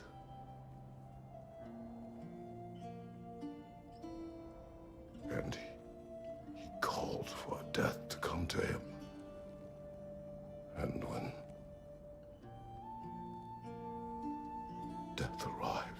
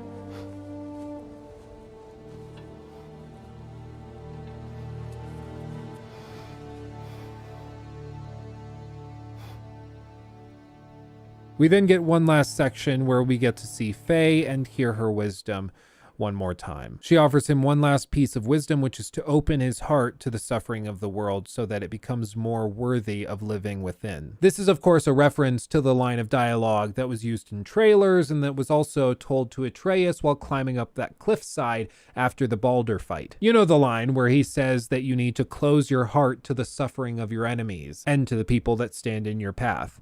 This is a direct reference to that, saying, no, don't shut your heart to it. That might be what you had to do as a general in Sparta or as the god of war, but that's not how you create a world worth living in. You open your heart to it, you don't close it. They share a tender moment, and then she lays him back in his bed. He doesn't wake up in a cold sweat this time, but rather he wakes up looking quite anxious. He wakes up Atreus, grabs his weapons, looks up, and realizes that it's time to do this. He also tells Freya and Sigrun that he will happily be the general that leads the armies into Ragnarok. You have one last chance to customize your armor and equipment before the final battle, and then you push into the travel room, which we got to know all too well in the last game, but we haven't actually had the chance to use yet. It's kind of a cool way to come full circle, to go back in here and to have this be the final way that you transport yourself to Asgard. Kratos gives a rousing speech and then blows the Gjallarhorn, which opens up all of the realms and allows the armies to start pouring into Asgard. Once you enter, you see all of hell is descending on Odin's home. And the next half hour of gameplay is utterly chaotic, as you would expect with the world literally ending. You fight your way through waves and waves of enemies as you try to push up on the war machines that those dwarves that we saw earlier were crafting for Odin. You're also trying to clear some of the travel doors so that more reinforcements can come and help, but it doesn't seem that we're too successful. Even the world serpent takes a tumble and knocks out the Alfheim door, which means that there's no more elves coming to help, despite the fact that Freyr was able to unite the dark and light elves to come and fight against Odin together, setting aside their disagreements, at least for the time being. Undeterred, we continue pushing through and eventually come up on a ledge where we see one of the most epic shots of the entire game. In the distance, we can see what became of our friend Surtur. Yeah, he turned into a gigantic blue monster man, also known as Ragnarok, and he is going to slowly destroy the entire realm. But he's being held off by these machines that the dwarves helped craft. Sindri showed up just a moment before this and said that the dwarves weren't coming to help, but that they didn't need to. Specifically, he said that no more dwarves would have their blood shed if he could help it. So he goes up and he takes care of business himself. A couple of tidbits here. First and foremost is, of course, Sindri destroying the war machines. My understanding of this, or at least what I'm reading into this, is that the dwarves specifically built these war machines for Odin with a weakness built into them so that they could be easily destroyed by one dwarf, in this case Sindri, using this tool that he brings. That's what I took it as. Maybe this is just a super secret special tool that he has that can be hit with the hammer and destroy all war machines in question. But I don't think that's what this is supposed to be. I think this whole time Odin was trying to enslave the dwarves and they were not having it. And they betrayed him and built in all of these weaknesses to these machines without him realizing it, which is pretty funny. Right under his nose, they betrayed him. There's also that village where we met that young man earlier as Atreus before we climbed up the wall to go into Asgard for the first time. And that village on the lower level was placed there by Odin specifically so there would be a bunch of civilians in between the forces that Kratos and everybody would bring to fight Odin and Odin. Like, it's pretty messed up. Like, he just lined up all of the women and children in front of him like human shields. Right after Sindri takes down the war machines, Atreus turns his head and is trying to close his heart to the suffering of those civilians. But it's this moment where Kratos takes the advice that Faye gave him in the dream and applies it. No. Close your heart to it. Close your heart.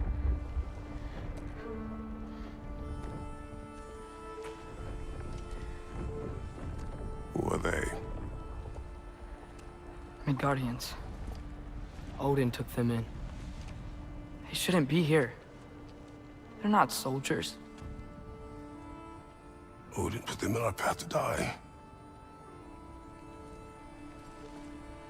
It's war. Wars are won by those who are willing to sacrifice everything.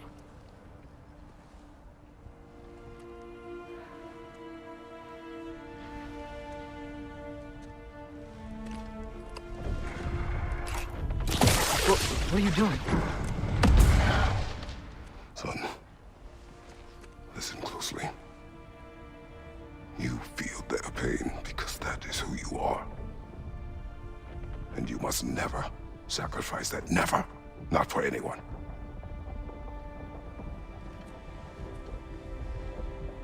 I was wrong, Atreus. I was wrong. Open your heart. Open your heart to their suffering. That is your mother's wish. And mine as well. Today, son. Today, we will be better. But what can we do?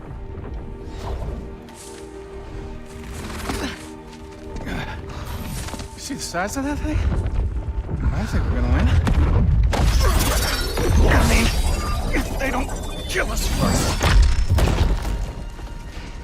Why have you stopped?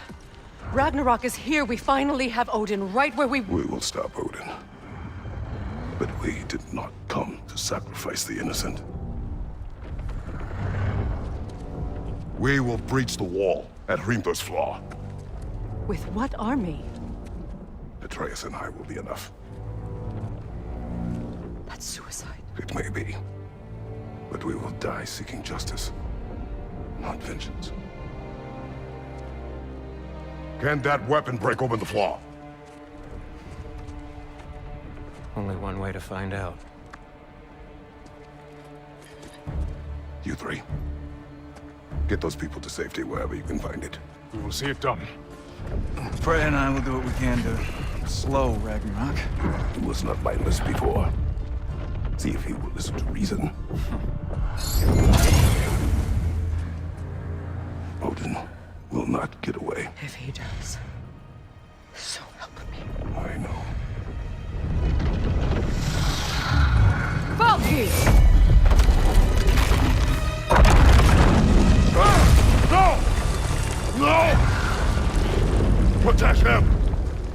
I will help those that are trapped. And meet you at the flaw. Go! Go, Atreus! Once again, we get to see more character growth and change on the part of Kratos. You see that he's not actually closing his heart to their suffering. He embraces it. He's learning the lessons that Faye wanted to teach him. And also, the delivery in this scene is just tremendous in and of itself. Like, I'm filming this before the Game Awards takes place, so I don't know if Christopher Judge won Actor or Performance of the Year, I think is what it's called, but goodness gracious, I think he deserves it. Like, the nuance he brought to Kratos this time around is just remarkable, and this is one of those scenes where he just nails it. We push on as Atreus, eventually being stopped by Thrud, who's also talked to by her mother and told that Odin is not actually the grandfather that she should be fighting for. She says that Odin is actually kind of a terrible person and that he is not somebody to fight for, regardless of what duty you feel obligated to preach. And just like that, Thrud and everybody else decide to turn on Odin and begin helping you, which is kind of a big deal. Once this has been settled, Sindri applies a weak point to the gate, and then Atreus fires the sonic arrows at that point, which causes the entire door and that section of the wall to collapse. You push on through, fighting waves and waves of enemies in a truly epic fashion, and as you do this, there's all sorts of small references that you can pick up on if you're paying attention. You can see Thor and Jormungandr fighting off in the distance, which of course fulfills the prophecy that Mimir told you about in the last game. But right after this, Thor comes in and decides he's had enough of Kratos. He pushes you down to the same arena where you first fought Heimdall as Atreus, and you basically have a take two on your boss fight from the beginning of the game, but this time with many more abilities, and it's also just freaking epic. Eventually, the fight ends in a stalemate. Kratos probably could keep pushing on and potentially even kill Thor himself, but he decides to pause. Kratos says that Thor's daughter, his son, calls a friend, and that he's not going to kill the father of his son's friend because he believes that his son can trust him. It's also here that Kratos tells Thor that they need to break the cycle for the sake of their children and be better than the gods that came before. And this, of course, tugs at the heartstrings of Thor, who the entire game has been struggling with feelings of mediocrity, especially when he was confronted by Thrud after that bar fight that happened earlier. And it's at this very moment that Odin shows up, and I'll just let this play. Why isn't he dead? Are you talking? Who told you to do that? You don't talk. You don't think. I think, you kill. It's a simple fucking concept. Sif was right about you. I just didn't want to see it. What is this? Are you broken? I am your father. Take the hammer and kill who I tell you to kill.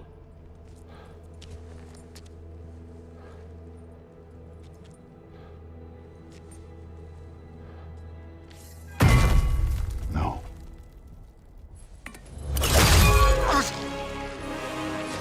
I didn't want this. I did not want this.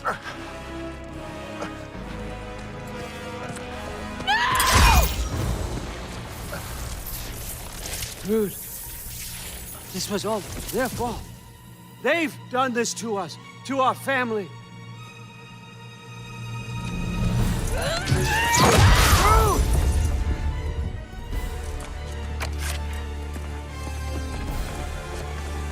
Looks like I gotta do everything around here. And just like that, we're transported into the boss fight. It's like the first phase of the end of the game. Oh, it's so good. Okay, buckle up. This boss fight's crazy. There's multiple phases to it, multiple levels. Everything about it is just great. I'm also very thankful that they didn't feel the need to sprinkle this full of enemies and different enemy types. You know, the types of boss fights like this, where they just sprinkle in tons of different enemies for you to fight in addition to the boss, who's already pretty difficult. I never found that fun. I always found it extremely annoying, and yeah, this is no exception. The first phase of the fight ends with Kratos and Atreus trapped though, but right as Odin thinks he's gotten them captured and finished, something interesting happens. Yeah, you remember that noose that Freya took off of the tree when they went to see the Norns? Well, she has it, and because it has a special magical ability or tie to it or something or other, I don't understand how it works because, you know, it's magic. She's able to hold it up and it strangles Odin in the process. with like runic magic or something. It's super cool. But she gets a little cocky. It doesn't work. She loses focus or something, and Odin is able to destroy the floor beneath them, transferring them into the underground arena where that super special Tyr is. Seeing it in the distance, Odin lays down his staff and offers to let Atreus go straight up to it, peer in, and see the unlimited knowledge that the rift possesses. They have all the pieces to the mask. They've been waiting for this moment, and all he has to do is to put the mask on and peer in. There's a long, suspenseful pause as Odin and Kratos behind Atreus wait to see what he will do. He holds up the mask, but instead of putting it on, he breaks it. Then he drops the mask, it goes into the rift, and it's gone. The rift is closed, the mask is gone, and Odin is understandably very upset. In effect, his life's work, his life's mission is for naught. Odin collects the noose, wraps it around his staff, and begins to fight Kratos, Freya, and Atreus all at the same time. The boss fight is epic, and the finishers are nothing short of badass. And because it's very important, I will let this last little bit play out in its entirety without my rambling, so enjoy.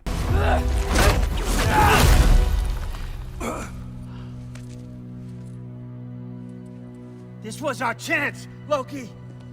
I could have had my answers. I could have learned the truth. You took that away from me. I could have made things better. We could have made the 9 realms better. This was never about the realms, or me. It was about you. You destroyed everything. My home, my family, my kingdom. You did those things. Your choices. You killed your own son. It wasn't my choice. I had no choice. There's always a choice.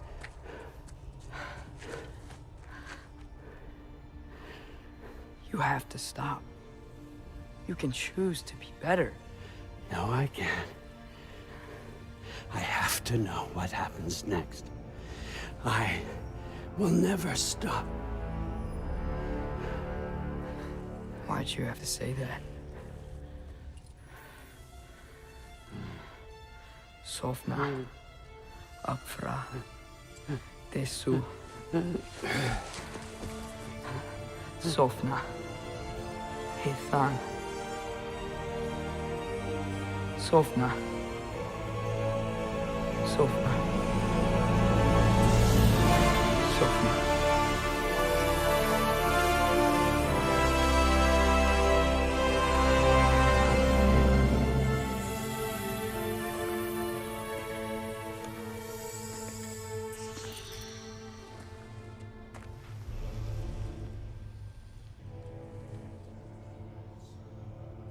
What do we do with him?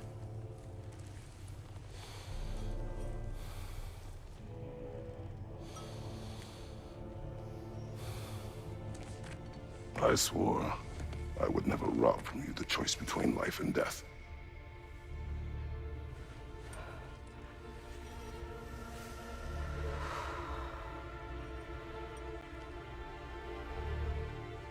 I have waited so long for this moment.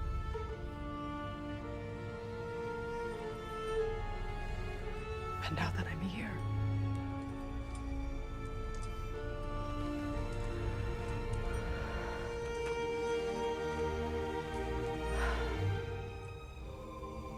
I don't need this to make me whole. We stopped his madness. That's all that matters.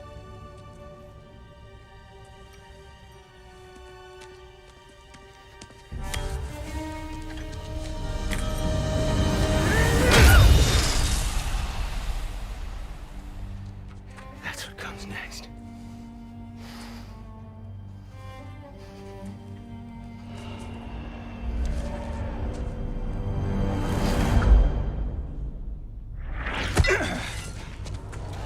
It's Ragnarok.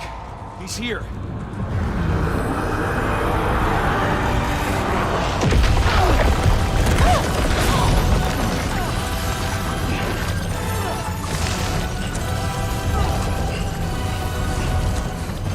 Time to go.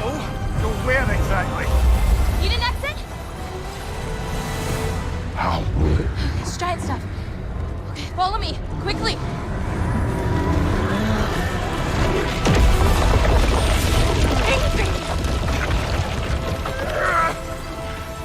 What? Freya! It is time.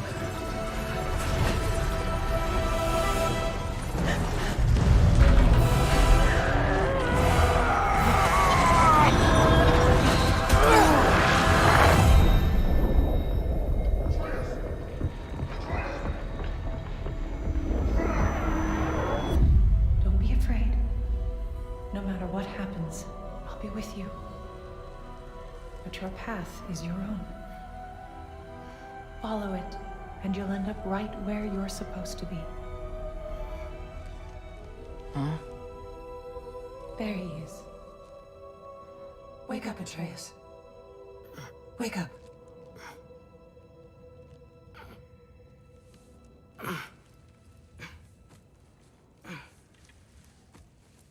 Glad you've come back to us.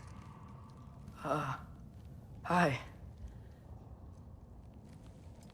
Where's my father? Somewhere here in the Holt. He'll be glad to see you.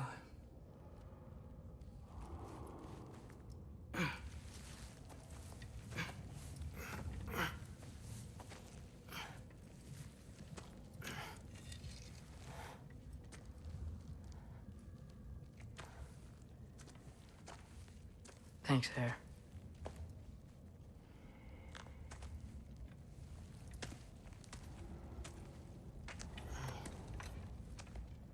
And just like that, we gained the golden trophy for the game. That's the end of the main story. We're about to enter the epilogue after a little bit of dialogue up here in a second. But my goodness, for one, I think it's important to reference, of course, the fulfillment or perhaps the reversal of the prophecy that we saw in the shrine at the end of the last game, and that has been omnipresent on players and Atreus and Kratos' minds for the entirety of this game. And that, of course, is the moment where Atreus is holding what he thought was his father while Odin stood over him and watched him. We thought that it was going to be Kratos being cradled dead in his arms while Odin stood in the distance and looked down proud of what his adopted son, I guess, had done. But it turns out that he was actually cradling the Allfather, not Kratos, and that the one looking over was the actual Allfather in the form of Kratos. And this is going to be clear again in just a moment with one last little thing that we see at the very, very end of the game. But to be clear, I think there's multiple theories to this, and I'm excited to see what you guys bring to the table in the comment section below the like button,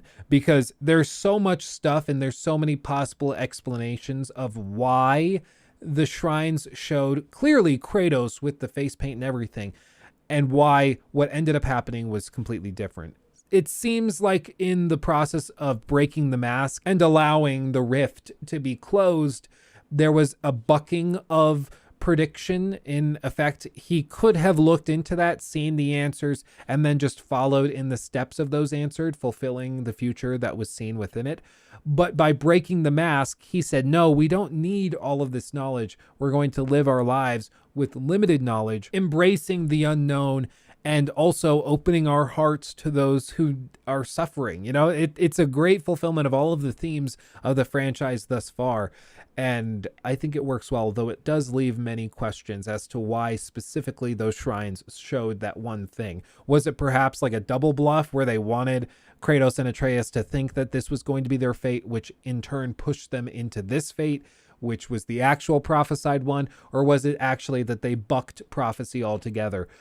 I'm not sure. I'm interested in hearing your thoughts. But the reason I say that Kratos may in fact be the actual Allfather of this realm is because after you push through this cave system and all of these ruins, speaking to the various characters that you met along the way, you have a nice conversation with Freya, with Mimir, and with Angrboda and Fenrir, who of course saved you using that unique ability of Garm's to tear rifts in whatever realm he wants to tear. You then find Kratos and control swaps back to him. You climb up the way and find one last shrine, and inside of it is the story of Atreus and Kratos. After looking at it for a moment, Atreus tells his father that he needs to go out and find the other giants that are sprinkled through the realms. He says that they are his responsibility, which according to Angrboda, they are in fact his responsibility. Atreus says he needs to do this and that it scares him to do it, but it must be done. To which Kratos responds with encouragement. He knows that Atreus has grown a lot and that if anybody were capable of doing this, it's him. Atreus then climbs off up into the hills to go and seek out, with the help of Angerboda, the last of the giants. You then see Atreus turn around quite proud, but I did notice that his lower lip was quivering a little bit. I know, Kratos is a softie. I can see right through it. He then closes up the shrine, but before he leaves, he walks behind it, realizing that there's a double side. He opens it up, and on the far right panel is a depiction of Kratos, the god of war, standing on a pedestal being worshipped by all the people of the realms. He's stunned by this. He even begins to tear up at it. It's everything he ever dreamed of, that one day he as a god would be loved, not feared or hated. And this is why I said that it's perhaps the case that Kratos sort of took on the role of the actual all-father of the realms. He took on the role of not just the true father of Atreus, but also of the All-Father, because you can see in this mural or shrine a depiction of Kratos in that role, in that position, as the chief and head god of their pantheon, being worshipped by everybody in all of the realms. Or, you know, maybe it's just that they wanted to fake you out and make you think that they were going to kill Kratos, when in reality they never thought that they would. Maybe that's it. I don't know. If you have a theory, again, I want to read it below. Right after this, Freya and Mimir show up and offer to go out with you and help you continue to repair the realms. The credits begin to play, you work your way down, and this is where you start Beyond Ragnarok. At this point, the game is over. The story has reached its conclusion, the credits have rolled, and you are free to begin engaging in endgame content. But there's one more thing we have to do, and that is that we're told that there's going to be a funeral for Brock in the land of the dwarves, and that you are invited to attend. Now, this was actually a moment where I ran into yet another soft lock right before the end of the game. Basically, you attend Brock's funeral initially by going to the pub that we visited earlier. You know, where Bear, the composer of the game's music, where he works? Yeah, we go back there, and you're supposed to see all of the characters sitting there and then Brock's body. You agree to go out to the funeral, you'll meet everybody there, and then you travel there and everything is okay. But what happened for me when I played this is I went to the pub, I walked in, I listened to a couple of lines of dialogue, and then nothing happened. Basically, the female blacksmith that's been helping you since Brock died and Sindri's been out of commission, Lunda, she's supposed to be here too and exchange dialogue between Bear and between Durlin, but she didn't spawn in for me. So these characters just sit there and her dialogue never triggers, which never triggers their dialogue. So the moment you enter this pub, you're soft locked. You can't leave. There's no prompt to progress the conversation. There's no prompt to leave the building. You're just stuck. I thought that they were waiting for some like big reveal or something. They were taking their time and you're supposed to wait in silence or something out of respect for Brock. But after a few minutes, I realized, no, it's just broken. So I reloaded and then it worked fine. Lunda spawned in and everything worked fine. But that is another issue. I did email PlayStation about it. Apparently this one has also been fixed, but I thought I'd mention it. Once you arrive at the location though, you load Brock's body into the boat. At this very moment, Sindri shows up as Bear begins playing some music. I know his character has like an actual name, but I'm just gonna keep calling him Bear because it's Bear. I mean, come on. Sindri gives the most tragic look ever at his brother and prepares to send him off once and for all. And then Kratos helps him push it off into the water. They then ignite Freya's arrow and she shoots it up, igniting the boat, sending him off in a Viking funeral. Sindri then stumbles off into the distance and teleports away. There's also a really good line of dialogue here that ties back into something that happened earlier in the game. You see, back when you were exploring with Brock to go and find the mermaid, he tries to entertain Kratos and Mimir by giving them a riddle. And he asks them the simple question, what grows bigger the more you take away? Kratos doesn't like doing riddles like this. Mimir finds the riddle really interesting and tries to figure it out, but it happened like 10 hours of gameplay ago, so most players will have forgotten by this point. But right after this happens, Mimir says this. A hole.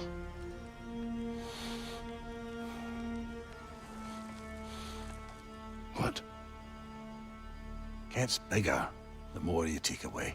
And that is the true ending of God of War Ragnarok. It's the first time the camera has faded to black like this, and I think it's fair to say that this is the conclusive ending. And oh my God, it's just so freaking good. It's amazing. Like, the whole story is so thoughtful, carefully thought out. The detail is remarkable. The performances are fantastic.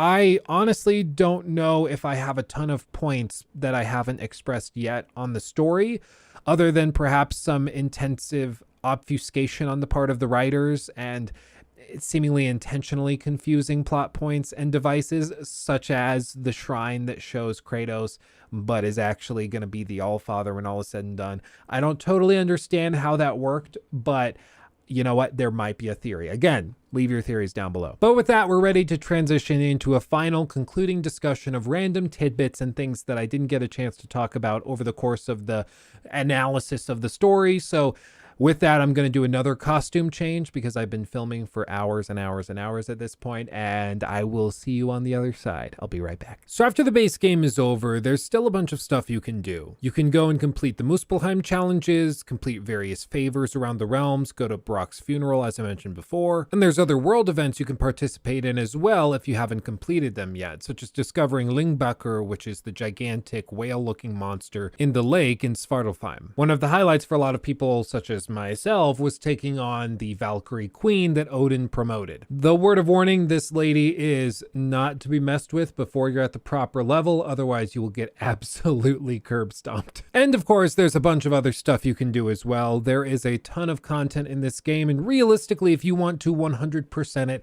I could see it taking you anywhere from 50 to 70 hours. I will say the end game in God of War Ragnarok feels markedly less grindy than it did in the last game, where you just ran around grinding out mist echoes for like 2 to 3 dozen hours just to get your equipment upgraded so you could take on the Valkyrie. It feels like they listened to that criticism and they said, okay, well, the stuff we have here is going to be a little more meaningful, a little more impactful, and we're going to put a little more effort into it to make it unique and not just endless grind. Though, to be fair, in Muspelheim, for example, you can grind indefinitely if you want to. And speaking of the Muspelheim challenges, I figured I would run through these real quick just because I find them to be lacking some very important quality of life improvements that would greatly improve the joy players might feel while going through them. You see, for the base challenges, there's 3 basic rooms. These are offshoots of one larger arena in the middle, and they each present different challenges for you to complete. For example, it'll offer you 2 possible challenges that you can take on of varying difficulty. You take these on in whichever order you want, and after you've cleared out all 3 rooms, you'll unlock the final challenges. Now, this is where it gets weird. You unlock the final challenges based on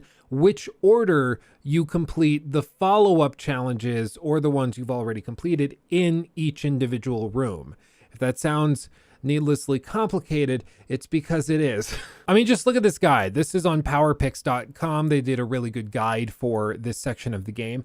Honestly, if you aren't looking up guides, this is painfully tedious to do because you see, you have to complete them in specific orders in order to unlock each individual item. There's a quick line of dialogue by Freya, who is of course with you in the end game instead of Atreus. And she basically says that like the room is listening to your actions and the challenges you complete. So the order you do them will affect which final challenge you get. And so you can kind of put 2 and 2 together relatively easily. But this is like unnecessarily complicated, right? Like you complete a challenge in room 1, which is the one on the left. Then you complete a challenge in the middle room, and that will lead you to the endurance challenge, which is one of the 6 final challenges. Now, if it was just about pure combinations, then you should also be able to combine like room 1 and room 1, room 2, room 2, room 3, room 3, just doubled up. You can't actually do that, which is why there's only 6 possible combinations instead of the 9 that there should be. If it were the case that you were just looking at, you know, a combination of 3, you square it, that kind of thing. But one of my frustrations with this is that you have to keep track of which of these combos you've completed yourself, and you're going to kind of stumble into it when you first go to Muspelheim. And as of right now, when I'm recording this video, there is no UI element that tells you which of these you've already completed and which order you've already tried.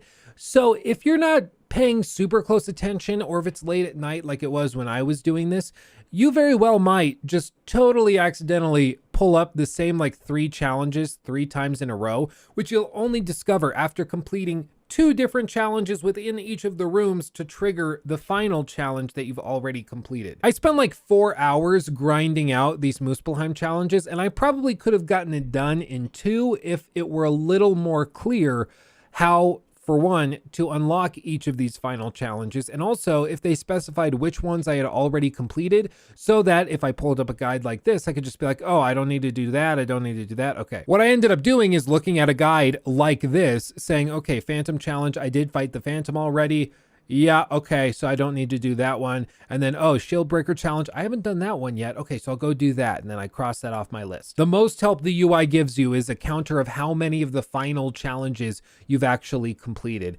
And that's just not that helpful, specifically when there's all these combinations to be had. I mean, this is just like, come on.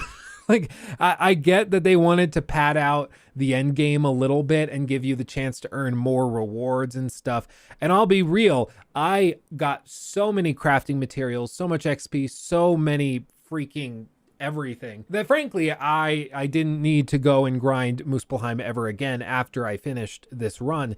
Mostly because I repeated myself multiple times. But I can't help but feeling like after completing those offshoot rooms, if I had returned back to the main central room to finish out the final challenges, and they were just 6 challenges open to you, and you knock them out in whichever order you want, that would have been far less annoying, and I would have greatly preferred it. It would have greatly trimmed down the amount of time you spend in Muspelheim, which is probably why they didn't do that, but still, I think that this system they have right now is just unnecessarily complicated and borderline annoying. But beyond this, there's just so much to do. I mean, you can go back to Niflheim if you want. You can go back to Sindri's house and talk to the weird squirrel friend. You can figure out how to go back to frickin' Jotunheim. You can go back to the witch's house in Midgard and speak with Charlie. I mean, there's just so freaking much stuff to do. It's frankly ridiculous.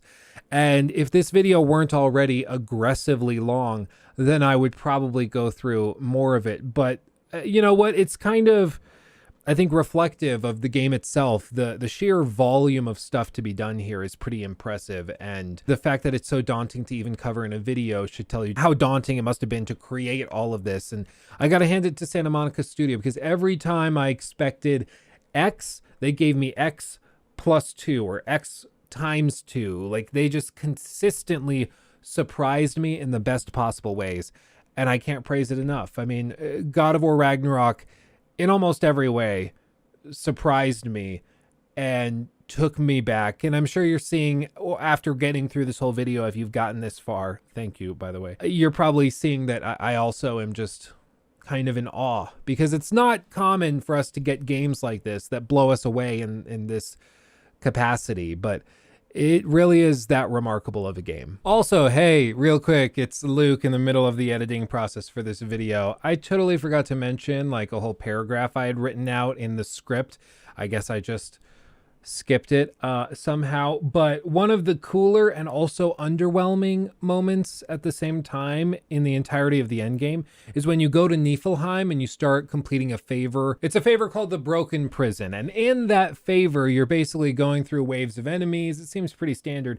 But after you fight through all of those waves, you can eventually discover the real Tyr that's just been locked away in hiding. So it turns out he was alive all that time. This was something I actually came across pretty late in the process of creating this video, and then when I realized it, I was like, oh well, crap. So I guess Odin didn't actually kill him. There's a hidden quest line you can find, and then you can discover the real Tyr. You know what, it's fine. I actually don't like this as much as if Odin actually did just kill off Tyr. I think that in a lot of ways, at least in my humble opinion, works better for Odin's character, just because it makes sense. But you know what? They wanted to bring back Tyr, so you get to talk to Tyr. He talks to you a little bit, and it's fine. I don't know. I just found this really underwhelming. It's like in those movies where they kill off a character and you're like, okay, well, it happened and now the stakes are high. And then at the last minute, you find out the character never died and they've been alive this whole time. And it just kind of feels like they chickened out of committing to the plot point. That's kind of where this left me. Funnily enough, this is one of the most difficult thing about making these kinds of like videos that attempt to be somewhat comprehensive of a game's stories and plot points, is that they take so long to make and write out and outline and then to edit and film, that by the time we're like almost done with it. Usually we've discovered a few other little elements that like we probably contradicted ourselves in over the course of the video. And then like we could go back and reshoot the whole thing, but you know what? It just isn't worth it. So I'm correcting it now. No, Odin did not actually kill Tyr. There is a secret quest line you can find in Niflheim, and you can find the real Tyr. I wish you couldn't, because I feel like he's more boring in this form than if he were just dead at Odin's hands. And so I'm a little kind of underwhelmed by this big reveal that I think was supposed to be like, oh my god, that's so cool. I just found this really underwhelming, especially because he looks identical and seems to be just a copy and paste of the form that Odin took, which makes sense because Odin took his form when he came and deceived everybody, but still kind of annoying. But there's tons of stuff like this within God of War Ragnarok's Endgame. All sorts of little bitty secrets and little tidbits that you can find. I've already mentioned a handful of them, and I'm sure a lot of you will let others know about more in the comment section, and I think that's a testament to just how many cool details are in the game even after you finish the main story to find, even if they are somewhat underwhelming. And okay, it's Luke from the future past again. There's one more thing I want to touch on and discuss. It's actually two things, but I figured it's easier if I just show you what I'm talking about as opposed to describe it, so here we go. Now, when you're playing God of War Ragnarok, often you'll set for yourself a favor or some side quest you're doing. In this case, I have a save pulled up. This is after the main story is over, but in the middle of Endgame content, but still after Muspelheim. So we're roughly like 30 to 35 hours in with this save. In this case, what I'm looking for is a favor specifically called the Scent of Survival. I'm going to track it just like you can see here, and in order to complete this, I have to head to a very specific point on the map within Vanaheim. This is pretty par for the course as far as completing side quests in God of War Ragnarok. You'll set it in the menus and then seek it out using the compass that you see at the top of the screen. Now, in the review for God of War Ragnarok, I tore the game a new one because I feel like this is one of the worst compasses in any game in recent memory. It's straight up broken, and the fact that nobody talks about how broken it is, to me, reveals like a pretty severe issue within games reviewing and journalism. The fact that this thing is so clearly broken that nobody talks about it, it's bizarre to me. What I'm talking about is right here. You see that we have on the compass a point marked above us. It's specifically the blue one for 162 meters out. As I paddle forward, you see it immediately swaps significantly to the left. The reason it's doing this is because right back here, I haven't reached the checkpoint basically, or the gate for it to adjust the tracking point. Because basically what it's doing, if we go over to the map, is it has this marked as the location we need to go to. But instead of just marking that on the compass permanently, it's that way. It's northwest at that point, and it'll adjust accordingly. As you work your way around corners, it'll always reflect backwards, reflecting that one direction. It doesn't do that. What it does is it sets up basically a path that it's recommending that you follow with a couple of waypoints along the way, specifically along this trail. And as I walk along those waypoints and cross those barriers, it will adjust what it shows on the compass to reflect that. An easier way of thinking about it is if I were over here at this Mystic Gateway in the Southern Wilds, but my point that I was trying to reach was over at the Vanir Shrine down here, instead of just pointing west on the compass, it would be pointing north. I would travel north, reach this point here where I can actually travel west into the water. It would then switch to showing west. I'd hop in the water, but now, because I can't go west through this, it'll swap back to showing I need to go north. And then I'll go north, and then west, and then it'll guide me along this riverway back down eventually to the point. It's not actually a compass is the point. What this is a glorified mini-map slapped within a compass framework, and I hate it dearly. Because in these moments, I'll be paddling this way, and then I'll realize, oh, I need to go that way, so I'll turn and I'll go that way. And then I'll come up to the shore, I'll reach another checkpoint, and now you notice it points forward, so I run forward. And here I can notice these tracks, look at them real quick. It'll set a new waypoint for me, and then you see it swaps all around just based on passing this arbitrary point. It's infuriatingly stupid. It's so broken. I was speaking to a developer who worked on this game during the early phase of its development, And he, you know, wasn't involved in the later stages of putting this together, but he was even like, yeah, dude, it's been driving me crazy. I've been playing the game myself and it's absolutely broken. It's horrible. And honestly, I normally see a good number of like fanboys and girls out there defending even the stupidest design choices from some of these big name games like Elden Ring, God of War, Death Stranding, and stuff like that. Things that we all can agree are broken and stupid. But for some reason, we just pretend like they're not because we're fanboys of the game. But with this, I haven't come across anybody who has tried to argue with a straight face that this is not totally broken. The most that I've seen in terms of defending this, specifically in my video review of the game that went up before this game launched, the most people said was, well, it was kind of like that in the first game, so I think they just stuck with it because it's familiar to people. Like, that's not an excuse. Just because it was broken the last time doesn't mean that it's okay to be broken now. But enough about that. What else is there to talk about? Why am I back in Vanaheim doing a little side quest for you? Well, it's because I want to talk briefly about one of the other unfortunate realities of God of War Ragnarok that I think is just an artifact of the way that they've structured a lot of this side content, and I don't necessarily see it as a problem, but let me explain. You see, what I'm referring to is that a lot of the coolest sections of God of War Ragnarok are locked behind endgame content, and specifically side quests that you have to complete after the main story. I don't have a problem with structuring side content this way because I mean, obviously, this thing we're doing right now is an ability you unlock later in the game, specifically after you've helped the wolves reset the moon, blah, blah, blah. You know, we've already been through that. But the downside is that a huge number of people, and I know this because we've done surveys and studies on this with actual polling, thousands of people with Death Stranding, with Assassin's Creed Odyssey, with The Last of Us Part 2. Tons of polling on this matter, specifically surrounding whether or not players continue to basically do completionist runs after the main story is finished. Here's the paper boat. You know, this is something that we don't get to see unless you go back and you pursue this side quest after the main story is over. And I would bet you good money there's a lot of people in the comment section right now who have never seen this side quest, even though it is listed on your list of favors. It's very prominent from the moment that you finish the game. It's unlocked and you can pursue this.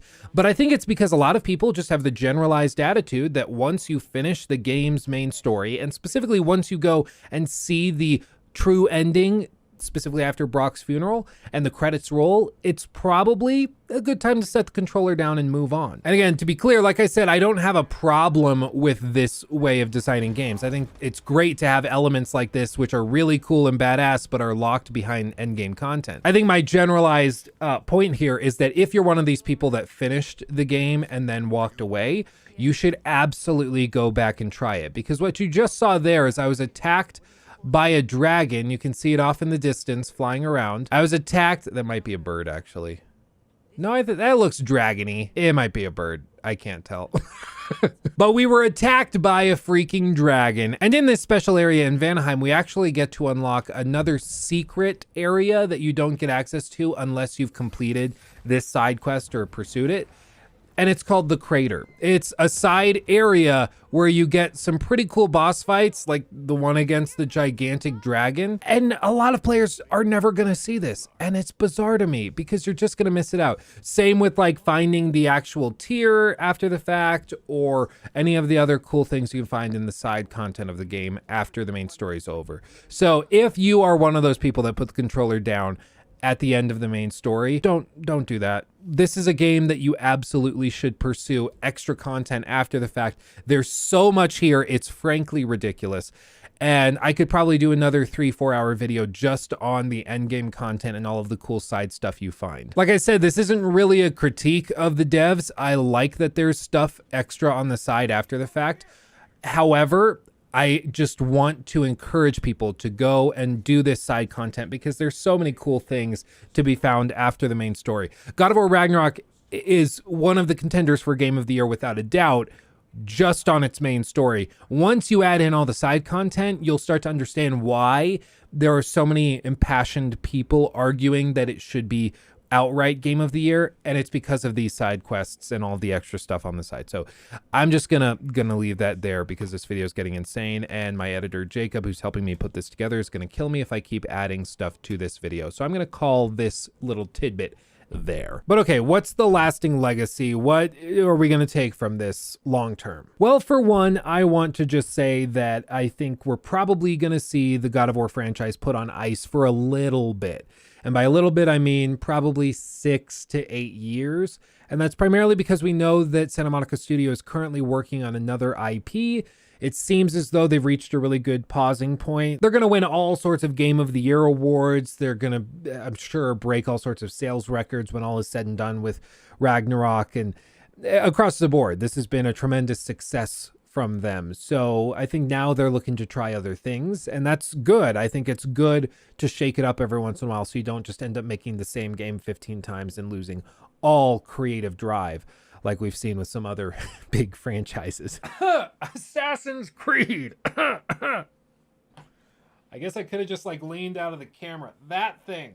That's the problem. But honestly, I think it's good. I mean, if you're going to go out for a little while, go out on top instead of doing like the Fallout thing where you go out in the absolute worst possible way imaginable with Fallout 76. So I'm glad to see them going out this way. As for what the next game should bring, I've thought a lot about this, and I really am not entirely sure. Some people have speculated, oh, it's going to be all about Atreus. And then other people have said, no, it's going to be back to Kratos, but it's going to be ancient Egypt and Atreus is going to come along. I really don't know what to make of it. I have a few opinions. For one, Atreus is so closely tied into the Norse mythology. I just don't think that you can pull him out and send him to Egypt. I just don't see that playing real well. And also, no dissing against Atreus, but I feel like his character arc has gone pretty complete at this point, and I don't feel the need for him to continue as a centerpiece character in the franchise as he currently stands. You could do like a cool reinvention thing where he's faced with tragedy, or where, you know, he becomes a father himself, and then it's kind of like repeating the cycle. But at that point, like, it stops to feel like God of War, because God of War is Kratos. Like, you can't get rid of Kratos and have it still be God of War, at least in my opinion. I think that would be an absolute disaster if they tried to shake it up and move on from the key character. I mean, the titular character. And in that same vein, I feel like Kratos has done so much in these last 2 games in terms of character development. I'd be really interested to see what they do with him if he were to go to Egypt, and how they make his character interesting and have some stakes or something to do and motivate him. There is the idea that we threw out on stream earlier today, actually, before I'm filming this, which was basically just a suggestion that we brainstormed, where basically like Kratos would be called up to go to Egypt to help the oppressed people get freed from the gods there who are oppressing them. And that kind of becomes the new modus operandi of Kratos, is to go and help people in these other realms and free them from the tyrannical gods. So he kind of becomes almost like Dog the Bounty Hunter, but chasing down evil gods in other realms. It could be interesting. But here's the thing. It's all speculation at this point, and it's so early in the process. I'm sure in like the studios and in the offices at Santa Monica Studio, they have some ideas. They're like, yeah, we thought of something 5 years ago, and we've been sitting on it. Not sure what we'll do, but we've got some ideas. I think that's where they're at. And they're going to take some time before they fully commit to the setting. They're going to try to figure out what that game is supposed to be. And more importantly, they're going to figure out what that game needs to be in order to completely stand out and feel unique. Because especially Ragnarok being a tremendous game, but also so close to the release of God of War 2018, it's not super differentiated. And a lot of people who will see footage on screen over the course of this video might mistake that footage for God of War 2018. And that's in large part because it's the same engine. It also runs on PlayStation 4, and so it didn't really get a full generational leap or upgrade in terms of tech. So it'll be interesting what happens. I mean, we might see just a God of War Egypt. They don't really explain it too much, and it's just sort of like okay, we're doing this now. Don't think about it too much, and it'll just be kind of a big raucous open world adventure game, and they just fully embrace that. I don't really know, but I'm excited to see what they do with it.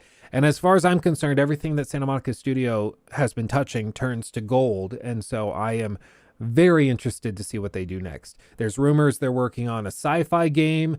I don't know if that's the truth or not, but either way, I'm pumped to see what they bring to the table next. But you know what? All of that leads us to the final kind of conclusion of this video, which I didn't write out. I didn't script carefully because I kind of wanted to just speak from the heart. And I'm not going to say anything that I haven't said already, I think. It's just that this game, I had a lot of very high expectations for, and I am very pleased to report that everything I was hoping they would do, they did, except they did it 10 times better than I could have imagined. And that's a feeling I haven't had in video games in quite a while. Even other tremendous games that have released recently, like even Elden Ring, you know, I could point to that and be like, that's a remarkable game. But it kind of did exactly what I was expecting. I was like, yeah, a big open world adventure game, but with like Dark Souls combat. They did that, and it's great with tons of bosses. It's amazing. But like, they did what I expected. There weren't a ton of surprises or subversions of expectations to replace it with something even better. Except God of War Ragnarok, every time I thought, okay, this would be cool, X would be cool, they took, okay, X would be cool, okay, and then they took that and gave me X cubed, and it just blew me away. In a lot of ways, as cringy as it may be, it made me feel kind of like a teenager again, where you were like so hyped over a video game and then you get it and you play it and it's just so much better than you could have possibly thought. And it's that sort of like childlike innocence where you just are hopeful and excited and passionate.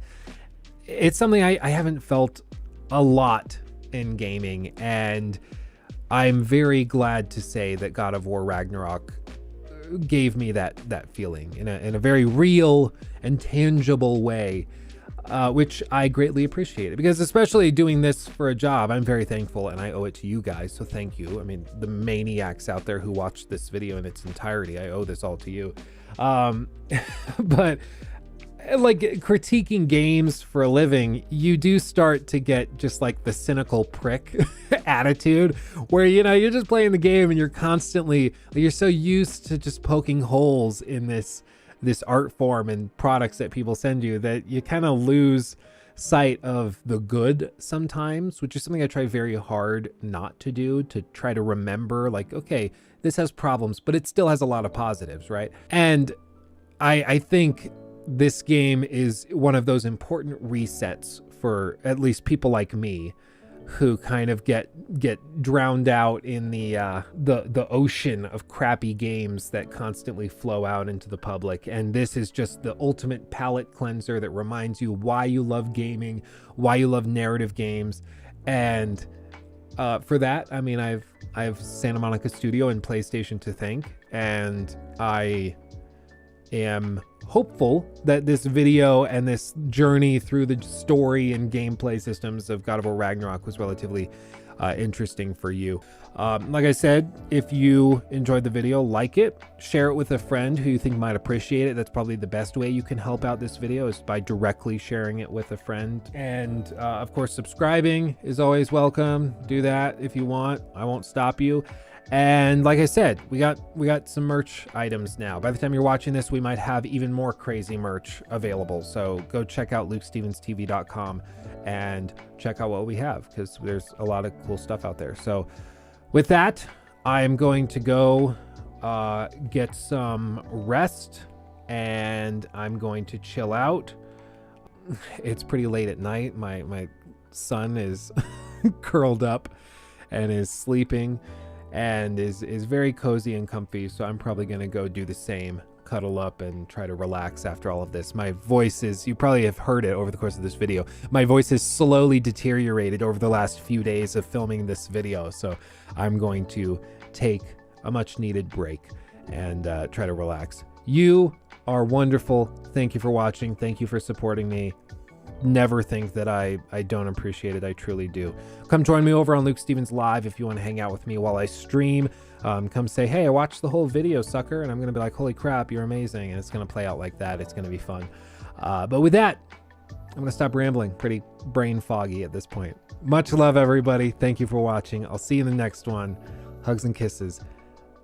Bye-bye. Bye-bye. Bye-bye. I'm bad at outros. Bye.